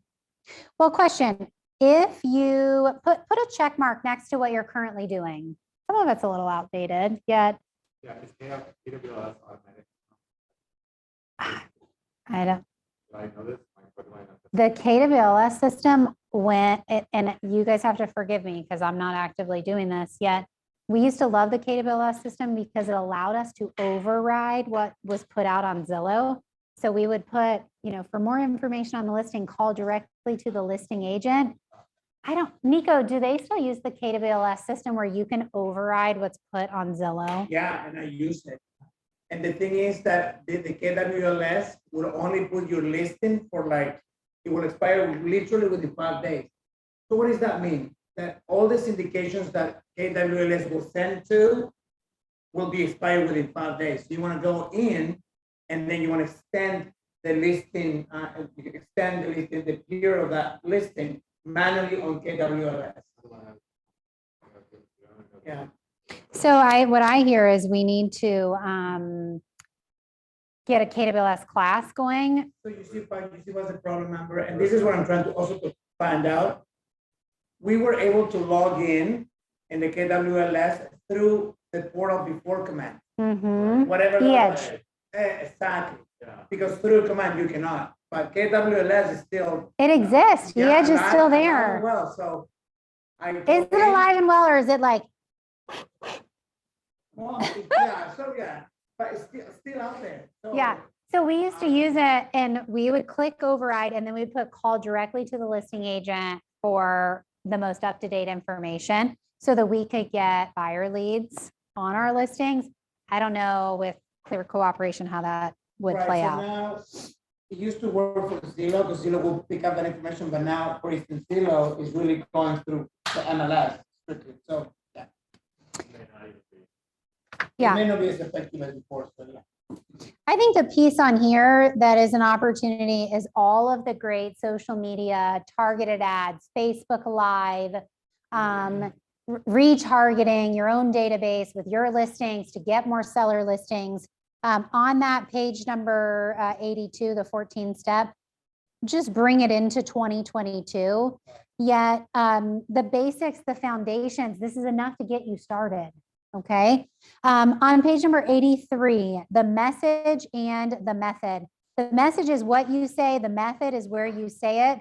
Here's a question I have for you. What should the message always be? So you're the #1 agent? Write it down, seller listings. Every message you put out there should be around seller listings. Because when you nail seller listings, guess what you get? All the buyers you could dream of. So make sure you're not out there like interest rates are so low, come buy a house with me. Do all these different things to get more buyers. The name of the game, especially in a shifting market, is that your message is all around what? Yep, seller listings, seller listings. All right, page number 84, managing a marketing budget. Use where do buyers come from, and that's where you can spend a little bit of money. If you are a brand new agent, you know where you spend money? You don't. You door knock, you do free things like open houses, you get a vendor partner to help sponsor things with you. You don't have to come out of the gate spending a lot of money, okay? All right, staging, step number 4, staging on page number 85. Staging is very important. If you agree with that, say yes. Yeah. 2 of you? I mean, in some way, shape, or form, it doesn't necessarily- Yes. I love it. Thank you, online. Sometimes the furniture is fine, but as long as you staged it appropriately. Good. So there are options for staging. The only thing that really matters is that you have some professional guidance. This is not a gifting zone for me whatsoever. Heather offers different products. Nico, I think, has actually used some of them. Oh, yeah, I use them all the time.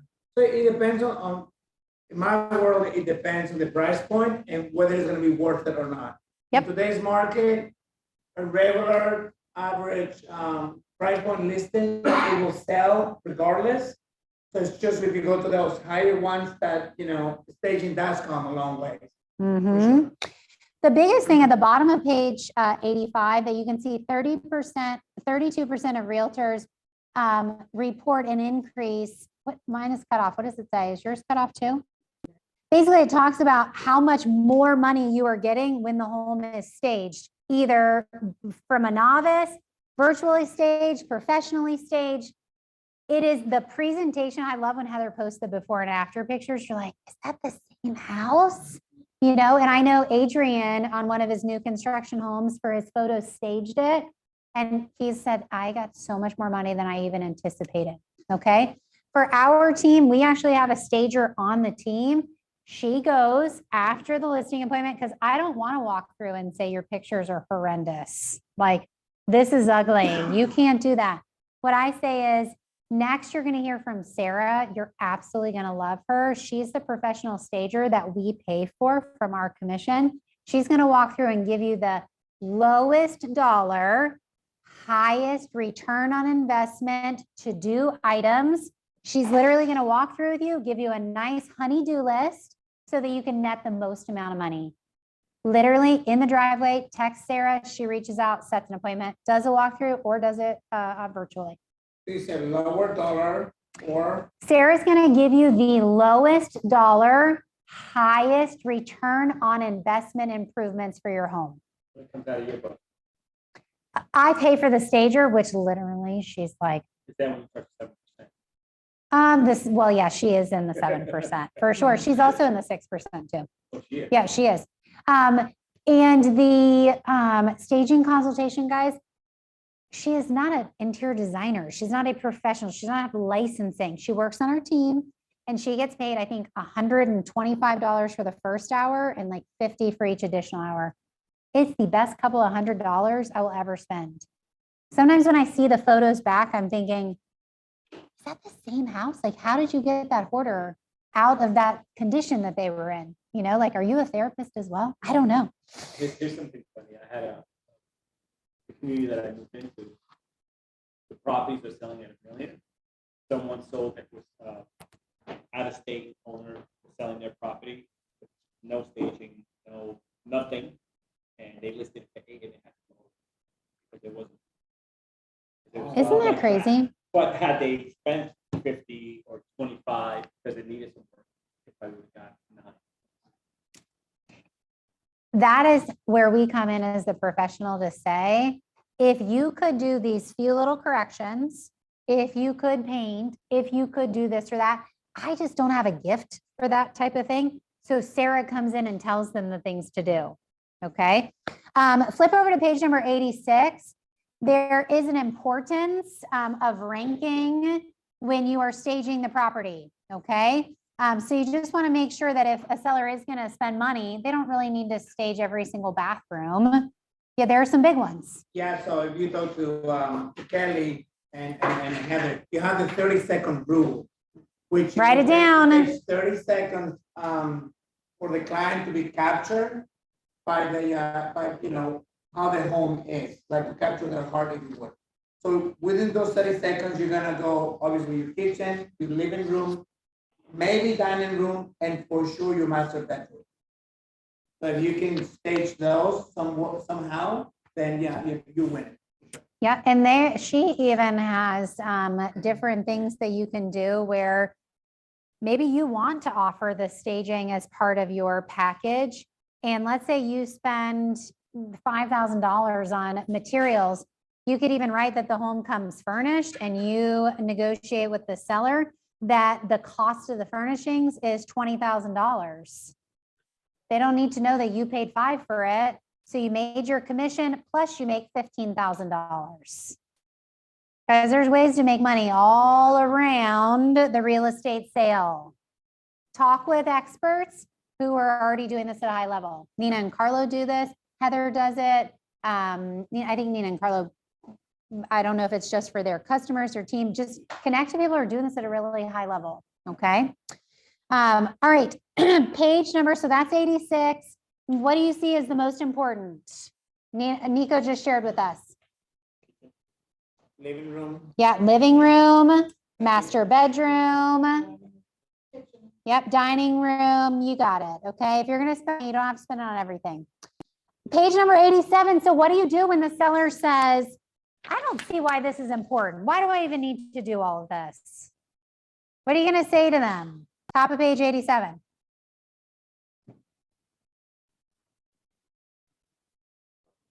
Oh, you know, well, it is important if we would like to sell the property for top dollar. Yeah. Do you understand that you're going into a competition and it's steep? And I would even pull open on your KW app a property that looks amazing. They're judging between this property and yours. Who would you choose? Okay. I love when they say, well, can't we just sell it as is and leave it just like it is? You can, but you're going to lose a lot more money than if you actually improved it. Yeah. The cost of the improvement on floors is, you're gonna 5,000, or you're gonna come down 20, because the seller, the buyer sees all this work. Yeah. And they're gonna inflate the price higher. Mhm. A can of paint right now, Mr. Seller, if you were to go buy it, is $50. At the time of negotiation, becomes $1,000. Paint it for them. Yeah. Which do you prefer? You don't have to do it. Oh, My family is the worst. I'll get it. will you tell? Yeah, I got it. I've been Thank you. selling some properties for my family. And my uncle, he's a little older, he's like, well, how do we know they're gonna like the color? Or if I change the floor, what if they don't like that floor? And I'm like, you know what? Of all the homes I've ever sold, when it's all done perfect, they don't say anything about it. They're just like, I don't have to do anything. They don't complain if the floor is the wrong color. They just buy it the way it is Yeah. because it's all done. You know, I mean. If you're going to sell your car to CarMax, would you drive it over there right now? Yeah, right. Yeah. I mean, I would be like, the goldfish and the Cheetos do not come at time of sale, okay? Yet bring it to something that happens maybe more often for them, the sale of a vehicle. All right, you would get it polished, spit shine, cleaned up. Your home is an even greater asset than your vehicle. All right. Don't let them talk you down, because ultimately that's when you are a fiduciary versus a functionary. You back off and say, okay, you're not being a fiduciary for them. All right. Page number 90, it talks about page number 89 and 90. My apologies. Talks about pricing strategies. Again, right now we're a little bit in the wild, wild west. Yet in the future, just know there's some great scripts in here that talk about pricing ahead of the market instead of chasing the ball down the hill behind the market. Because then what happens? You see it on the market for. Yeah, you never catch the ball. Okay, you want to price ahead of the market. Page number 90, number 6, don't be afraid to be professionally honest. Pricing is a tough conversation sometimes. And yet there are great one-liners that show that your intentions are what's best for them, okay? My favorite is, you do want an agent to be honest with you, don't you? I don't make the market, I just interpret it. The market is telling us, and you go through it, okay? What else do you say with pricing? I like Nico's, I'd rather let you down now than later. Yeah, and it's knowing the market too. For example, Golden Gate City, heavy loan market. So based on this being a loan market buyer, we would have to be more sensitive to the appraised value versus That's great. a waiver of appraisal in this particular neighborhood. Yeah. Versus maybe some others that it would apply. Yeah. It matters. It's unique to each. Right. I love it. I think we're still on. Yeah, can you check? Yeah, you're still. Okay. It won't let us because then it says we're going to close it. Can we minimize it or move it? There we go. All right. Good enough. I'm glad You saw, you saved the day. You saved the day. All right. Flip to page number 92. Here's what I'm going to ask for each section. I've asked you to jot down something, page number 92, that you can take action on after this class. What in the service and marketing of your listing, maybe it's the checklist that I shared. Maybe it's that your marketing is a little bit to be desired. What can you take from this section and actually put some action on it? Write that down on page 92.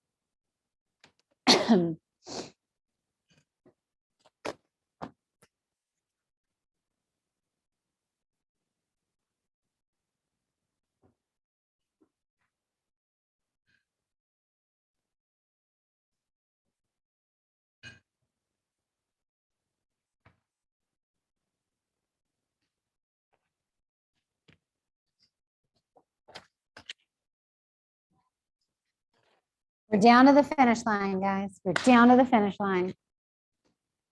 Isn't it funny? I feel like an in-person class from 9 to 3. Like I haven't even seen one of those in a really long time outside of Bold. Who signs up for this torture? Really? I love it. You do get an award, a participation ribbon. Everyone wins. No.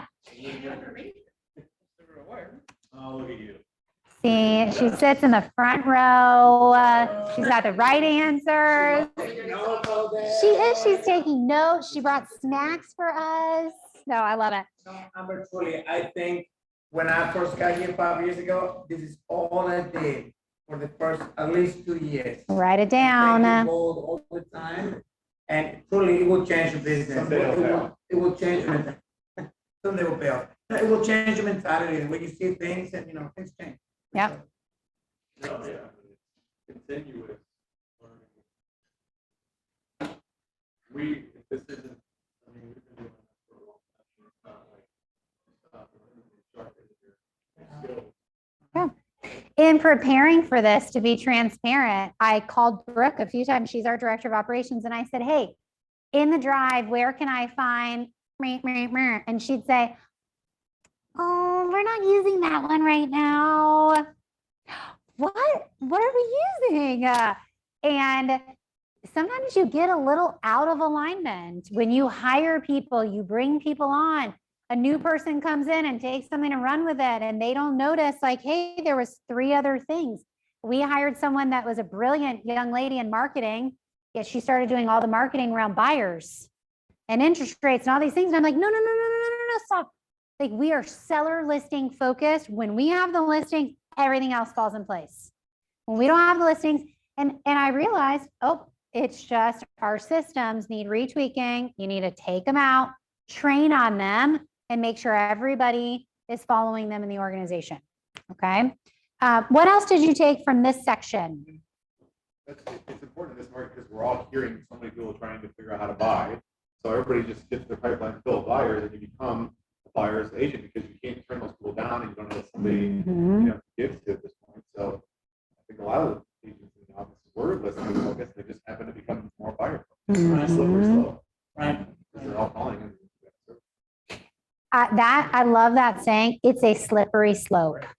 Because once you take your eye off, so our business doubled in units, tripled in volume the very first year Jared and I separated listings and buyers. And it wasn't that listings exploded. No, we both exploded because we were focused on the one thing and converting our one thing. Well, so that's what happened for the last 2 months. I have my buyer's agent that no longer is with me, unfortunately. But in those 2 months, I wasn't doing any of my buyers, and I was concentrating on listings, and those start coming up. My listings, like literally, and I was.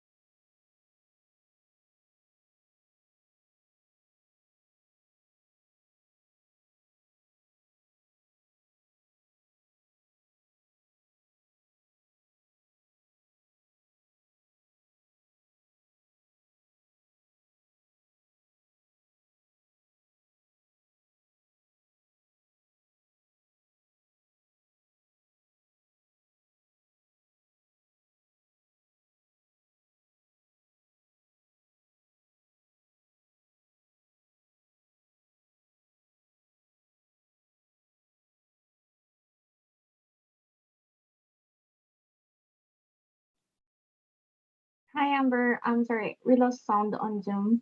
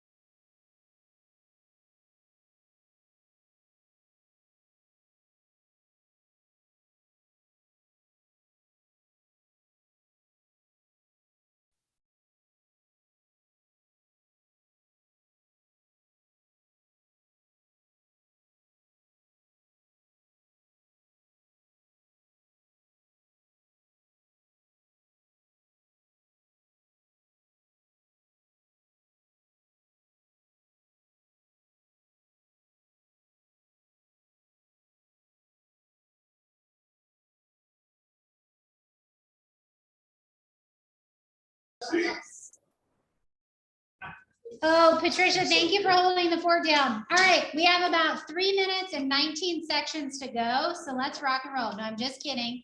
The last few are kind of compliance related, so I'm not going to spend a ton of time on them. That's broker Jeff's job, so I don't get in trouble and say the wrong thing. That's what works in this relationship. All right, so let's talk though about section 5 is offers and negotiation. There are a few things to really point out in presenting the offer that I think are super important. When you present offers to a seller, let's say it's the only offer, what do you do? And be real loud. You present it with a smile on your face. Mhm. So there is something positive in every offer. Would you agree? Yes. Yeah, so you're gonna start there, okay? So best practices is obviously present all offers, be enthusiastic, non-judgmental. How many of you have ever taken a buyer to a property and you tell them, oh, I think you're gonna love this one. And then they get there and they hate it. Sellers are the same way. They might love something in an offer that you didn't expect, okay? Don't judge them. Make sure the offer contains, guys, that's kind of the nitty gritty, okay, of the offer. Flip to page 96, the moment of truth. Okay, page 96, the moment of truth in the offer. I think it's really professional to have a net sheet when you're presenting offers so that you can give them an idea of what they would walk away with. Yeah, this one is really talking about what if you didn't accept this offer and you were to stay? Let's be realistic about your carrying costs, your taxes, your mortgage, all that stuff. Will you write down, I am a pain identifier? I am a pain identifier. Sometimes the seller thinks that a lower offer is the pain, and you understand the real pain is that they never get another offer, they keep paying for this house. You see a lot of different pains that they don't. Have the wherewithal and fortitude to say that to them. All right. Multiple offers. I wanted to share with you, what is your multiple offer strategy when you get them? Highest and best. Okay, so you ask for highest and best. Right, yeah. So, you want to put them side to side to see, to really compare for the seller to easily read the difference between offers. Yeah. What's the most offers you've gotten on a property? About 5 maybe? Are you joking? Keep adding. Oh, I've had like 39, 46 offers on a property. I mean, it's like, what's your most? 22. Yeah, there's a lot. So what we did is we have now created a document that has all of the information in one place. One of our VAs puts all of the information in, because how many of you, when you put that listing up, you're like, if my phone could take a dive in the ocean, I'm going to lose it. And you just say, listen, please submit your offer. Offers will be reviewed at this time. We will reach out to you if you have questions. Change it in the MLS. Please do not harass listing agent. Offers will be reviewed. Put your best foot forward, highest to best, whatever you want to say. This right here, is this okay? Am I doing okay? We good? Okay, we're good. So, I mean, with that though, maybe I'm naive, right? I have as many listings as some of you guys in this market is all I know, but I still think listing agents are taking the easy way out and saying highest and best, send it by Monday, we'll get back to you, but we still have an opportunity to negotiate a better deal, even if Yeah. highest and best. So So we're putting all these people out, like, let's get the conversation and do the work. I mean, I'm not trying to say you, but in general, Yeah. listing agents that I go up against, they're just like, send it over, we'll pick one, and then we'll walk away. And it's like, where's the negotiation? I can take that. Yeah. And just because I just went through it. On the listing side? Yeah, on the listing side. And this one, only get city. And what happened is, so I'm all about that. If there is room to talk and negotiate, and if I can give you little tips in order for you to have a good offer to be more competitive with everybody else, I don't mind doing, because, I do work for the seller, right? The problem is, especially I have this agent. Well, I was nice on the phone, right? And I'm like, listen, it's multiple offers. Tell me what it is. Obviously I can, right? And he knows, I know I cannot. But I gave him a few tips just in general in order for him to get a stronger offer. And then the guy kept texting and this and that and what, was too much. And said, we're done. He wasn't very prepared. But I think if you have that many offers and then you're willing as a listing agent to talk to everybody, you're gonna go crazy. Not everybody. But I'm saying sometimes that highest and best is just an easy way out for the listing agent to say, we're just gonna pick one. And I'm like, I would have went higher if we would have had this opportunity. That doesn't mean you cannot return 3-4 top offers back and ask for it. Exactly. So I'm that's saying. what we should do. Still go back to the top. You never Yeah. doesn't eliminate that. Yeah. Highest and best, push people to come at their highest and best. Well, And what I'm- then you can ask for more. Sure, what I'm saying is they're now. What I'm saying is a lot of the agents are just picking one and you see it goes pending and you're like, you can't go back to the You table. didn't call me. Right, you didn't even go back to the table and. What about the ones that are getting listed pending? Exactly. Before they even Yeah. are on the MLS, they're already Well, pending. so this is what Well, it's we happening. can do that too. So this is what Here, it's you happening. don't have to, as long as you have, that's why I put mine in MLS on Monday, because on Friday, I can advertise it, on Saturday and Sunday. It just has to hit on Monday. It's already under agreement before MLS goes live on Monday. We can do that too. But what disastrous to your seller if you do that? Mm. And, prevent other buyers to see the property and bring an I offer. have 2 days of open houses. That's not enough. Well, So time out, because this is the fun. This is what we get to do. So we take this, there's all of these different offers. However, they hired a bulldog. They hired a negotiating animal. So what I'm gonna do is I'm gonna call the top 3, 4, maybe even 5. I'm gonna call the agent. Do I have a relationship with the agent? And I'm gonna say to them, Jason, you brought this offer. I'd love to work with you, probably more than anybody else. What can you do to bring something a little bit better? Do you have any bandwidth? Is there any room? Now, I'm not gonna say, you need to bring me something that is 775, no inspection and this and that. I'm not gonna do that. Yet I am gonna call and get a pulse, because for us, we represent ourselves as a single agency.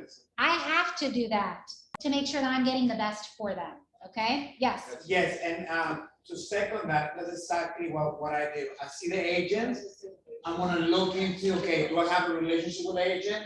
Who's the lender? Do they have the lender? And now that I identify that, because that was my point. In today's business, in today's environment, relationship with other agents You better believe is it. like, is what is making or breaking the deal. So for the newer agents, get to know those agents, go to networking events with agents, because at the end of the day, that's all the deals that I'm doing. As a listing agent is with somebody that I know, and vice versa. So on this, Also, there's a letter to send when a listing agent can send, if it's on the pivot shift files, that when your offer isn't accepted, so that you can send it out to the agents. It's just like, we're really sorry. But Yes. building that rapport between those people. write it down. That is huge. So you will see on here different colors, and I cut it off for the sake of the screen. This thing goes on and on and on. The ones that are like orangish brown are the ones that I have called back and said something to. The one that is green is the one that we went with, okay? So what if the green one falls out? Then you have to orange the brown. I am not going back to the insanity. I am calling my other 4 people and saying, hey, I told you you had an amazing offer. I'm sorry it didn't go the first time, and yet you don't have to fight everybody else right now. You can be second position now first, okay? That's what Jeff said in our team meeting that we had last week. There are more properties coming back on the market Yep. so Yeah. quickly. Put yourself in as a backup offer. Yeah, that's what happened with Tony, what's his name, Tony. Urban back. Yeah, so he had a listing in Lehigh Acres, I went for it, I didn't get it, which I was kind of upset at Tony, but nonetheless, works for the seller. And, but then the property came back on the market, and he was calling me. And I said, Tony, you just wasted 3 weeks, but yeah, we'll take it. Always a bridesmaid, never a bride. All right, page number 97, lowball offers on this one. I want you to underline in the second line, a lowball offer is just an invitation to negotiate. Please write down 2 words, no emotion. You do not have emotion in this, like it is not your house. Go over all the positive terms of the offer. And then here's what I say. So if all of these terms work for you, Mr. Seller, would you agree like this is as good as it gets? You love all of these terms? Yes. What's the lowest price you would go to with those terms? And then they might say 10,000 below listing. You know what? I don't really want to offend you. I'm going to share with you what the offer was. And yet let's just go ahead and respond to their offer with your 10,000 below list price. Fair enough? It's quick, it's short, it takes the emotion out, because when you come in with this lowball offer, there's a fence. You don't get anywhere with the emotion. Nico. Yes, and I set the expectation at the leasing consultation. So I said, once we go through my spiel, there's a part where I talk about the offers. And I said, if, once we start giving offers, either high, good offer, high, good, or low offer, nonetheless, they're offers. And when it's a low offer, it's just an invitation, to negotiate, to start the conversation. You don't have to take it. We just can work with it. If not, we move on to the next one. Yep. So Nico just explained what we see on this slide right now. There's a system for offers. It's not an emotional, like, with the Coliseum, with the lions eating the people. Sometimes the reactions from people in negotiating are just unprofessional and full of emotion. Okay. Nope. Here are opportunities. You see it right on the screen. Build that into your presentation like Nico did. I love it. Okay. Page number 101, the negotiation mindset. Negotiation mindset. Can someone read for us the bolded words? Be professional. Goal, assigned contract, those words. Yep. Control what you say, refer back to motivation, listen more than talk, don't be attached to the outcome. That last one can be kind of hard sometimes. And don't be attached to the outcome. If it doesn't work out, I firmly believe the better offer is right around the corner. Something better is coming. Okay. The biggest thing I would write down on this too is win-win. In Keller Williams, our W and the Y4C2Ts is win-win or no deal. We are not here to hurt the buyer, to have this lopsided deal. It's truly to be a win for both sides. There are some great scripts on page 100, on page, really on page 100. Flip to page number 103. We're not doing the scenario piece. Finalizing the contract, we are not doing that either. Yet I'm going to say this for broker Jeff. Spend time on your contracts, please. Pay attention to them. Dot your I's and cross your T's. Okay. Anything jump out at you in this offer section, negotiating an offer section? Whatever jumped out at you, write it down on page 104. What is your opportunity?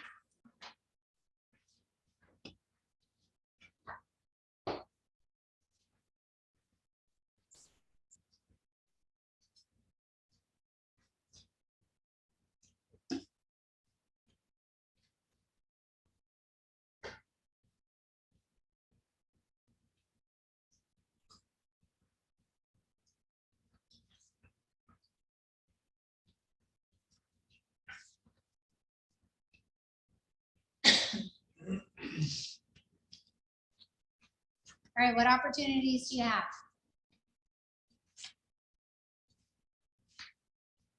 You can always negotiate contracts. Always negotiate. Yep, you can always negotiate it, whether it comes in low, whether there's multiples of them. You don't have to accept what's right in front of you. Okay, what else? Bring in a net sheet, for information. Mm-hmm. One thing that we added on ours is this, see that big box with all that extra stuff in it? So many of these offers come with all this funkiness. Would let the seller live there for 6 months for free. Would let the seller do this and that. And our original spreadsheet just didn't have that, okay? So the more you go through things, the better you make your system, right? We used to have this and it didn't have the listing agent contact information. So I'd find the best offer and then I'm searching in my inbox for which agent sent that offer. We just keep perfecting it. All right, last one. What else jumped out at you? Would your admin have your access to your actual email or would you just forward them to them? So we have a great question, Jason. We have an email and it is offers@trgkw.com. Offers@trgkw.com. You are not allowed to delete in that inbox. For liability, for all kinds of reasons. That's what we do. Great question. All right, we're down to the home stretch, the contract to close, and then we're gonna finish up with customers for life and maybe a little bit of time for questions, okay? Flip to page number 107. Who will read GK's words of wisdom for us? When it comes to bulletproofing the transaction, take the everything will go wrong approach. Assume everything will go wrong and come up with ways to possibly prevent them from happening or effectively deal with them if they do. There's a great course in KW called Bulletproofing the Transaction. If you haven't taken it, take it, okay? Flip over to page number 108. Here are some landmines that can affect the transaction. Grab your pen. What do you do to mitigate these? Clear title. Research it in the beginning. Okay, so do some research ahead of time. What else? How about make sure that the title search has been ordered within a day or two of submitting the contract to the title company. That's huge. Okay. Yep. Relationship with the title company. Does your title company have multiple underwriters, which gives them options? Okay. Number 2, that the loan is underwritten and funded. What can you do to avoid that landmine?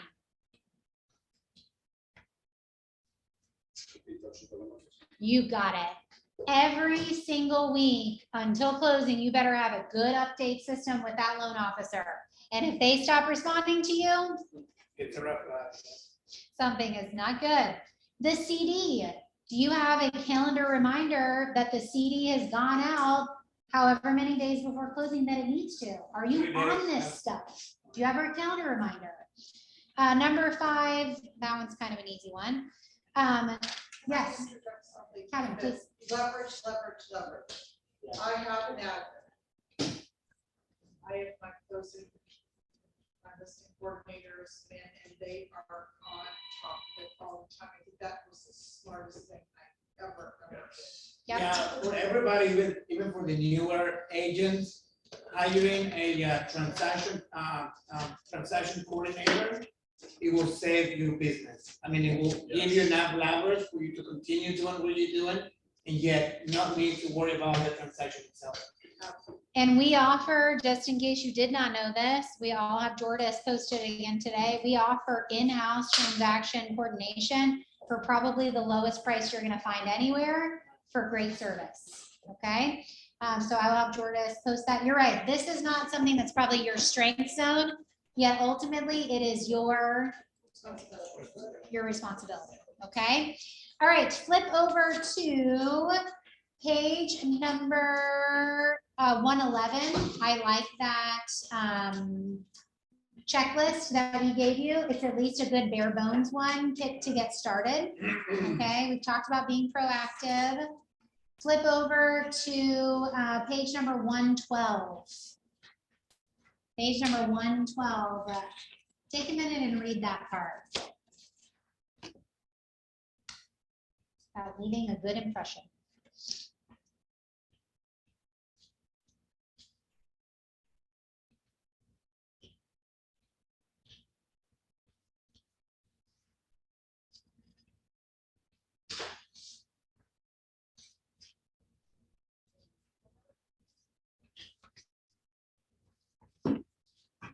How do you leave a lasting impression?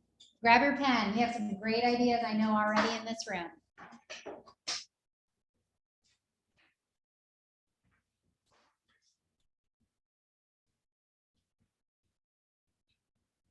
Writing or saying? Share with us. Oh, one of the things that I do is in like my initial thing, I throw in and ask them what is their favorite cookie. Sometimes in the beginning too, just to kind of like break the ice, you know, and then at the end, whether they're buying or selling, make them that kind of, or maybe they don't like cookie, maybe they like brownies, maybe like this or that. You know, something to kind of tie it all back in that you're paying attention to all that. Who doesn't like cookies?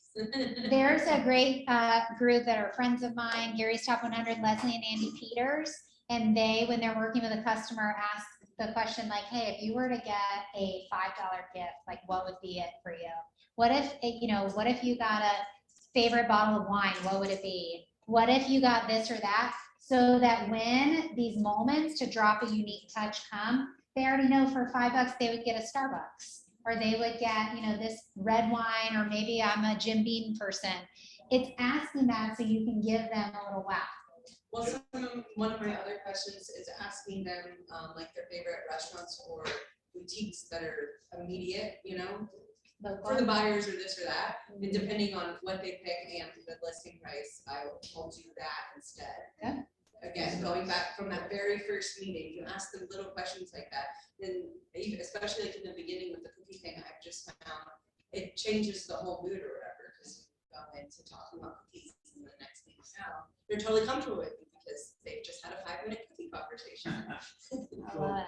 We send at the time of contract to our sellers, we send 4 to 6 boxes, like good quality big boxes, and packing tape. The packing tape is branded to the Rutherford group. They're gonna look at those boxes for a long time. If you're me, a really long time, okay? We also do post-close calls. So Jared calls and says, this is Jared, the owner of the Rutherford Group. I know that you had the pleasure of working with Dondra. I just wanted to call and check in. Were we able to deliver on our promise to you? So if she didn't get the review or the referral, he will get them, okay? Guys, sometimes it's not the greatest call. Yeah, it actually wasn't amazing. Like, I sent her the property. I did this. I had to do that. Not Dondra specifically. She's amazing. And it happens. I think the heart of a true servant wants to know the crack. I want to know how I messed up. So I get those calls from like Chevy, the dealership, how was the service tech, how was whatever. You tell them like, honestly, it was terrible. The guy was all these things like, okay, thanks a lot, have a good day. And you're like, what? Nope. So if you're gonna make those calls, be ready to like own it and like do something about it. Don't just be like, all right, great, thanks for the feedback, screw off. Like there's a reason, and whatever you do in that scenario could be the reason they come back to you. You got it. And refer that's your favorite person who used to be the worst because she's your favorite. But when I get those calls and they don't care, it's like, when you are planning your marketing and lead generation budget, you spend it on people. So for us, when I get our credit card receipt, either my husband has a really bad drinking problem, or we are delivering a lot of wine, whatever. I see drizzly, and I'm like, babe, I have not gotten anything from this. What is happening? Edible arrangements, 1-800 flowers. It's for that. If someone shares with you something that we have wronged, then you have to circle back and make it right. For us on our team, that agent is gonna call them and personally apologize and take responsibility. And as the owners, we're gonna love on them through some sort of appreciation. And how can we make it right? They didn't include that washer and dryer. Let me Venmo you. How much was the washer and dryer that you were supposed to have gotten?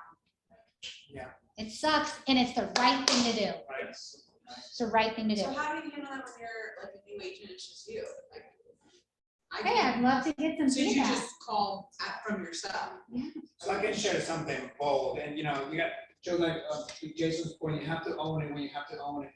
So I sold a house in Holland Estates, and little I know, the Vanderbilt new extension is gonna go right in their backyard. So, and this is one of the things that I always pay attention to things, but anyways, the listing agent didn't really disclose the full thing, and because of the market and the clients weren't here, they had me running around everywhere. So I'm like, looked at it, I completely dropped the ball. That was all on me. So they buy the house. Whoops. And the next thing you know, the stupid road is like right in their backyard. And they wanted to Like overnight. And they wanted to be exclusive, away from everything. So anyways, we did a lot. So my executive assistant and I, we did a lot of digging on like noise, how far the setback, the road, what's the sidewalk, all that. We did we gathered all the information. We met with them, and so my solution was this: we overlooked it. We do apologize, like we own it. And the husband, Michael, was like, Nico, I really appreciate you owning it. Like, we'll continue doing business with you, whatever. Like, he really appreciated that I said, you know what? No excuses. We messed up. Yeah.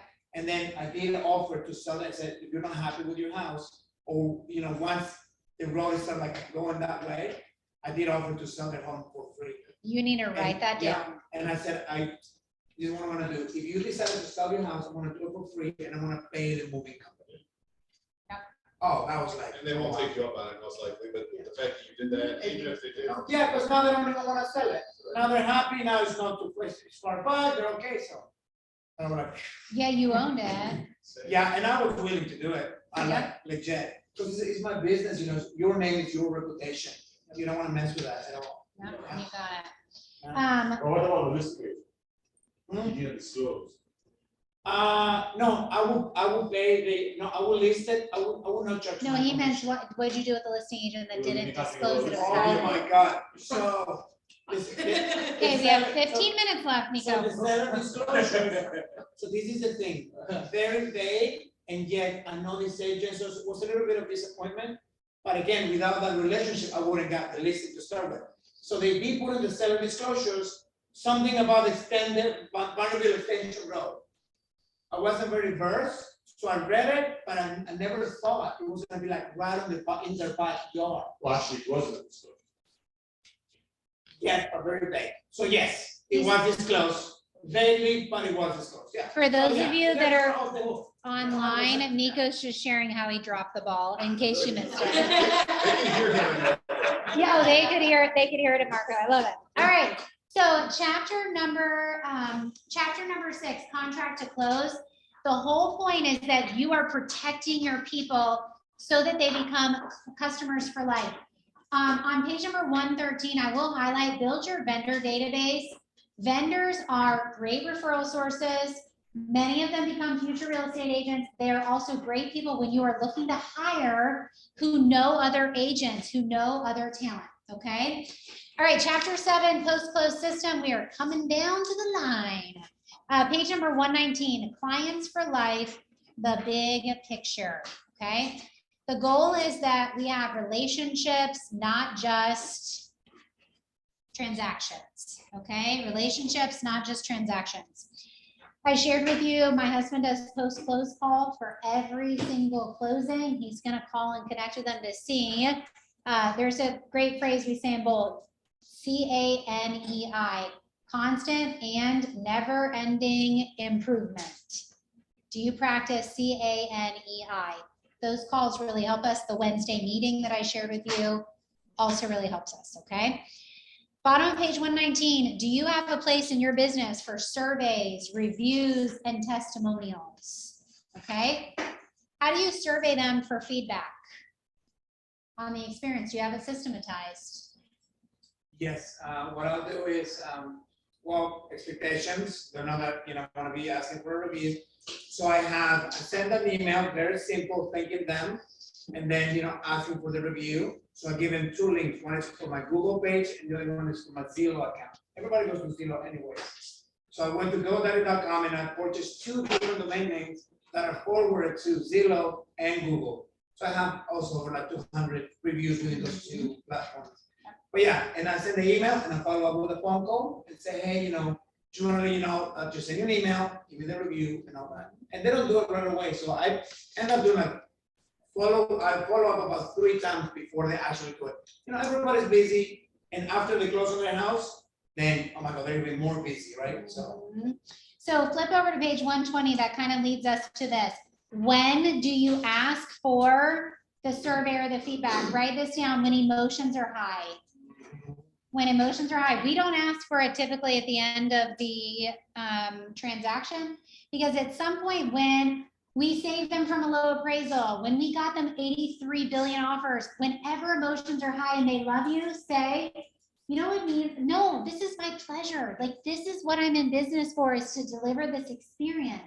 Would you be okay if I sent you a link? I can text it to you right now for you to click through. It'll take you 2 minutes and do a review for us. It would mean the world.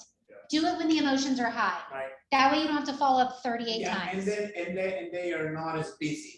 Yes. And once they close on the house, now they're Done. moving, and now forget it, you know, yeah. Yeah, so build that in to that checklist that I shared earlier. Make that 3 or 4 different times. Ask for the review. Now, don't artificially do it just to check the box. It's more of a reminder. When emotions are high, have you asked for it? Okay. Ask for reviews and testimonials. Do you have a system in place? You know, at the closing table, we'll do a quick video. We have what do you call that thing that you hold your phone up to? QR code. We have the QR code so that they're sitting. So for us, we have our title company come and do closings at our office. So we never have to leave, okay? So we have the closing experience set up at a mega agent office. They come to the office, it's all there. The iPad is there, the QR code is there. Everything is set up to do the video, to do everything all at one time, okay? Listen, if you do a lot of business, I bet your title company would do that for you as well, without a charge. All right, so the reason we want to ask for feedback, honest and real feedback, is people transact business many different times. The better you serve them, the better you love on them, the more they will come back to you. I love this, these two graphs. How many would use their agent again? What percent? Definitely and probably. Total. Like 80 something. Okay, it's great. How many times did the seller recommend an agent to someone else? Wah, wah, wah. 80+% would recommend you, yet 40% never did. Well, it might also be because once you sell, you're gone. You're usually somewhere else in a different world. You know, you're not still talking to your own neighbors. Yeah, it could be. A lot of it's true. Yeah, it could be. You know what else it could be?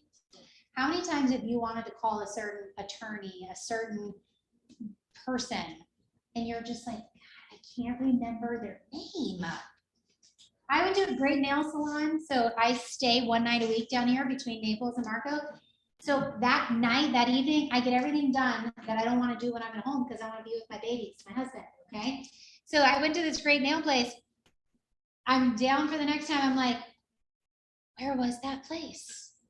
I can't even remember. How did I pay for them? Is there a credit card I could look this up? Like I literally sat there for probably 2+ hours. They rubbed my feet, they rubbed my head. I like loved them. I could no more tell you who they were and where they were to save my life. I know it's. Well, they're Bobby, Bobby, something, maybe. It's on my thing. It's really wonderful. So here's the deal. Guys, we're the exact same. They want to use you, they don't remember you. You know why? Because you didn't stay in touch with them. You didn't stay in touch with them. You have a great outline of a touch campaign, a 33 touch campaign. You know what the top agents in the company, their touch campaigns are? 60, 70 touches. It's not just this, okay? I'll show you our bare bones touch campaign and it's 38 touches. This is the one on the screen. This is our team, okay? So quarterly, you will see a phone call, text message. That's our DTD2. Then you'll see did it again. That's this braggadocious thing we send out every month. Oops, I did it again. I saved that for 3 o'clock. For those of you that stayed it till the end, you got to hear that. All right. No, stop. He's doing a boomerang, and we're going to see that on Facebook over and over. Basically, it tells the sales. These are our touches, our giveaways, our football calendar magnets. Like, how are we going to love on people? Do you know when this is done? November of the year prior. It goes into a calendar. It goes on someone's task list. Do you know why? Because if it doesn't actually happen. Right. It's not on your calendar. Say it again. If it isn't. On your calendar. Yeah, it doesn't exist. So part of this for us is to get referrals. If you want to snap another picture, this is our team's referral system. So let's say Nico gives me a referral from Tampa, even though I think he usually gives them to Julia Wright. So I'm going to work on that. Okay. So Nico gives me a referral for Tampa.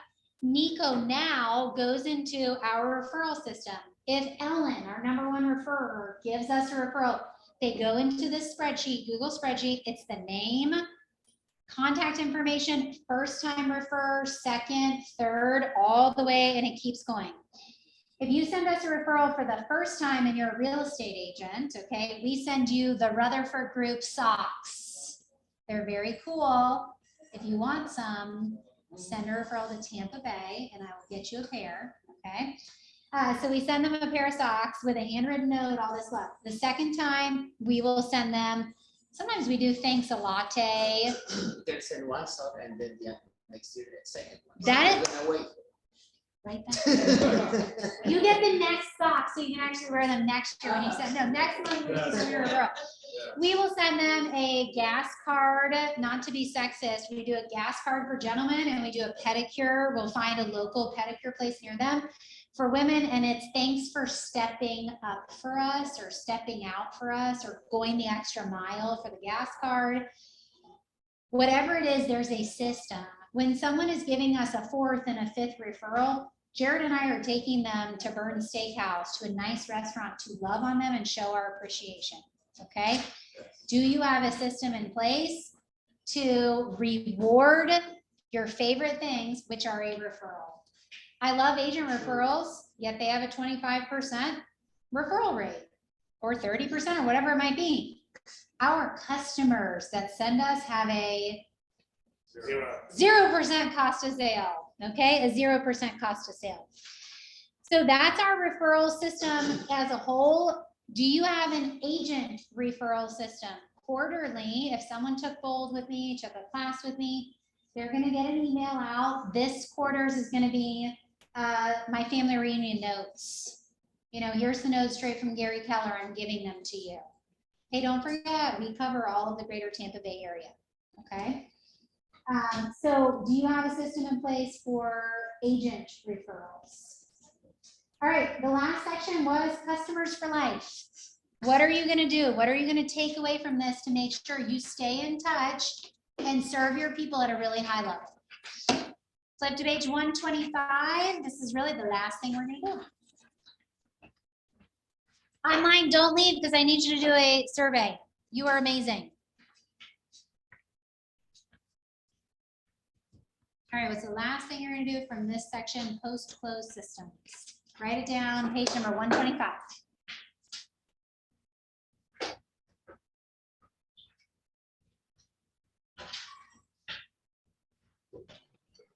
Hey, Amber. Yes. Do you have a 38 touch in command? So our, admittedly, because we are a team, because we have expansion, we use Brevity and the action plan lives in Brevity. Okay. Yeah, before we worked on command for probably 3 or 4 years exclusively, all of this was an action plan on command. The DTD2 was a follow-up quarterly call plan. Our marketing manager puts in their calendar the client events, customer appreciation, the Pelotons, the giveaways, all of that stuff. We've just always organized ourselves by Google spreadsheets in our calendar. All right, what takeaways did you have from this last section of the day? The referral system that you have is really nice. Yep, love on people. What else? Rewarding your agent referrals, which I also was thinking of, like getting your agent referrals into a Facebook group and then being able to communicate with them and love on them through Facebook. Yeah. Just keep them a little closer to you more often would be a good technique. If you want to see someone who does that at a really high level on Facebook, write this down. It's Your Journey with Jenny. Jenny Woloch. She's a great friend and a smart lady. She nailed it. And she has a totally referral-based system business. She has this Facebook page, Your Journey with Jenny. And she's constantly posting feedback from family reunion. Here's my notes. Here's my virtual open house system. Here's this system. Come from contribution and the world gives back to you. Yeah. So if you're going to do that, copy and master it. Okay. All right. So 2 things that I would love to ask from you. Okay. Really loudly, share out loud online. This includes you too. What is your biggest takeaway from the whole entire day? Like, what are you gonna leave here? Come hell or high water, you are doing this one thing. And then the last thing I'm gonna ask is, I am working towards something called Keller Williams Master Faculty. So that is to be like a very small group of instructors for KWU. Part of that is I need a lot of surveys. So please, please, please, if you will, after we share, it's very easy, KWU eval. If you will go online and do that evaluation. Yeah, before you go there, share with me. What did you get from this last 6 hours of a root canal on listings? Confidence. Confidence, 90% is mindset. I love Yes. that we started with that. Know your scripts. Know your scripts. There's a ton in this index section. Do not miss that online. Okay, what else are you gonna take away from today?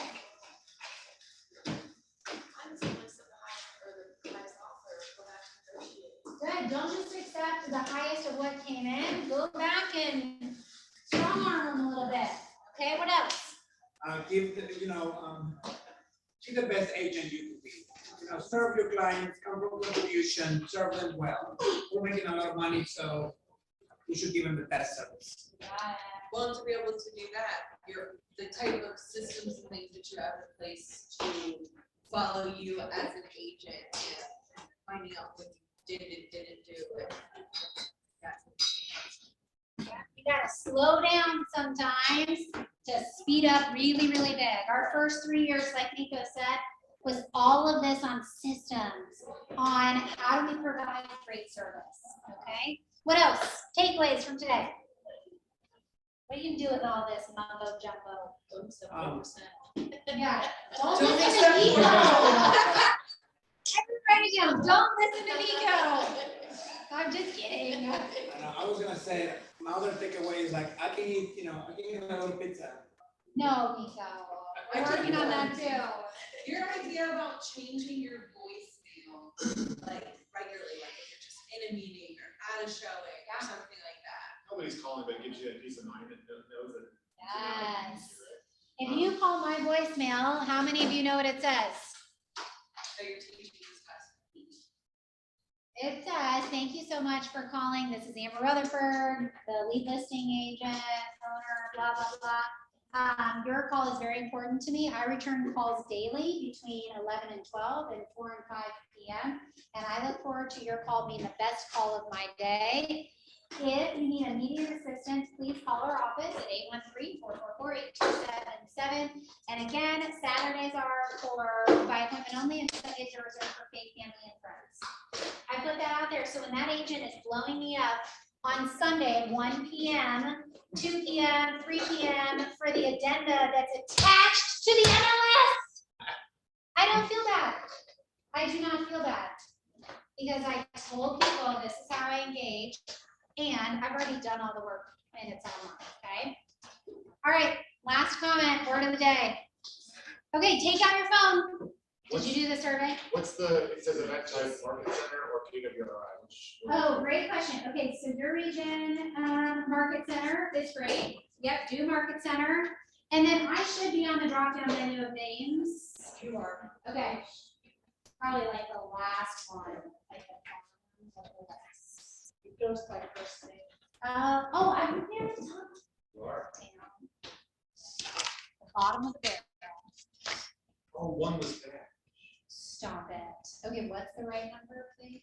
I was the number, I'm not using that. Online, if you would, thank you for bearing with us. You guys are awesome. I have stayed almost all day. If you will take a second, click through the eval, it would mean the world to me.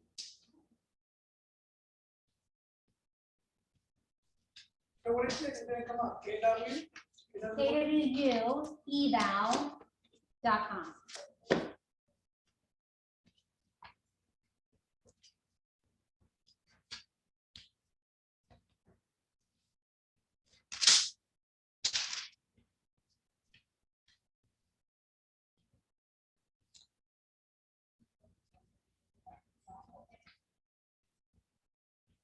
Can we please share the multiple? Yes. Okay, so.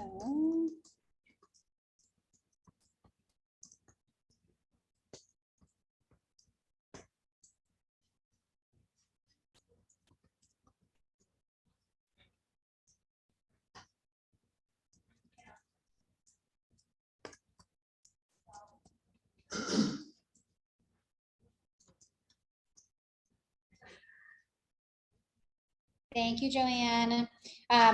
For those of you online, I dropped an email address that you can email, and I will send you all of the documents. For those of you that were here in person, I will send you the documents that were there. Yes. So I'm a presentation skills and maybe a few. $20. $20, you can round up to a fine. 5 cents. We are Florida South. Oh, Florida South.